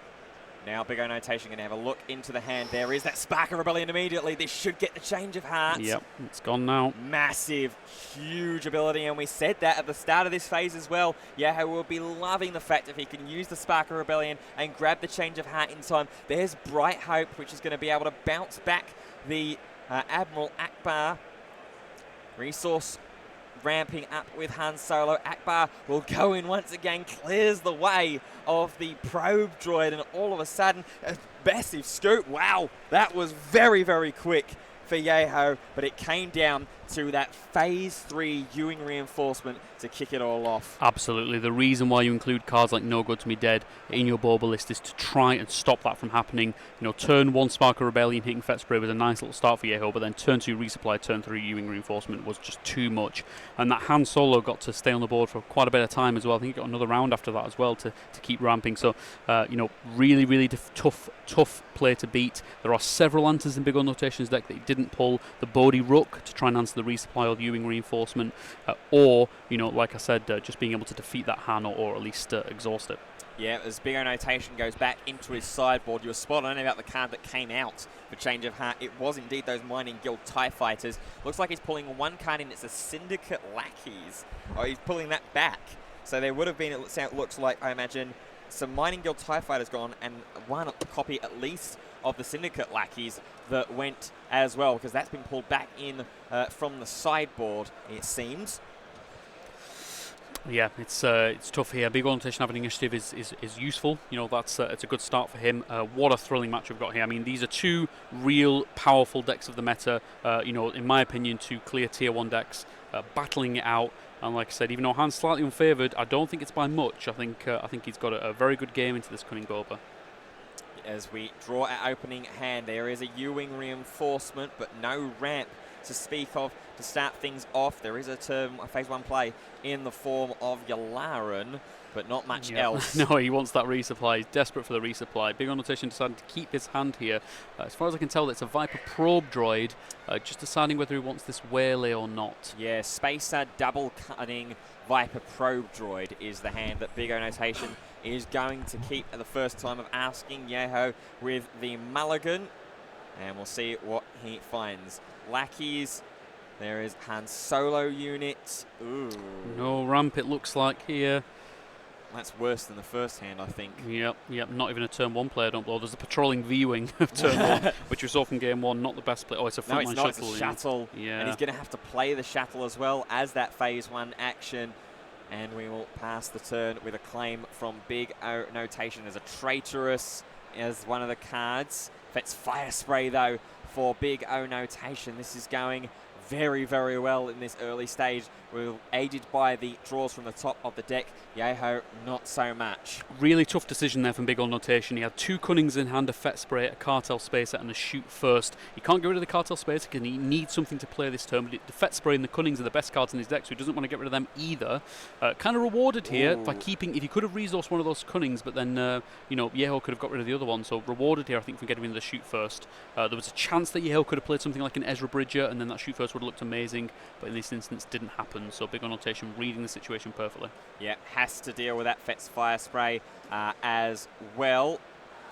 As Not little sure question what's just going on there. I think he wanted attack, but maybe Big Ol Notation is allowing him just to go back on that one. Yeah, just instead claims the initiative, which makes sense, really. I think in this situation, 1 damage in from that frontline Shackle probably isn't going to do too much. I think that's a Ewing reinforcement drawn from Yeho, but again, there's no ramp to have that same dynamic turn in phase 3. Now, one thing I will say about his hand, he does have a lot of late game things, a lot of late game threats here. So if he can survive this early game, I'm sure he'll be favoured there. But getting to that point, it's going to be very tricky. It will be indeed. We're going to use Han Solo effect, just double checking there, Yeho, what he actually resourced throughout this game so far.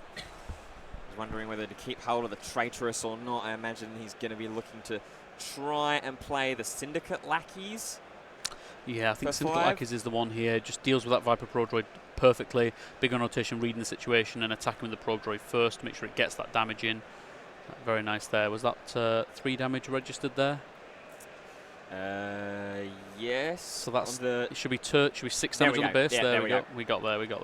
Right, so that Syndicate Lackeys. There we go. Comes in, trades that, leaves a 5-1 on board. So really, really good at slowing this game down now. And Big Ol Notation in a little bit of a pickle here. But it helps when you're able to play cunning and put a +4 onto Cartel Spacer. It's odds or evens. Ewing reinforcement. Ho ho ho! That was a big hit. Traitorous being a fine card, but nowhere near as impactful as the Ewing reinforcement here, which could potentially come down next turn. So what a hit that was from Cunning. Yep, there is the 6 damage as well from the Cartel Spacer. I think the second Cunning, is it still in the hand? It is indeed. Yep. So we could do it all over again this phase if we want to.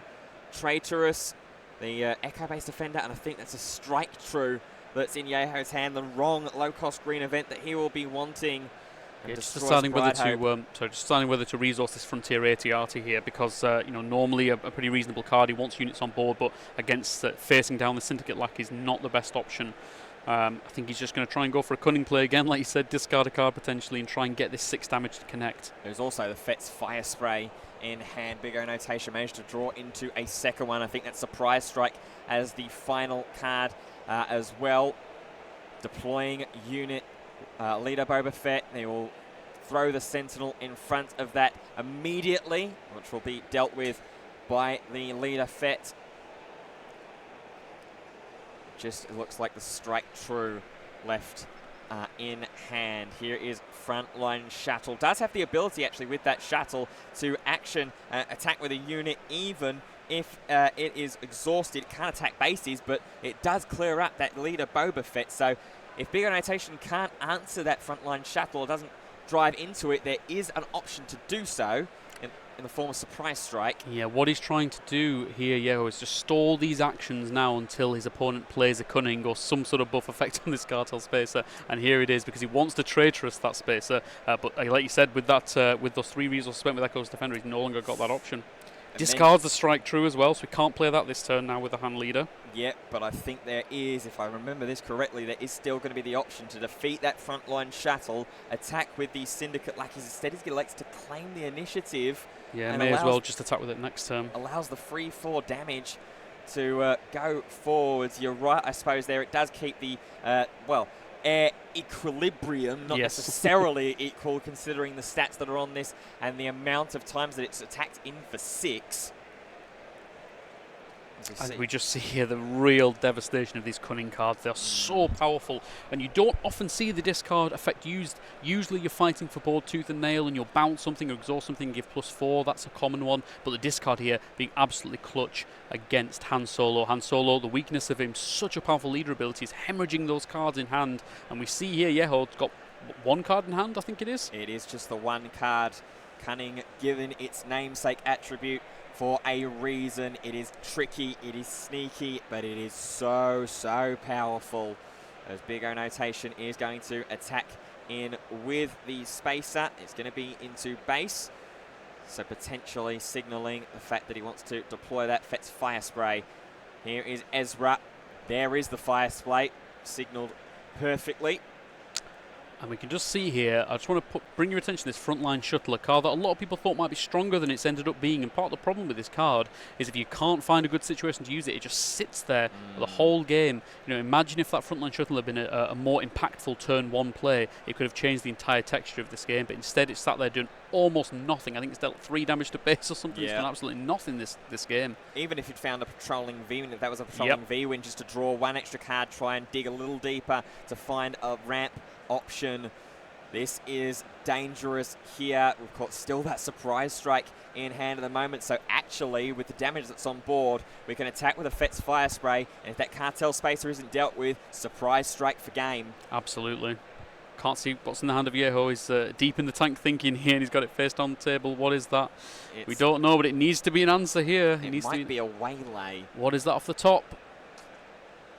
He scoops. Nothing. Got nothing. It's over. Big O Notation with the power on board. The fist bump there is offered and granted as well, just as we expected and just we said it would have been. The Fet's Fire Spray to attack first. Do you have an answer to this Cartel Spacer, yes or no? If you don't, surprise strike, 5 damage. And I move on to 5-0. Absolutely. You see there the variance with this hand deck. It's very, very powerful, but there's key cards that you need. As with many decks, but there's some decks that are a bit more consistent. The Sabines, the Cunning Bobas, they draw generally quite a powerful hand every game. Han Solo, that resupply without it, you're in a bit of trouble. And when you don't Ewing Reinforcement on turn 3, it can create some problems. When you don't find any ramp either. Here, I can tell you that Big O Notation is the first and only player right now to move to a 5-0 record. ETL, our winner from the day yesterday, he is 4-0 as well. He is on table 2 at the moment against a Darth Vader deck. That is, I believe, is that... no, that is not. That was a different Vader that we saw earlier on in the day. That was Eduardo. David and Howie are battling off as well, 4-0. And there is a down pair as well on the final 4-0 matchup. David at 3-1 is having to play the final 4-0 player on table 4. Well, we will have a couple of 5-0 players, and we will be showcasing 2 of them on the stream for our final round. Don't go anywhere. We will have round 6 of the Star Wars Unlimited convention event after this break. For this event as well, so for these events we did it using the same format, trying to prepare ourselves best for it, and also just continue on it even after this as well. And not only that, I have also been doing leagues. I have done a load of leagues for my Dragon Supercar games, and I'm looking to do some leagues for Star Wars as well, because it's just such a good game that I want to get into it, try it. So this is kind of like things I kind of offer for my YouTube, and like just basically my whole thing. So if you're interested in that, feel free to check it out. You can always look for me at Scrub Games on YouTube. My actual tag is Scrub Games DBS, because I think just Scrub Games was taken as a tag, but I've got Scrub Games DBS. If you want to check me out, and much appreciated.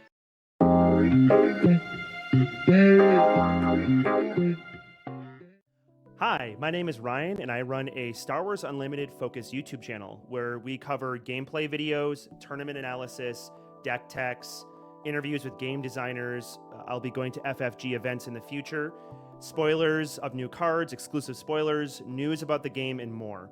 You can find me on YouTube by typing in Rebel Resource into the search bar, or you can scan this QR code that'll be left on screen for a couple of seconds. I would love if you come and check out my content, subscribe, and follow for more. Thanks so much.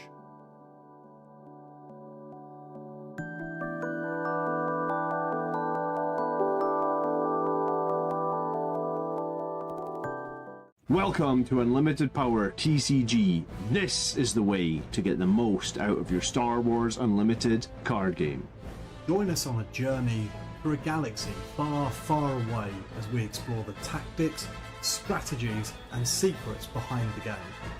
Discover how to outsmart your opponents, build and play powerful Star Wars Unlimited decks, and become one with the Force. Whether you are a novice Padawan, an experienced bounty hunter, or an ancient Sith Lord, Our channel offers invaluable tips, news, and advice to sharpen your skills on your way to unlimited power!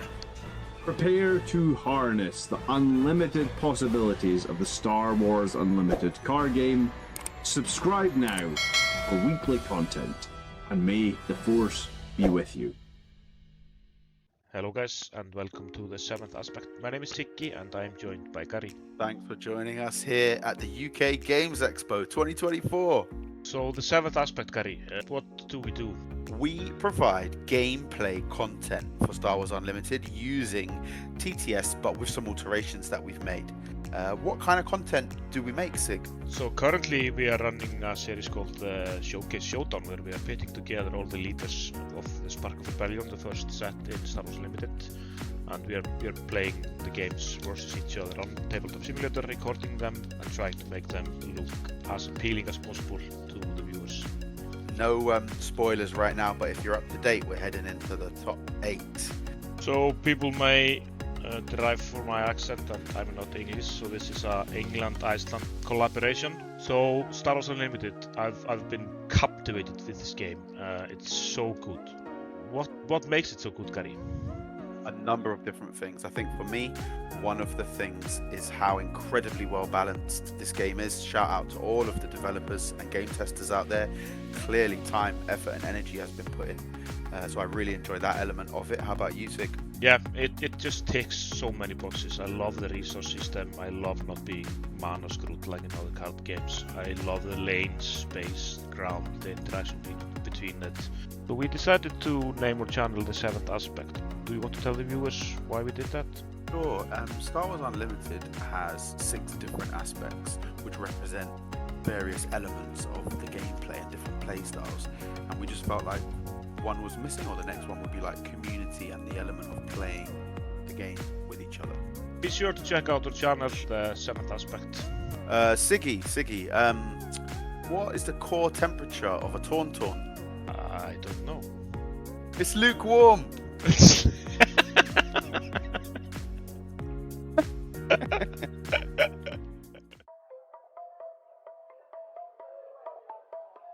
Five resources, he has 6. There we are. I have 3 units on the board, hoping he doesn't overwhelming barrage me again, but instead it's an ECL. 4 Death Trooper, which I love this play. It's he plays it, does 2 damage to Benthic, then attacks Akbar because it's taking damage in that order. So it has 4 attack and kills Akbar. So a real instant 2 for 1 there, which is awesome. I'll respond with a Fleet Lieutenant, making Wing Leader swing in for another 4. So I believe we're almost at single digits. We're on 11 health for Florian. I think my thought process here is just, if I can't deal with Krennic, just ignore him and go, just hit the base faster. So we'll play a Battle for Marine. Florian takes the initiative and I pass. I'm out of options. Again, we have 3 units on the board, but I said that last game, and then 1 barrage later, the board was looking a lot emptier. So I'm just praying he doesn't have it. Never mind. So there go my ground units. So crucially, the restore happens, but yeah, he tries to take on Cassian. He might have a kill spell in hand of some sort, but 2 resources is not really enough. Cassian should have taken 1 more damage there, but he doesn't. Cassian will swing in and deal 4 damage, and I will draw a card, because that's the first time that's happened since he's been deployed. And Florian claims. So I have open season. I'll pay 3, the last 3 money for 4 Accords I believe in, and we reveal 1, 2, 3, 4 hero cards, and that is game. So, really tight game there. Florian still got another barrage off, which I was pretty upset about, but it wasn't 3, so I'm thankful. I don't think Cassian is top tier right now by any stretch, but he does have an advantage that the other Rebel aggro leaders don't have, which is card draw, and that card draw in this particular game led me to my answer in the end game, which was for a cause I believe in. So maybe there's something there, but I think for straightforward tempo play, Leia and Sabine definitely have that advantage. Thank you for watching, everyone. If you want to support the channel, you can check out the links in the description below. See you next time.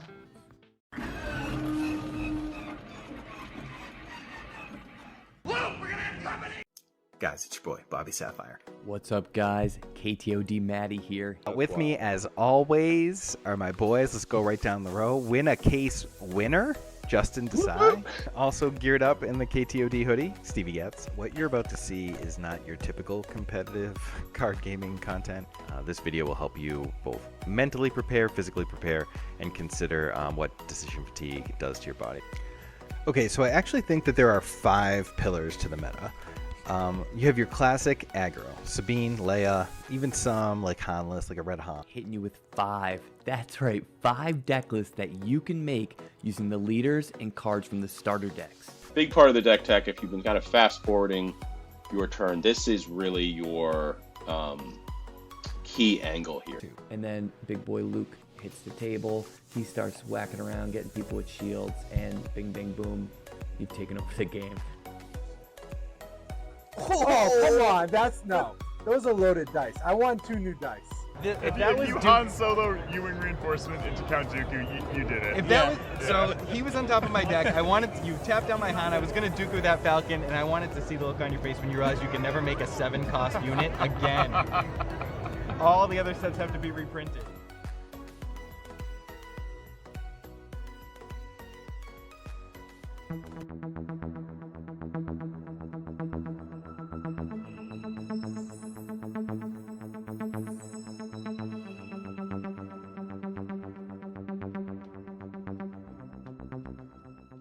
I don't know if this is stupid or not. Epic action. It takes out Boba, it's not. No, it Oh. doesn't. Three No, for that's- Super Laser Technician into Boba. Yeah, that's an alright play. So this is one it- comes ready. Is it 2? 2 to Boba. And then I can ready it. Okay, that's. I am kicking myself over that. Read by decision. Now you've also done that. So what are you at? 7? 7. Oh, Fiddlesticks. fiddlesticks. It's an accurate word for things. A rather British. Very British way of saying something else stronger. Okay, damn.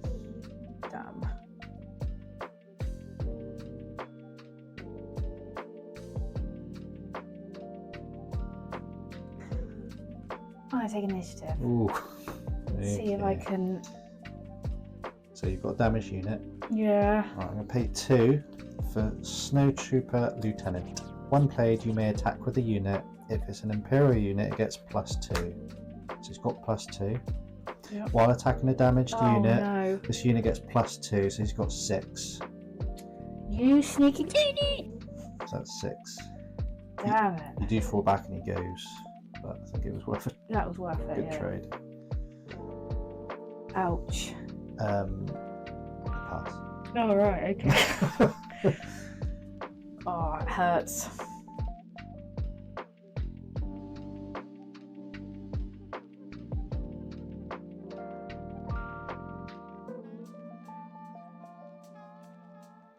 This is the Alliance Dispatch. Do you read us?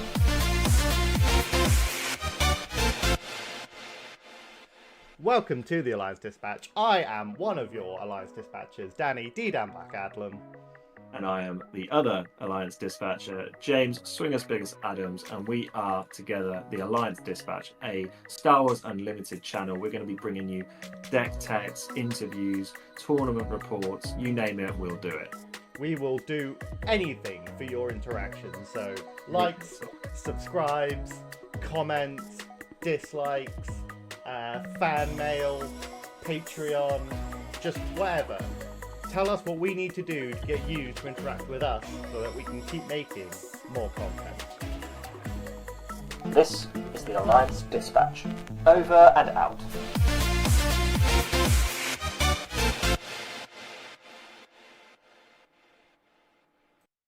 How's it going, guys? Welcome to the UKG live stream. I'm Jamie with Scrub Games, but I do a lot of things. I do deck profiles, as you've probably seen if you've seen any of my content. It's been like deck profile, like Chirrut, Boba Fett, things like that, different deck profiles to go over my list for that I put together. I'm looking forward to doing a whole lot of set 2 stuff as well. I also do discussions. I go over, like, I have a useful one of rules you might want to know, like important rules to know for the card game as well. And also got gameplay as well, because I play a lot of games. I try to record any games I play on webcam with my buddy Johnny and stuff like that, and with some of my other friends on my Discord. We also have webcam locals as well. I do over my Discord. I do webcam locals every Wednesday. I do them alone, preparing for this event as well. So for these events, we did it using the same format, trying to prepare ourselves best for it, and then also just continue on it even after this as well.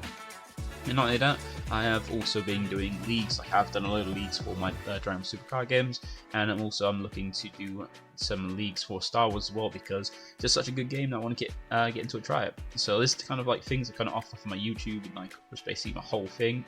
So if you're interested in that, feel free to check it out. You can always look for me at Scrub Games on YouTube. My actual tag is Scrub Games DBS, because I think just Scrub Games was taken as a tag, but I've got Scrub Games DBS. If you want to check me out, and much appreciated.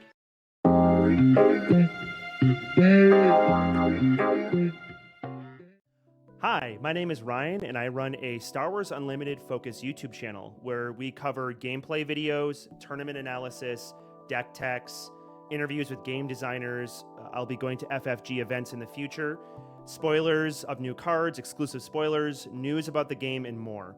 You can find me on YouTube by typing in Rebel Resource into the search bar, or you can scan this QR code that'll be left on screen for a couple of seconds. I would love if you come and check out my content, subscribe, and follow for more. Thanks so much.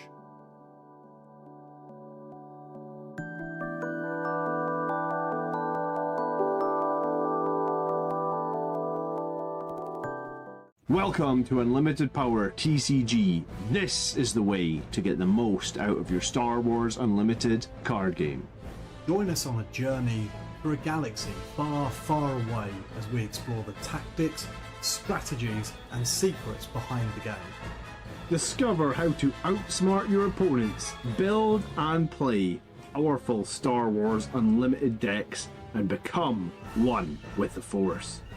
Whether you are a novice Padawan, an experienced bounty hunter, or an ancient Sith Lord, our channel offers invaluable tips, news, and advice to sharpen your skills on your way to Unlimited Power! Prepare to harness the unlimited possibilities of the Star Wars Unlimited card game. Subscribe now for weekly content, and may the Force be with you. Hello guys, and welcome to the 7th aspect. My name is Tiki, and I'm joined by Gary. Thanks for joining us here at the UK Games Expo 2024. So the 7th aspect, Gary, what do? We provide gameplay content for Star Wars Unlimited using TTS, but with some alterations that we've made. What kind of content do we make, Sig? So currently we are running a series called Showcase Showdown, where we are putting together all the leaders of the Spark of Rebellion, the first set in Star Wars Unlimited. And we are playing the games versus each other on Tabletop Simulator, recording them and trying to make them look as appealing as possible to the viewers. No spoilers right now, but if you're up to date, we're heading into the top 8. So people may derive from my accent that I'm not English, so this is a England-Iceland collaboration. So Star Wars Unlimited, I've been captivated with this game. It's so good. What makes it so good, Gary? A number of different things. I think for me, one of the things is how incredibly well balanced this game is. Shout out to all of the developers and game testers out there. Clearly time, effort and energy has been put in. So I really enjoy that element of it. How about you, Sig?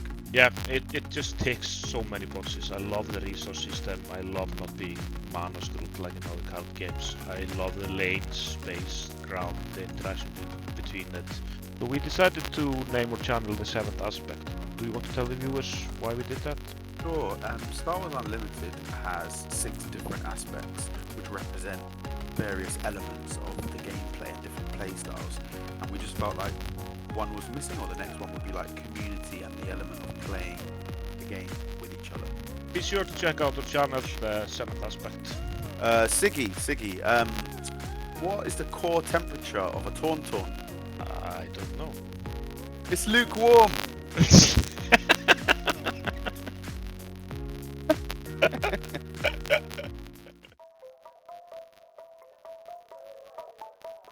Other 5 resources, he has 6. There we are. I have 3 units on the board, hoping he doesn't overwhelming barrage me again, but instead it's an ECL. For a Death Trooper, which I love to play, it's he plays it, does 2 damage to Benthic, then attacks Akbar because it's taking damage. in that order. So it has 4 attack and kills Akbar. So a real instant 2-for-1 there, which is awesome. I'll respond with a Fleet Lieutenant, making Wing Leader swing in for another 4. So I believe we're almost at single digits. We're on 11 health for Florian. I think my thought process here is just, if I can't deal with Krennic, just ignore him and go, just hit the base faster. So we'll play a Battle for Marine. Florian takes the initiative and I pass. I'm out of options. Again, we have 3 units on the board, but I said that last game, and then 1 barrage later, the board was looking a lot emptier. So I'm just praying he doesn't have it. Never mind. So there go my ground units. So crucially the restore happens, but yeah, he tries to save Cassian. He might have a kill spell in hand of some sort, but 2 resources is not really enough. Cassian should have taken 1 more damage there, but he doesn't. Cassian will swing in and deal 4 damage, and I will draw a card, because that's the first time that's happened since he's been deployed. And Florian claims. So I have open season. I'll pay 3, the last 3 money for 4 a cause I believe in, and we reveal 1, 2, 3, 4 hero cards, and that is game. So, really tight game there. Florian still got another barrage off, which I was pretty upset about, but it wasn't 3, so I'm thankful. I don't think Cassian is top tier right now by any stretch, but he does have an advantage that the other Rebel aggro leaders don't have, which is card draw, and that card draw in this particular game led me to my answer in the end game, which was for a cause I believe in. So maybe there's something there, but I think for straightforward tempo play, Leia and Sabine definitely have that advantage. Thank you for watching, everyone. If you want to support the channel, you can check out the links in the description below. See you next time.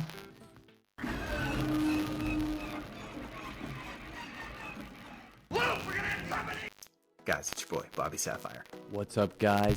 KTOD Maddie here. With me, as always, are my boys. Let's go right down the row. Win a case winner, Justin Desai.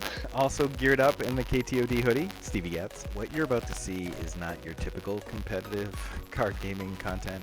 This video will help you both mentally prepare, physically prepare, and consider what decision fatigue does to your body. Okay, so I actually think that there are 5 pillars to the meta.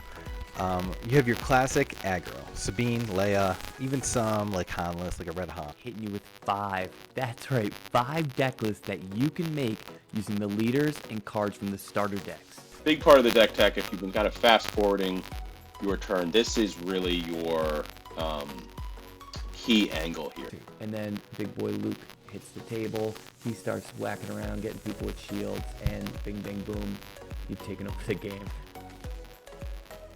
Oh, come on, that's no. Those are loaded dice. I want 2 new dice. If you Han Solo U-wing reinforcement into Count Dooku, you did it. If that was, so he was on top of my deck.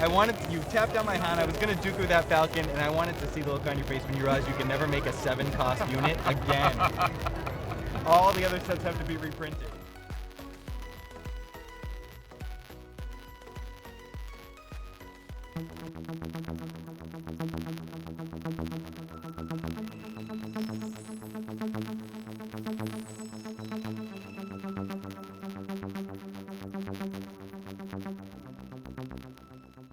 I don't know if this is stupid or not. Epic action. It takes out blade, which not. No, it doesn't. 3 for Super Laser Technician into favor. Yeah, that's an alright play. So this one comes ready. Is it 2? 2 to favor. And then another one ready.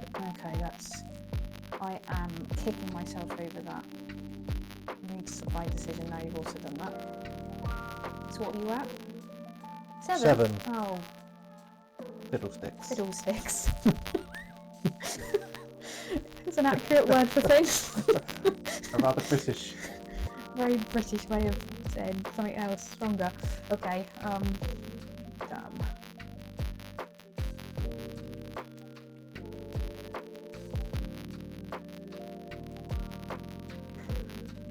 I'm gonna take initiative. Ooh. See if I can. So you've got a damage unit. Yeah. Right, I'm going to pay 2 for Snow Trooper Lieutenant. One played, you may attack with a unit. If it's an Imperial unit, it gets +2. So it's got +2. Yep. While attacking a damaged unit, no. this unit gets +2, so he's got 6. You sneaky teeny! So that's 6. Damn it. You do fall back and he goes, but I think it was worth it. That was worth it, Good yeah. trade. Ouch. Pass. Oh, right, okay. Oh, hurts.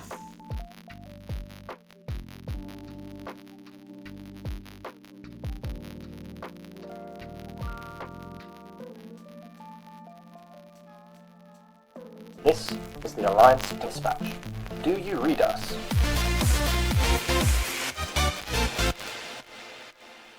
Welcome to the Alliance Dispatch. I am one of your Alliance Dispatchers, Danny D-Dan McAdlam. And I am the other Alliance Dispatcher, James Swingers Biggest Adams, and we are together the Alliance Dispatch, a Star Wars Unlimited channel. We're going to be bringing you deck techs, interviews, tournament reports, you name it, we'll do it. We will do anything for your interaction. So, likes, subscribes, comments, dislikes, fan mail, Patreon, just whatever. Tell us what we need to do to get you to interact with us so that we can keep making more content. This is the Alliance Dispatch. Over and out.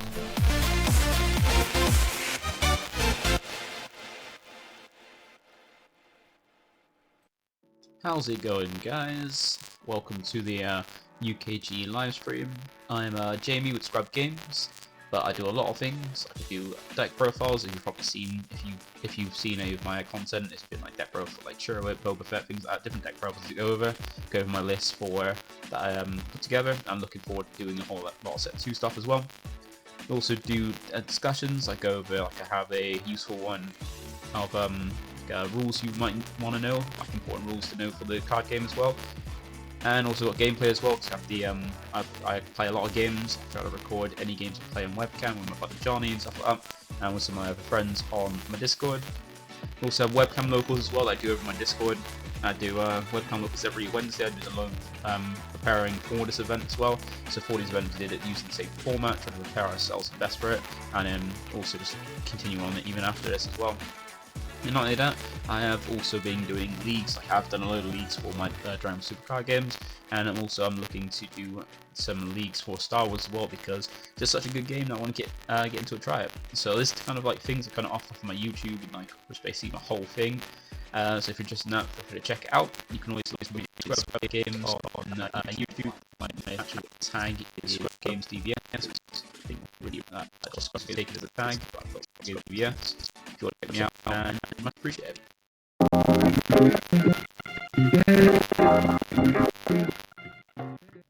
Hi, my name is Ryan, and I run a Star Wars Unlimited focus YouTube channel where we cover game videos, tournament analysis, deck texts, interviews with game designers. I'll be going to FFG events future, spoilers of new cards, exclusive spoilers, news of the game, and more. You can find me on YouTube by typing in Rebel Resource into the search bar, or you can scan this QR code that left on screen for a couple of seconds. I would love if you come and check my content, subscribe, and follow more. So much.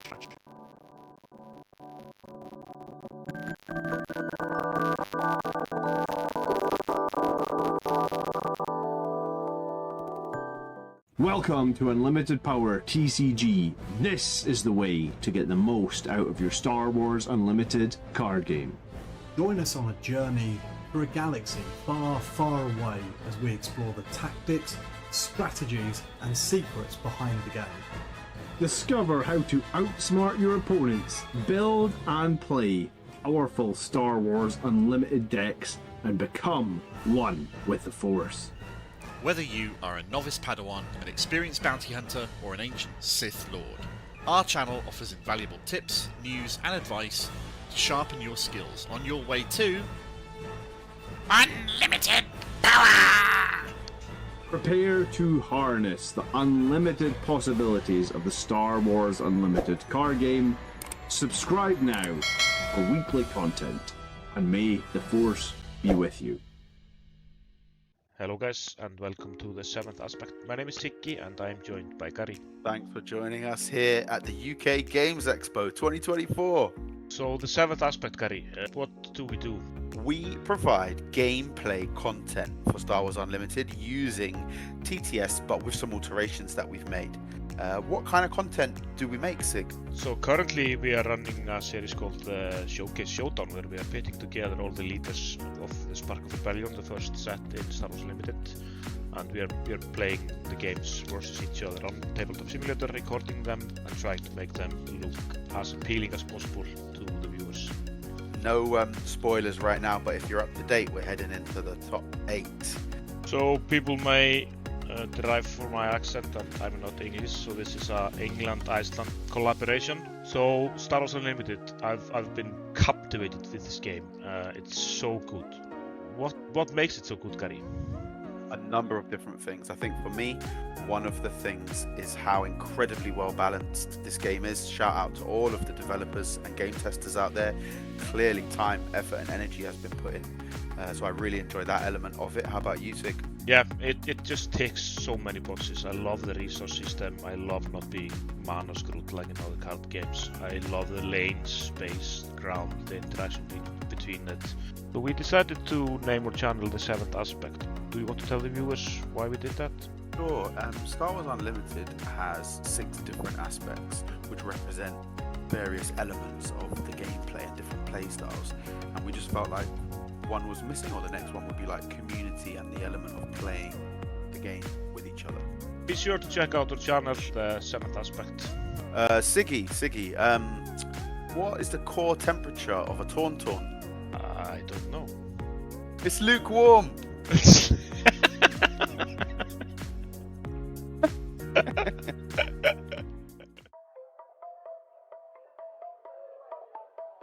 Other 5 resources, he has 6. There we are.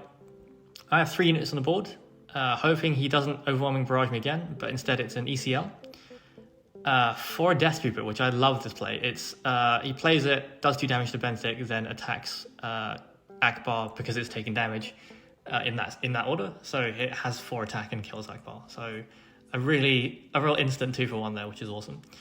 I'll respond with a Fleet Lieutenant, making Wing Leader swing in for another 4. So I believe we're almost at single digits. We're on 11 health for Florian.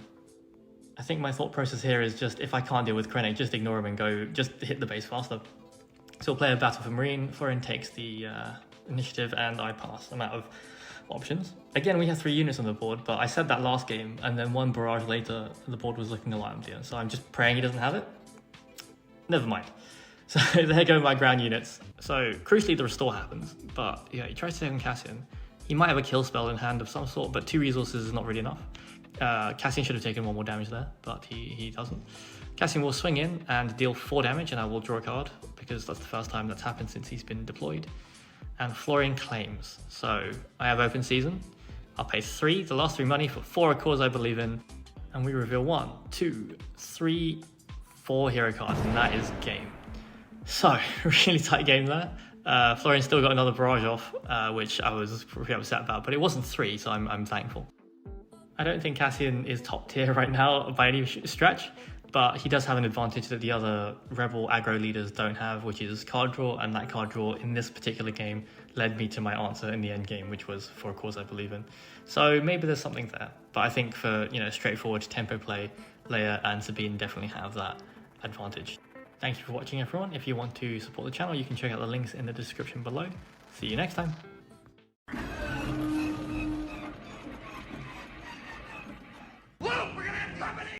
Guys, it's your boy, Bobby Sapphire. What's up, guys? KTOD Maddie here. With me, as always, are my boys. Let's go right down the row. Win a case winner, Justin Desai.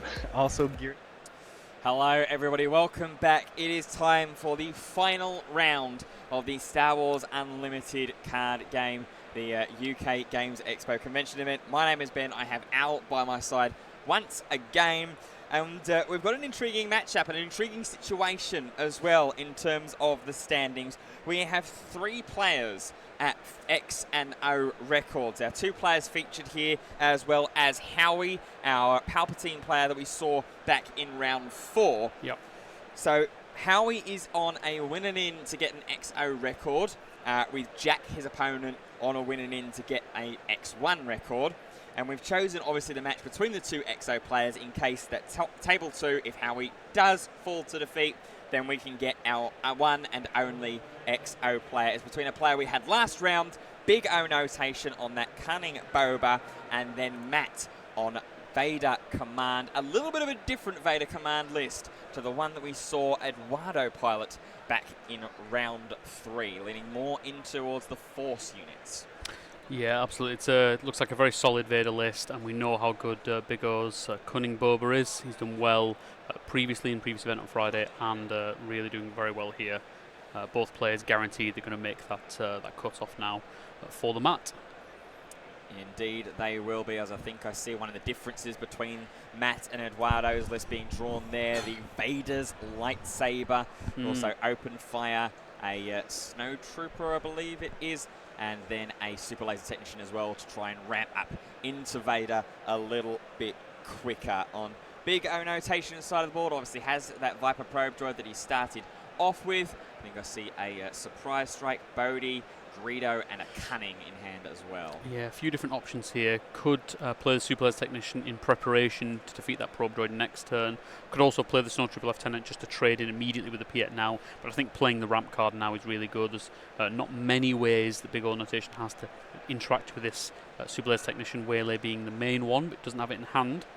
And here comes the Bodhi Rook, Brielle Snow Trooper Lieutenant, Vader's lightsaber, and the open fire. Yep, so I have to choose the open fire there. It's an event, not a non-unit card there, so he's going to have to choose the open fire, get that discarded, and then Piet going to hit into base for 1 on the assumption that Big O Notation is going to attack with the probe droid, and does. And I imagine see a claim and pass between the two players. Barrage and Cell Block Guard, the draws for turn there. It is the Mining Guild TIE Fighter and Fet's Fire Spray for Big O Notation. Possibly an option there for Big O Notation. Instead of dealing the 3 damage to base with the Viper probe droid, he could have claimed and then used the Cunning to exhaust or bounce that Super Laser Technician, maybe give a +4 to one of his units as well to prevent this trade from happening. So he's gained the 3 damage on the Viper probe droid onto base, but lost the ability to prevent that Super Laser. So both lines, I think, reputable. Hard to say which one will end up being better at this stage in the game. Definitely, as I imagine, it looks like we might be seeing the Cunning here being played out from Big O Notation. What mode is he going to choose? He is going to bounce the Piet back into hand, and it looks like give Bodhi the +4, which is wise actually, because it seemed like he might have been potentially setting up for an overwhelming barrage to clear the way of that Bodhi Rook, but instead not the option, and Matt has to settle for a Cell Block Guard. Now it's a devastating play here. Cell Block Guard really punishing Big O Notation's route here, not deciding to claim the initiative, got the 3 damage on base, but now has lost his probe droid, and he's going to have to lose this Bodhi Rook as well and trade in, and preventing 7 damage to the base there, Matt. So really punished, I think, Big O in this case. And then freely able to play down the Admiral Piet once again. Big O Notation can respond only with a Greedo, and then claim and pass. Syndicate Lackeys and Frontier AT-RT decides to exhaust and resource the latter of the two. Darth Vader and a second copy of Open Fire for Matt on the draw. Yeah, important here that Matt has the initiative. He can immediately trade in with this Admiral Piet if he wishes. Remove that Greedo from the board, and Greedo won't be able to get an attack in. Doesn't allow the Piet to be traded in by something like a Syndicate Lackeys or a Bosk first either. So the perfect answer to everything the Big O Notations tried to play here from Matt. Yep, there it goes, just deciding whether to flip top card. He does and misses. It's another Bodhi Rook as well. Matt, that will be music to his ears that 2 of them are down. The Syndicate Lackeys will clean up the Admiral Piet, but certainly wouldn't have been the route to getting that unit out of the way that Big O Notation would have initially wanted and hoped for. There's Open Fire as well to punish that Syndicate Lackeys. Yeah, you just see the importance of initiative and how important it was that Matt had the initiative there. It just meant that that probe droid was defeated and he lost 3 damage in the process as well. So a huge difference just what having initiative made there. As we saw Matt claim immediately, the leader Boba swinging in for 4 at base, and a pass of the turn after that. TIE Ellen Fighter, and I think that was another Cell Block Guard picked up there. As we see Big O Notation's hand, Cunning, surprise strike. And the Fet's Fire Spray as well. We see here Vader already deploying the turn after Boba did. So here he is, ready to go. And there's not great answers on the hand of Big O Notation. No way to bounce leaders. They're immune to that sort of thing. So the Dark Lord of the Sith is here. He is, but it could force a one-for-one trade in here in terms of the interaction. Big O Notation could potentially play down the Cunning, give the Boba Fett leader +4 attack, and then maybe probably discard a card from hand for Matt. So then if Darth Vader did want to swing in 5 and the on attack doing the 2 damage to a unit, both leaders would actually go back to their respective zones in defeat. I think Big O Notation, if he's going to go down that route, will have to try and keep this Boba Fett alive. If he's going to go down the Cunning route, he'll probably have to exhaust the Vader so that he can't get the on-attack damage and do it that way. So unfortunate that Surprise Strike just cannot deal with Vader. That eighth point hit point there, just preventing it from being the interaction that Big O Notation would want. Absolutely, as he is exactly trying to consider those options now. What kind of route do we go? Do we go the Cunning route and, like you say, rest down that Vader? Instead, we are going to attack. Just attacking base, trying to get that base damage up there, taking Matt to 11 points of damage.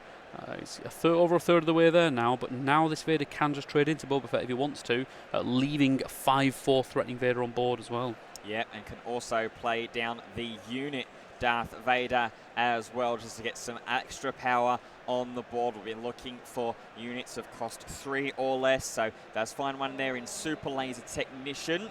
Lots of options here. TIE Fighters, Piettes, Cell Block Guards, Super Laser Technicians, as you say, Death Star Stormtrooper. He's got his pick of the litter. He can choose whatever he wants. Yeah, I like the Death Star Stormtrooper here, maybe in combination with an Admiral Piett, just flooding that ground arena immediately. And he decides to go first up Stormtrooper, double TIE LN fighter as well, attacking on both fronts here, and then gets the ambush as well from Darth Vader to deal the 5 damage onto the Boba Fett. And the real brutality of this play is that Darth Vader can now deal the on attack to defeat the leader and not even have to go into the Boba, so he can just go into base. Of course.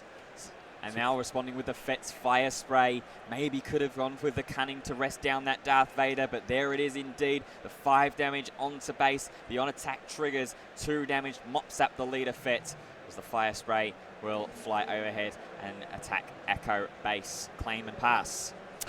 Yeah, so the damage is building up on the side of Matt. He has got 16 damage on his base now, but look at this board, this huge overwhelming board presence, and importantly, he does have the answer to Fett Spray in hand in the overwhelming barrage. Yep, I was about to say, I was wondering as soon as you said overwhelming, I knew it was right on the tip of your tongue. There it is as well, first action for this phase, overwhelming barrage. Which unit are we going to give the +2 for? It is going to be leader. Taking down the Fett's Fire Spray, making that what now, a 7-10 for this phase. Yeah, important to give it to the Vader now, so that the again it can't be bounced. If he gives it to any other unit, it could be bounced by Cantina Bouncer or Cunning or Waylay. Again, Vader's immune to all of those. It can be exhausted by Cunning, but when the Boba player is using his entire turn resting your Darth Vader and then taking 12 damage back, still it's not a great situation to be in. Looked like a pass there from Big O Notation as the 3 damage goes in from the Stormtrooper. Pass again. 5 damage now from Unit Vader. Pass again. 2 damage for Thailand Fighter. He's waiting and looking for something, but at the moment it's not coming and adding up the way that he is wanting. Now, just considering his options, I think that's another pass, is it? More and more tempting for Matt just to claim initiative here. He does want to hit him with this 7 damage though. I think all Matt's thinking now is there any cheeky way that he can win with some kind of crazy Fett Spray Surprise Strike attack? But again, he's got 14 hit points left on his base, so more than enough to withstand any kind of trickery from the Cunning Boba. Well, there is also that Snowtrooper Lieutenant that's in hand to try and boost something up a little bit more. Wondered whether he wanted to play that down, boost up the Thailand Fighter and make that fly in for 4, but instead is content with just the 2 damage. And now with just that Darth Vader leader waiting to attack. Not quite lethal here for Matt, but not far off. Oh, there's 9 more damage. The Lieutenant there being able to give the +2/+2. Of course, the Darth Vader leader also has that Imperial tag. So that is what, 5, 6, 7, 8, 9 damage if I've got my maths correct. That is right, yes. 27 damage now on the base of Big O Notation. No Super Laser Blasts in Cunning Boba, so that will be game. Immediately sees the first 2 cards drawn, extends the fist bump as well. That was deadly from Vader Command there. Matt going quickly up a game in just under 10 minutes as well. Let's quickly have a look as the players go through for our final time here today and for our final time this weekend into the side decks. Let's start off. I see you got it pulled up there with the Vader list as well. 3 Colonel Yularim, 1 Imperial Interceptor, 2 Bombing Run, 1 Relentless, and triple Devastator. Right, okay, so the Yularin here generally is in there to help against the aggressive matchups. Now, Cunning Boba is aggressive, so we could potentially see the Yularin come in, but generally better against the Sabine. Interceptors, pretty good at dealing with A-Wings and X-Wings, things like that, but not so good in this situation either. Bombing Run, another anti-aggro tech for the Vader against the hyper-aggro options. And then the Relentless and Devastators, big capital ships to help against control, so not a whole lot Vader can do to bring in, not that he needs it. He dominated that matchup pretty well on his side. What have we got over on the Boba side? We have 1 copy of Shoot First, triple Swoop Racer, triple Gamorrean Guards, and 3 Change of Hearts. Okay, so we've got the Shoot First here. Generally would be useful in the matchup against aggro, of course, so not usually that useful against Vader. Swoop Racers can be quite good against hard control, or soft control in this case in Vader, so I wouldn't mind seeing those come in. Gamorrean Guards, again, pretty good for aggro, and Change of Heart might be useful in this matchup, although we're not seeing as many capital ships on the side of Vader. No Fet Sprays, of course, with Darth Vader, so it doesn't have that many great options. Maybe it could be used to steal a Ruthless Raid or something like that, so perhaps we could see the Change of Heart come in. Yep. As we have the sideboard options being brought in there. You're right, there is the Swoop Racer and there is the Change of Hearts as well. And it looks like there's just going to be a hold at the moment on this game too. Just looking to see what's going on here with the game. Just a bit of a delay, just while we figure out exactly what's going on. Yep, but we can talk generally just about the matchup, I think, first and foremost, because we haven't had an opportunity to do that realistically since how well and how quickly both players started. Who would you say, like on paper, is the favoured matchup here, given the differences between the decks that we've seen, obviously, in this list that Matt is playing and the list we saw earlier on from Eduardo? Well, I'd say that the Command Vader generally is quite favoured against the Cunning Boba. We've seen a few times now over the weekend how soft control can do quite well into Cunning Boba. It has enough tools to stall out the game, and Cunning Boba isn't quite quick enough in most cases to get there. Now, there are more units in Vader than there would be in something like a Krennic, or especially in Iden, which means that there are targets for the Cunnings, the Cantina Bouncers, and the Waylays, even the Shoot First as well. So not quite as difficult maybe as some of those other control decks that have just tons of events and no units, but it still can be quite tough for the Cunning Boba. But as we've seen before, Cunning Boba is a very consistent deck, and it has game against anything. Absolutely, as the fist bump is exchanged there, it looks like that we are going to resume this game and get into game 2 as well. Players happy, judge team sorted, whatever the issue or whatever the halt in play momentarily was. And we are drawing our opening hands. Bigger notation with the keep and Matt with the mulligan. Yeah, nothing wrong with this hand. You've got this turn 1 in the Crafty Smuggler or the Greedo. Probably the Crafty... Yeah, you see the Greedo go into the resources there just because Vader has that ping ability. Greedo's far less effective against Vader than it would be against other things. The last thing you want to see turn 1 for the Vader is a TIE Fighter or a Death Star Stormtrooper and then pinging your Greedo and defeating it. That's a one-way ticket to a loss right there, so I'm not surprised he gets rid of that. Has the Crafty Smuggler, has the Swoop Racer in hand, which he's brought in from his sideboard, I believe. Yep, so he does bring that in against control, and then he does have the all-important Cunning in hand as well, I believe, and a nice little surprise strike to top things off.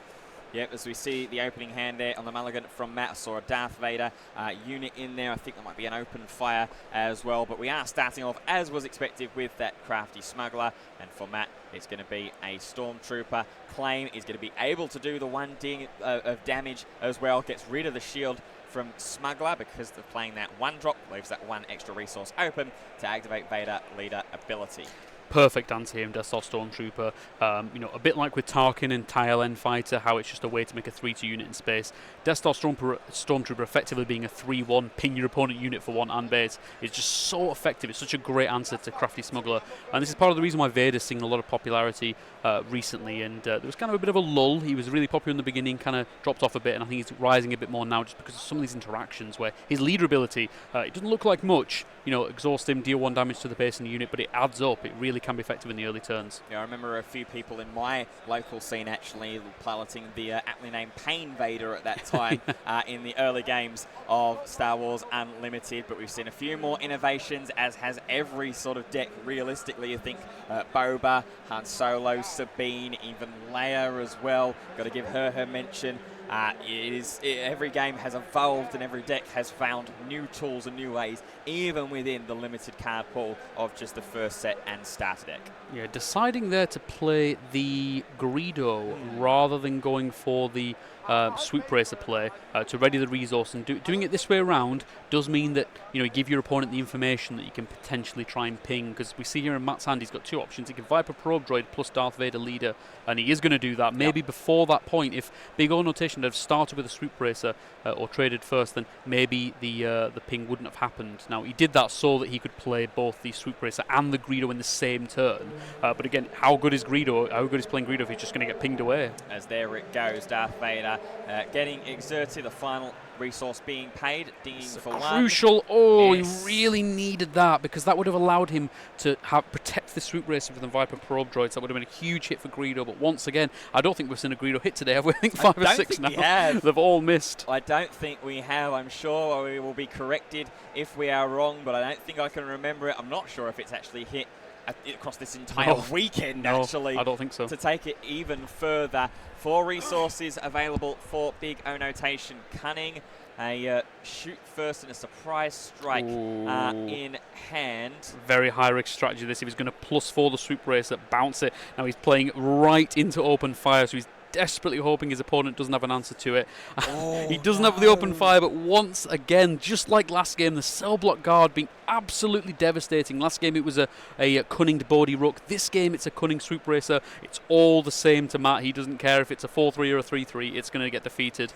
And you see the resignation there on the face of Big O Notation, once again being punished there. And he's still got another card to play. And you just see, despite it being somewhat of a control deck, this Vader has so many things to do in the early game. It doesn't just pass the turn like some of the other hard control decks do. In actuality, Matt had the choice between Cell Block Guard and Open Fire. You can see it there right at the back of Matt's hand, but playing this all out, you can see that the Cell Block Guard is actually the much better resource, the much better unit to play here. Obviously, it is a unit itself, so it's the body on board. It costs the same, and it continues along to potentially fuel that Darth Vader leader ability if Matt wanted to, but with Acclaim the Initiative, he decided, you know what, I'm going to push my board advantage a little bit more, play this first order, this Death Star Stormtrooper, and allow us to pass into the next phase. Yeah, we'll wait for the next set for the first order Stormtrooper. That'll be the next set. But yeah, here we go. So he's got his Legion. His Legion's ready, and there we go. The Swoop Racer just has to trade in. May as well have done it last turn, really. It didn't really change anything. He got to look at the top 2 cards of his deck and see if that affected anything, but there's no way to interact with these units. He can't even exhaust the Cell Block Guard, because then he can't attack through it anyway. It's got Sentinel, and you just see how absolutely devastating Cell Block Guard is against Cunning Boba. It's been doing crazy amount of work, and boy oh boy, wouldn't Big O Notation have loved a unit Boba instead of the Bodhi last game and the Swoop Racer this game. What a difference that extra HP would have made. Yep, as leader Boba Fett does deploy, takes care of everything on board with the 3 damage back from that Death Star Stormtrooper. Now, how am I missing something? How did that Super Laser Technician get defeated there? Was that the leader ability of the Darth Vader? Or did he just resource it?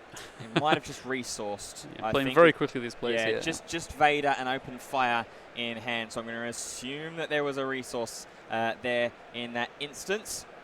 As we have our next phase, there is another Darth Vader and a relentless raider. Ruthless, I should say. Yeah, I think he did use the Vader ability. I think there was 1 damage pinged onto base. He just didn't exhaust it. So naughty Matt, stopping me keeping track of what's going on. There we go. There we go. We've got the Change of Heart in hand, which obviously a very, very good card, especially against control. But I mean, this is just getting out of hand now. He's taken 6 damage to his base, his big on notation, and Matt's sitting there on full HP. 7 resources were already out. He can deploy both Vaders, the unit and the leader, on this turn, and it's going to be very, very hard for Matt to come back. Yep, electing to go here with the Oh, Snowtrooper what Lieutenant. a play as well. He gets to attack immediately with that Snowtrooper Lieutenant. He can attack into the Boba, defeat it, and then attack with the ambush and defeat that as well. So the entire board is cleared for big O notation. Unbelievable there. We did see as well in that top 10 search the one-off copy of Fifth Brother that is in this deck, the unit that gets raid 1 for each damage on it and is able to funnel that ability more with its on-attack effect as well. One of the key cards in the Grand Inquisitor deck, being able to put it up to 3 damage on itself, put a shield on it with the epic action of the 25 HP Vigilance base, and then just continue to protect and heal, stick a fallen lightsaber on top of it as well, and all of a sudden that becomes very, very out of hand. But yet again, we're seeing aggression villainy get out of hand. Yeah, and there we see Vader not even bothering to clear the board. Normally as a control deck you would be like, I don't want that bouncer to stick, but he's so far ahead here, he's decided, you know, I'm just going to slam into base and end this game quickly. These Vaders staring down poor Boba now. There is no way Big O Notation has to defeat this leader Boba. It's just going to stay on that board and stick there forever now. You know, the deck is entirely reliant on bouncing and exhausting. There's no hard removal, certainly not for leaders, so no way to clear that now. It's just going to keep slamming for 5 and doing its on attack now with impunity for the rest of the game. Yeah, there is that shoot first in hand. There is 1 change of heart at least. Can't see with a surprise strike as long as the Frontier AT-RT, but you're right, there's not really much use of any of these tools at the moment. We are going to shoot first, and it looks like take care of the unit Vader, but the leader Vader is still around. At this stage in the game, Big O Notation is looking for a misprinted surprise strike that says plus 30 power instead of plus 3. I think that's what he's going to need to be able to deal with this, because I don't think that 3 damage is quite going to cut it. No, as there is leader Darth Vader going in for 5 once again, as you said rightfully, just complete freedom to do so. Frontier AT-RT will come down. That's going to give ambush. We would have had ambush if there was another vehicle in play, but alas, Cantina Bouncer the last time I looked isn't quite riding a speeder bike across Cantina. Here is another Darth Vader. So, yep, second Vader, just rubbing salt in the wound here, being able to pull. Again, this deck has so many options to pull. You could pull the Snowtrooper Lieutenant to immediately take an attack. You can pull the Viper Probe Droid, Cell Block Guard, Piet if you want. Any of these options are good. Not quite as good as probably the last Darth Vader that we saw, or the one in the previous game, but absolutely fine. And then we're going to see that Vader can just go in and clear that Frontier AT-RT if he wishes. A Snowtrooper Lieutenant will boost his friend, the other Snowtrooper Lieutenant, with an extra +2 power boost, taking that damage up as well. And there is the ambush in with the Vader units to take care of the Frontier AT-RT as well. Just 10 more damage left to find for Matt to be a 6-0 player in this final of the trilogy of Star Wars Unlimited convention events we've had here at UK Games Expo. We certainly hope that if you've watched all of them, that you've enjoyed each and every one of them. And if you've watched this one as just solitarily, that we've enjoyed it here as well. We've been treated to some fantastic best of 3 sets across the day, and this one is proving to join that category as well. There is the change of heart finally to take care of the unit Darth Vader. And finally, that Cantina Bouncer, he's been slammed. He's been slammed with that Lader's lightsaber 3 times now, and he finally gets defeated. 5 more damage on the base. That's 25 there, and then Big O Notation calls it. Yep. That will do. Matt with Command Darth Vader, a 6-0 player in best of 3 as well, defeating one of the big bads, ironically, of the format in Cunning Boba. what a fantastic display of that deck. Still definitely has a place of relevance, and what a fantastic way to cap the event off as well. Absolutely. It's nice that we, in the end, did get a different victor. We had the Cunning Boba day 1, we had the Iden day 2, Vigilance Iden, and now the Vader. So 3 different winners. I think that's a good representation of the meta, very diverse, soft control, hard control, and a more aggressive deck, all winning different days, which is very nice to see. And Vader there piloted very well, a very well built deck, and just showing some of those lesser used cards like Cellblock Guard do still have a purpose, and I mean, MVP for that game. What an impressive card there. Yeah, it was fantastic, and it continues to give credence to what we were saying all the way back at the start of Friday morning of, despite some of the decks and some of the higher end decks being sort of figured out, this meta and this current outlook is so wide open. There is still so much room for innovation. There's room for old classics to come back with a fresh coat of paint and make an appearance. It's a really, really exciting time to play this game. Absolutely, yeah. It's one of those things where, like we said right at the beginning of the show on Friday, the best thing to do is just play a deck you're comfortable with, that you're strong with, and I'm sure you do very well with it. You don't need to net deck or just pick the winner of the next event. If you just really play a deck, one of the sort of top 5 or 10 decks in the game really well, you'll have success in Stars Unlimited. Well, it's been an extremely successful afternoon. In fact, it's going to be even more successful because it seems like we have our winner, Matt, to have a chat with. So, Al, I will leave him in your very capable hands. Thank you very much.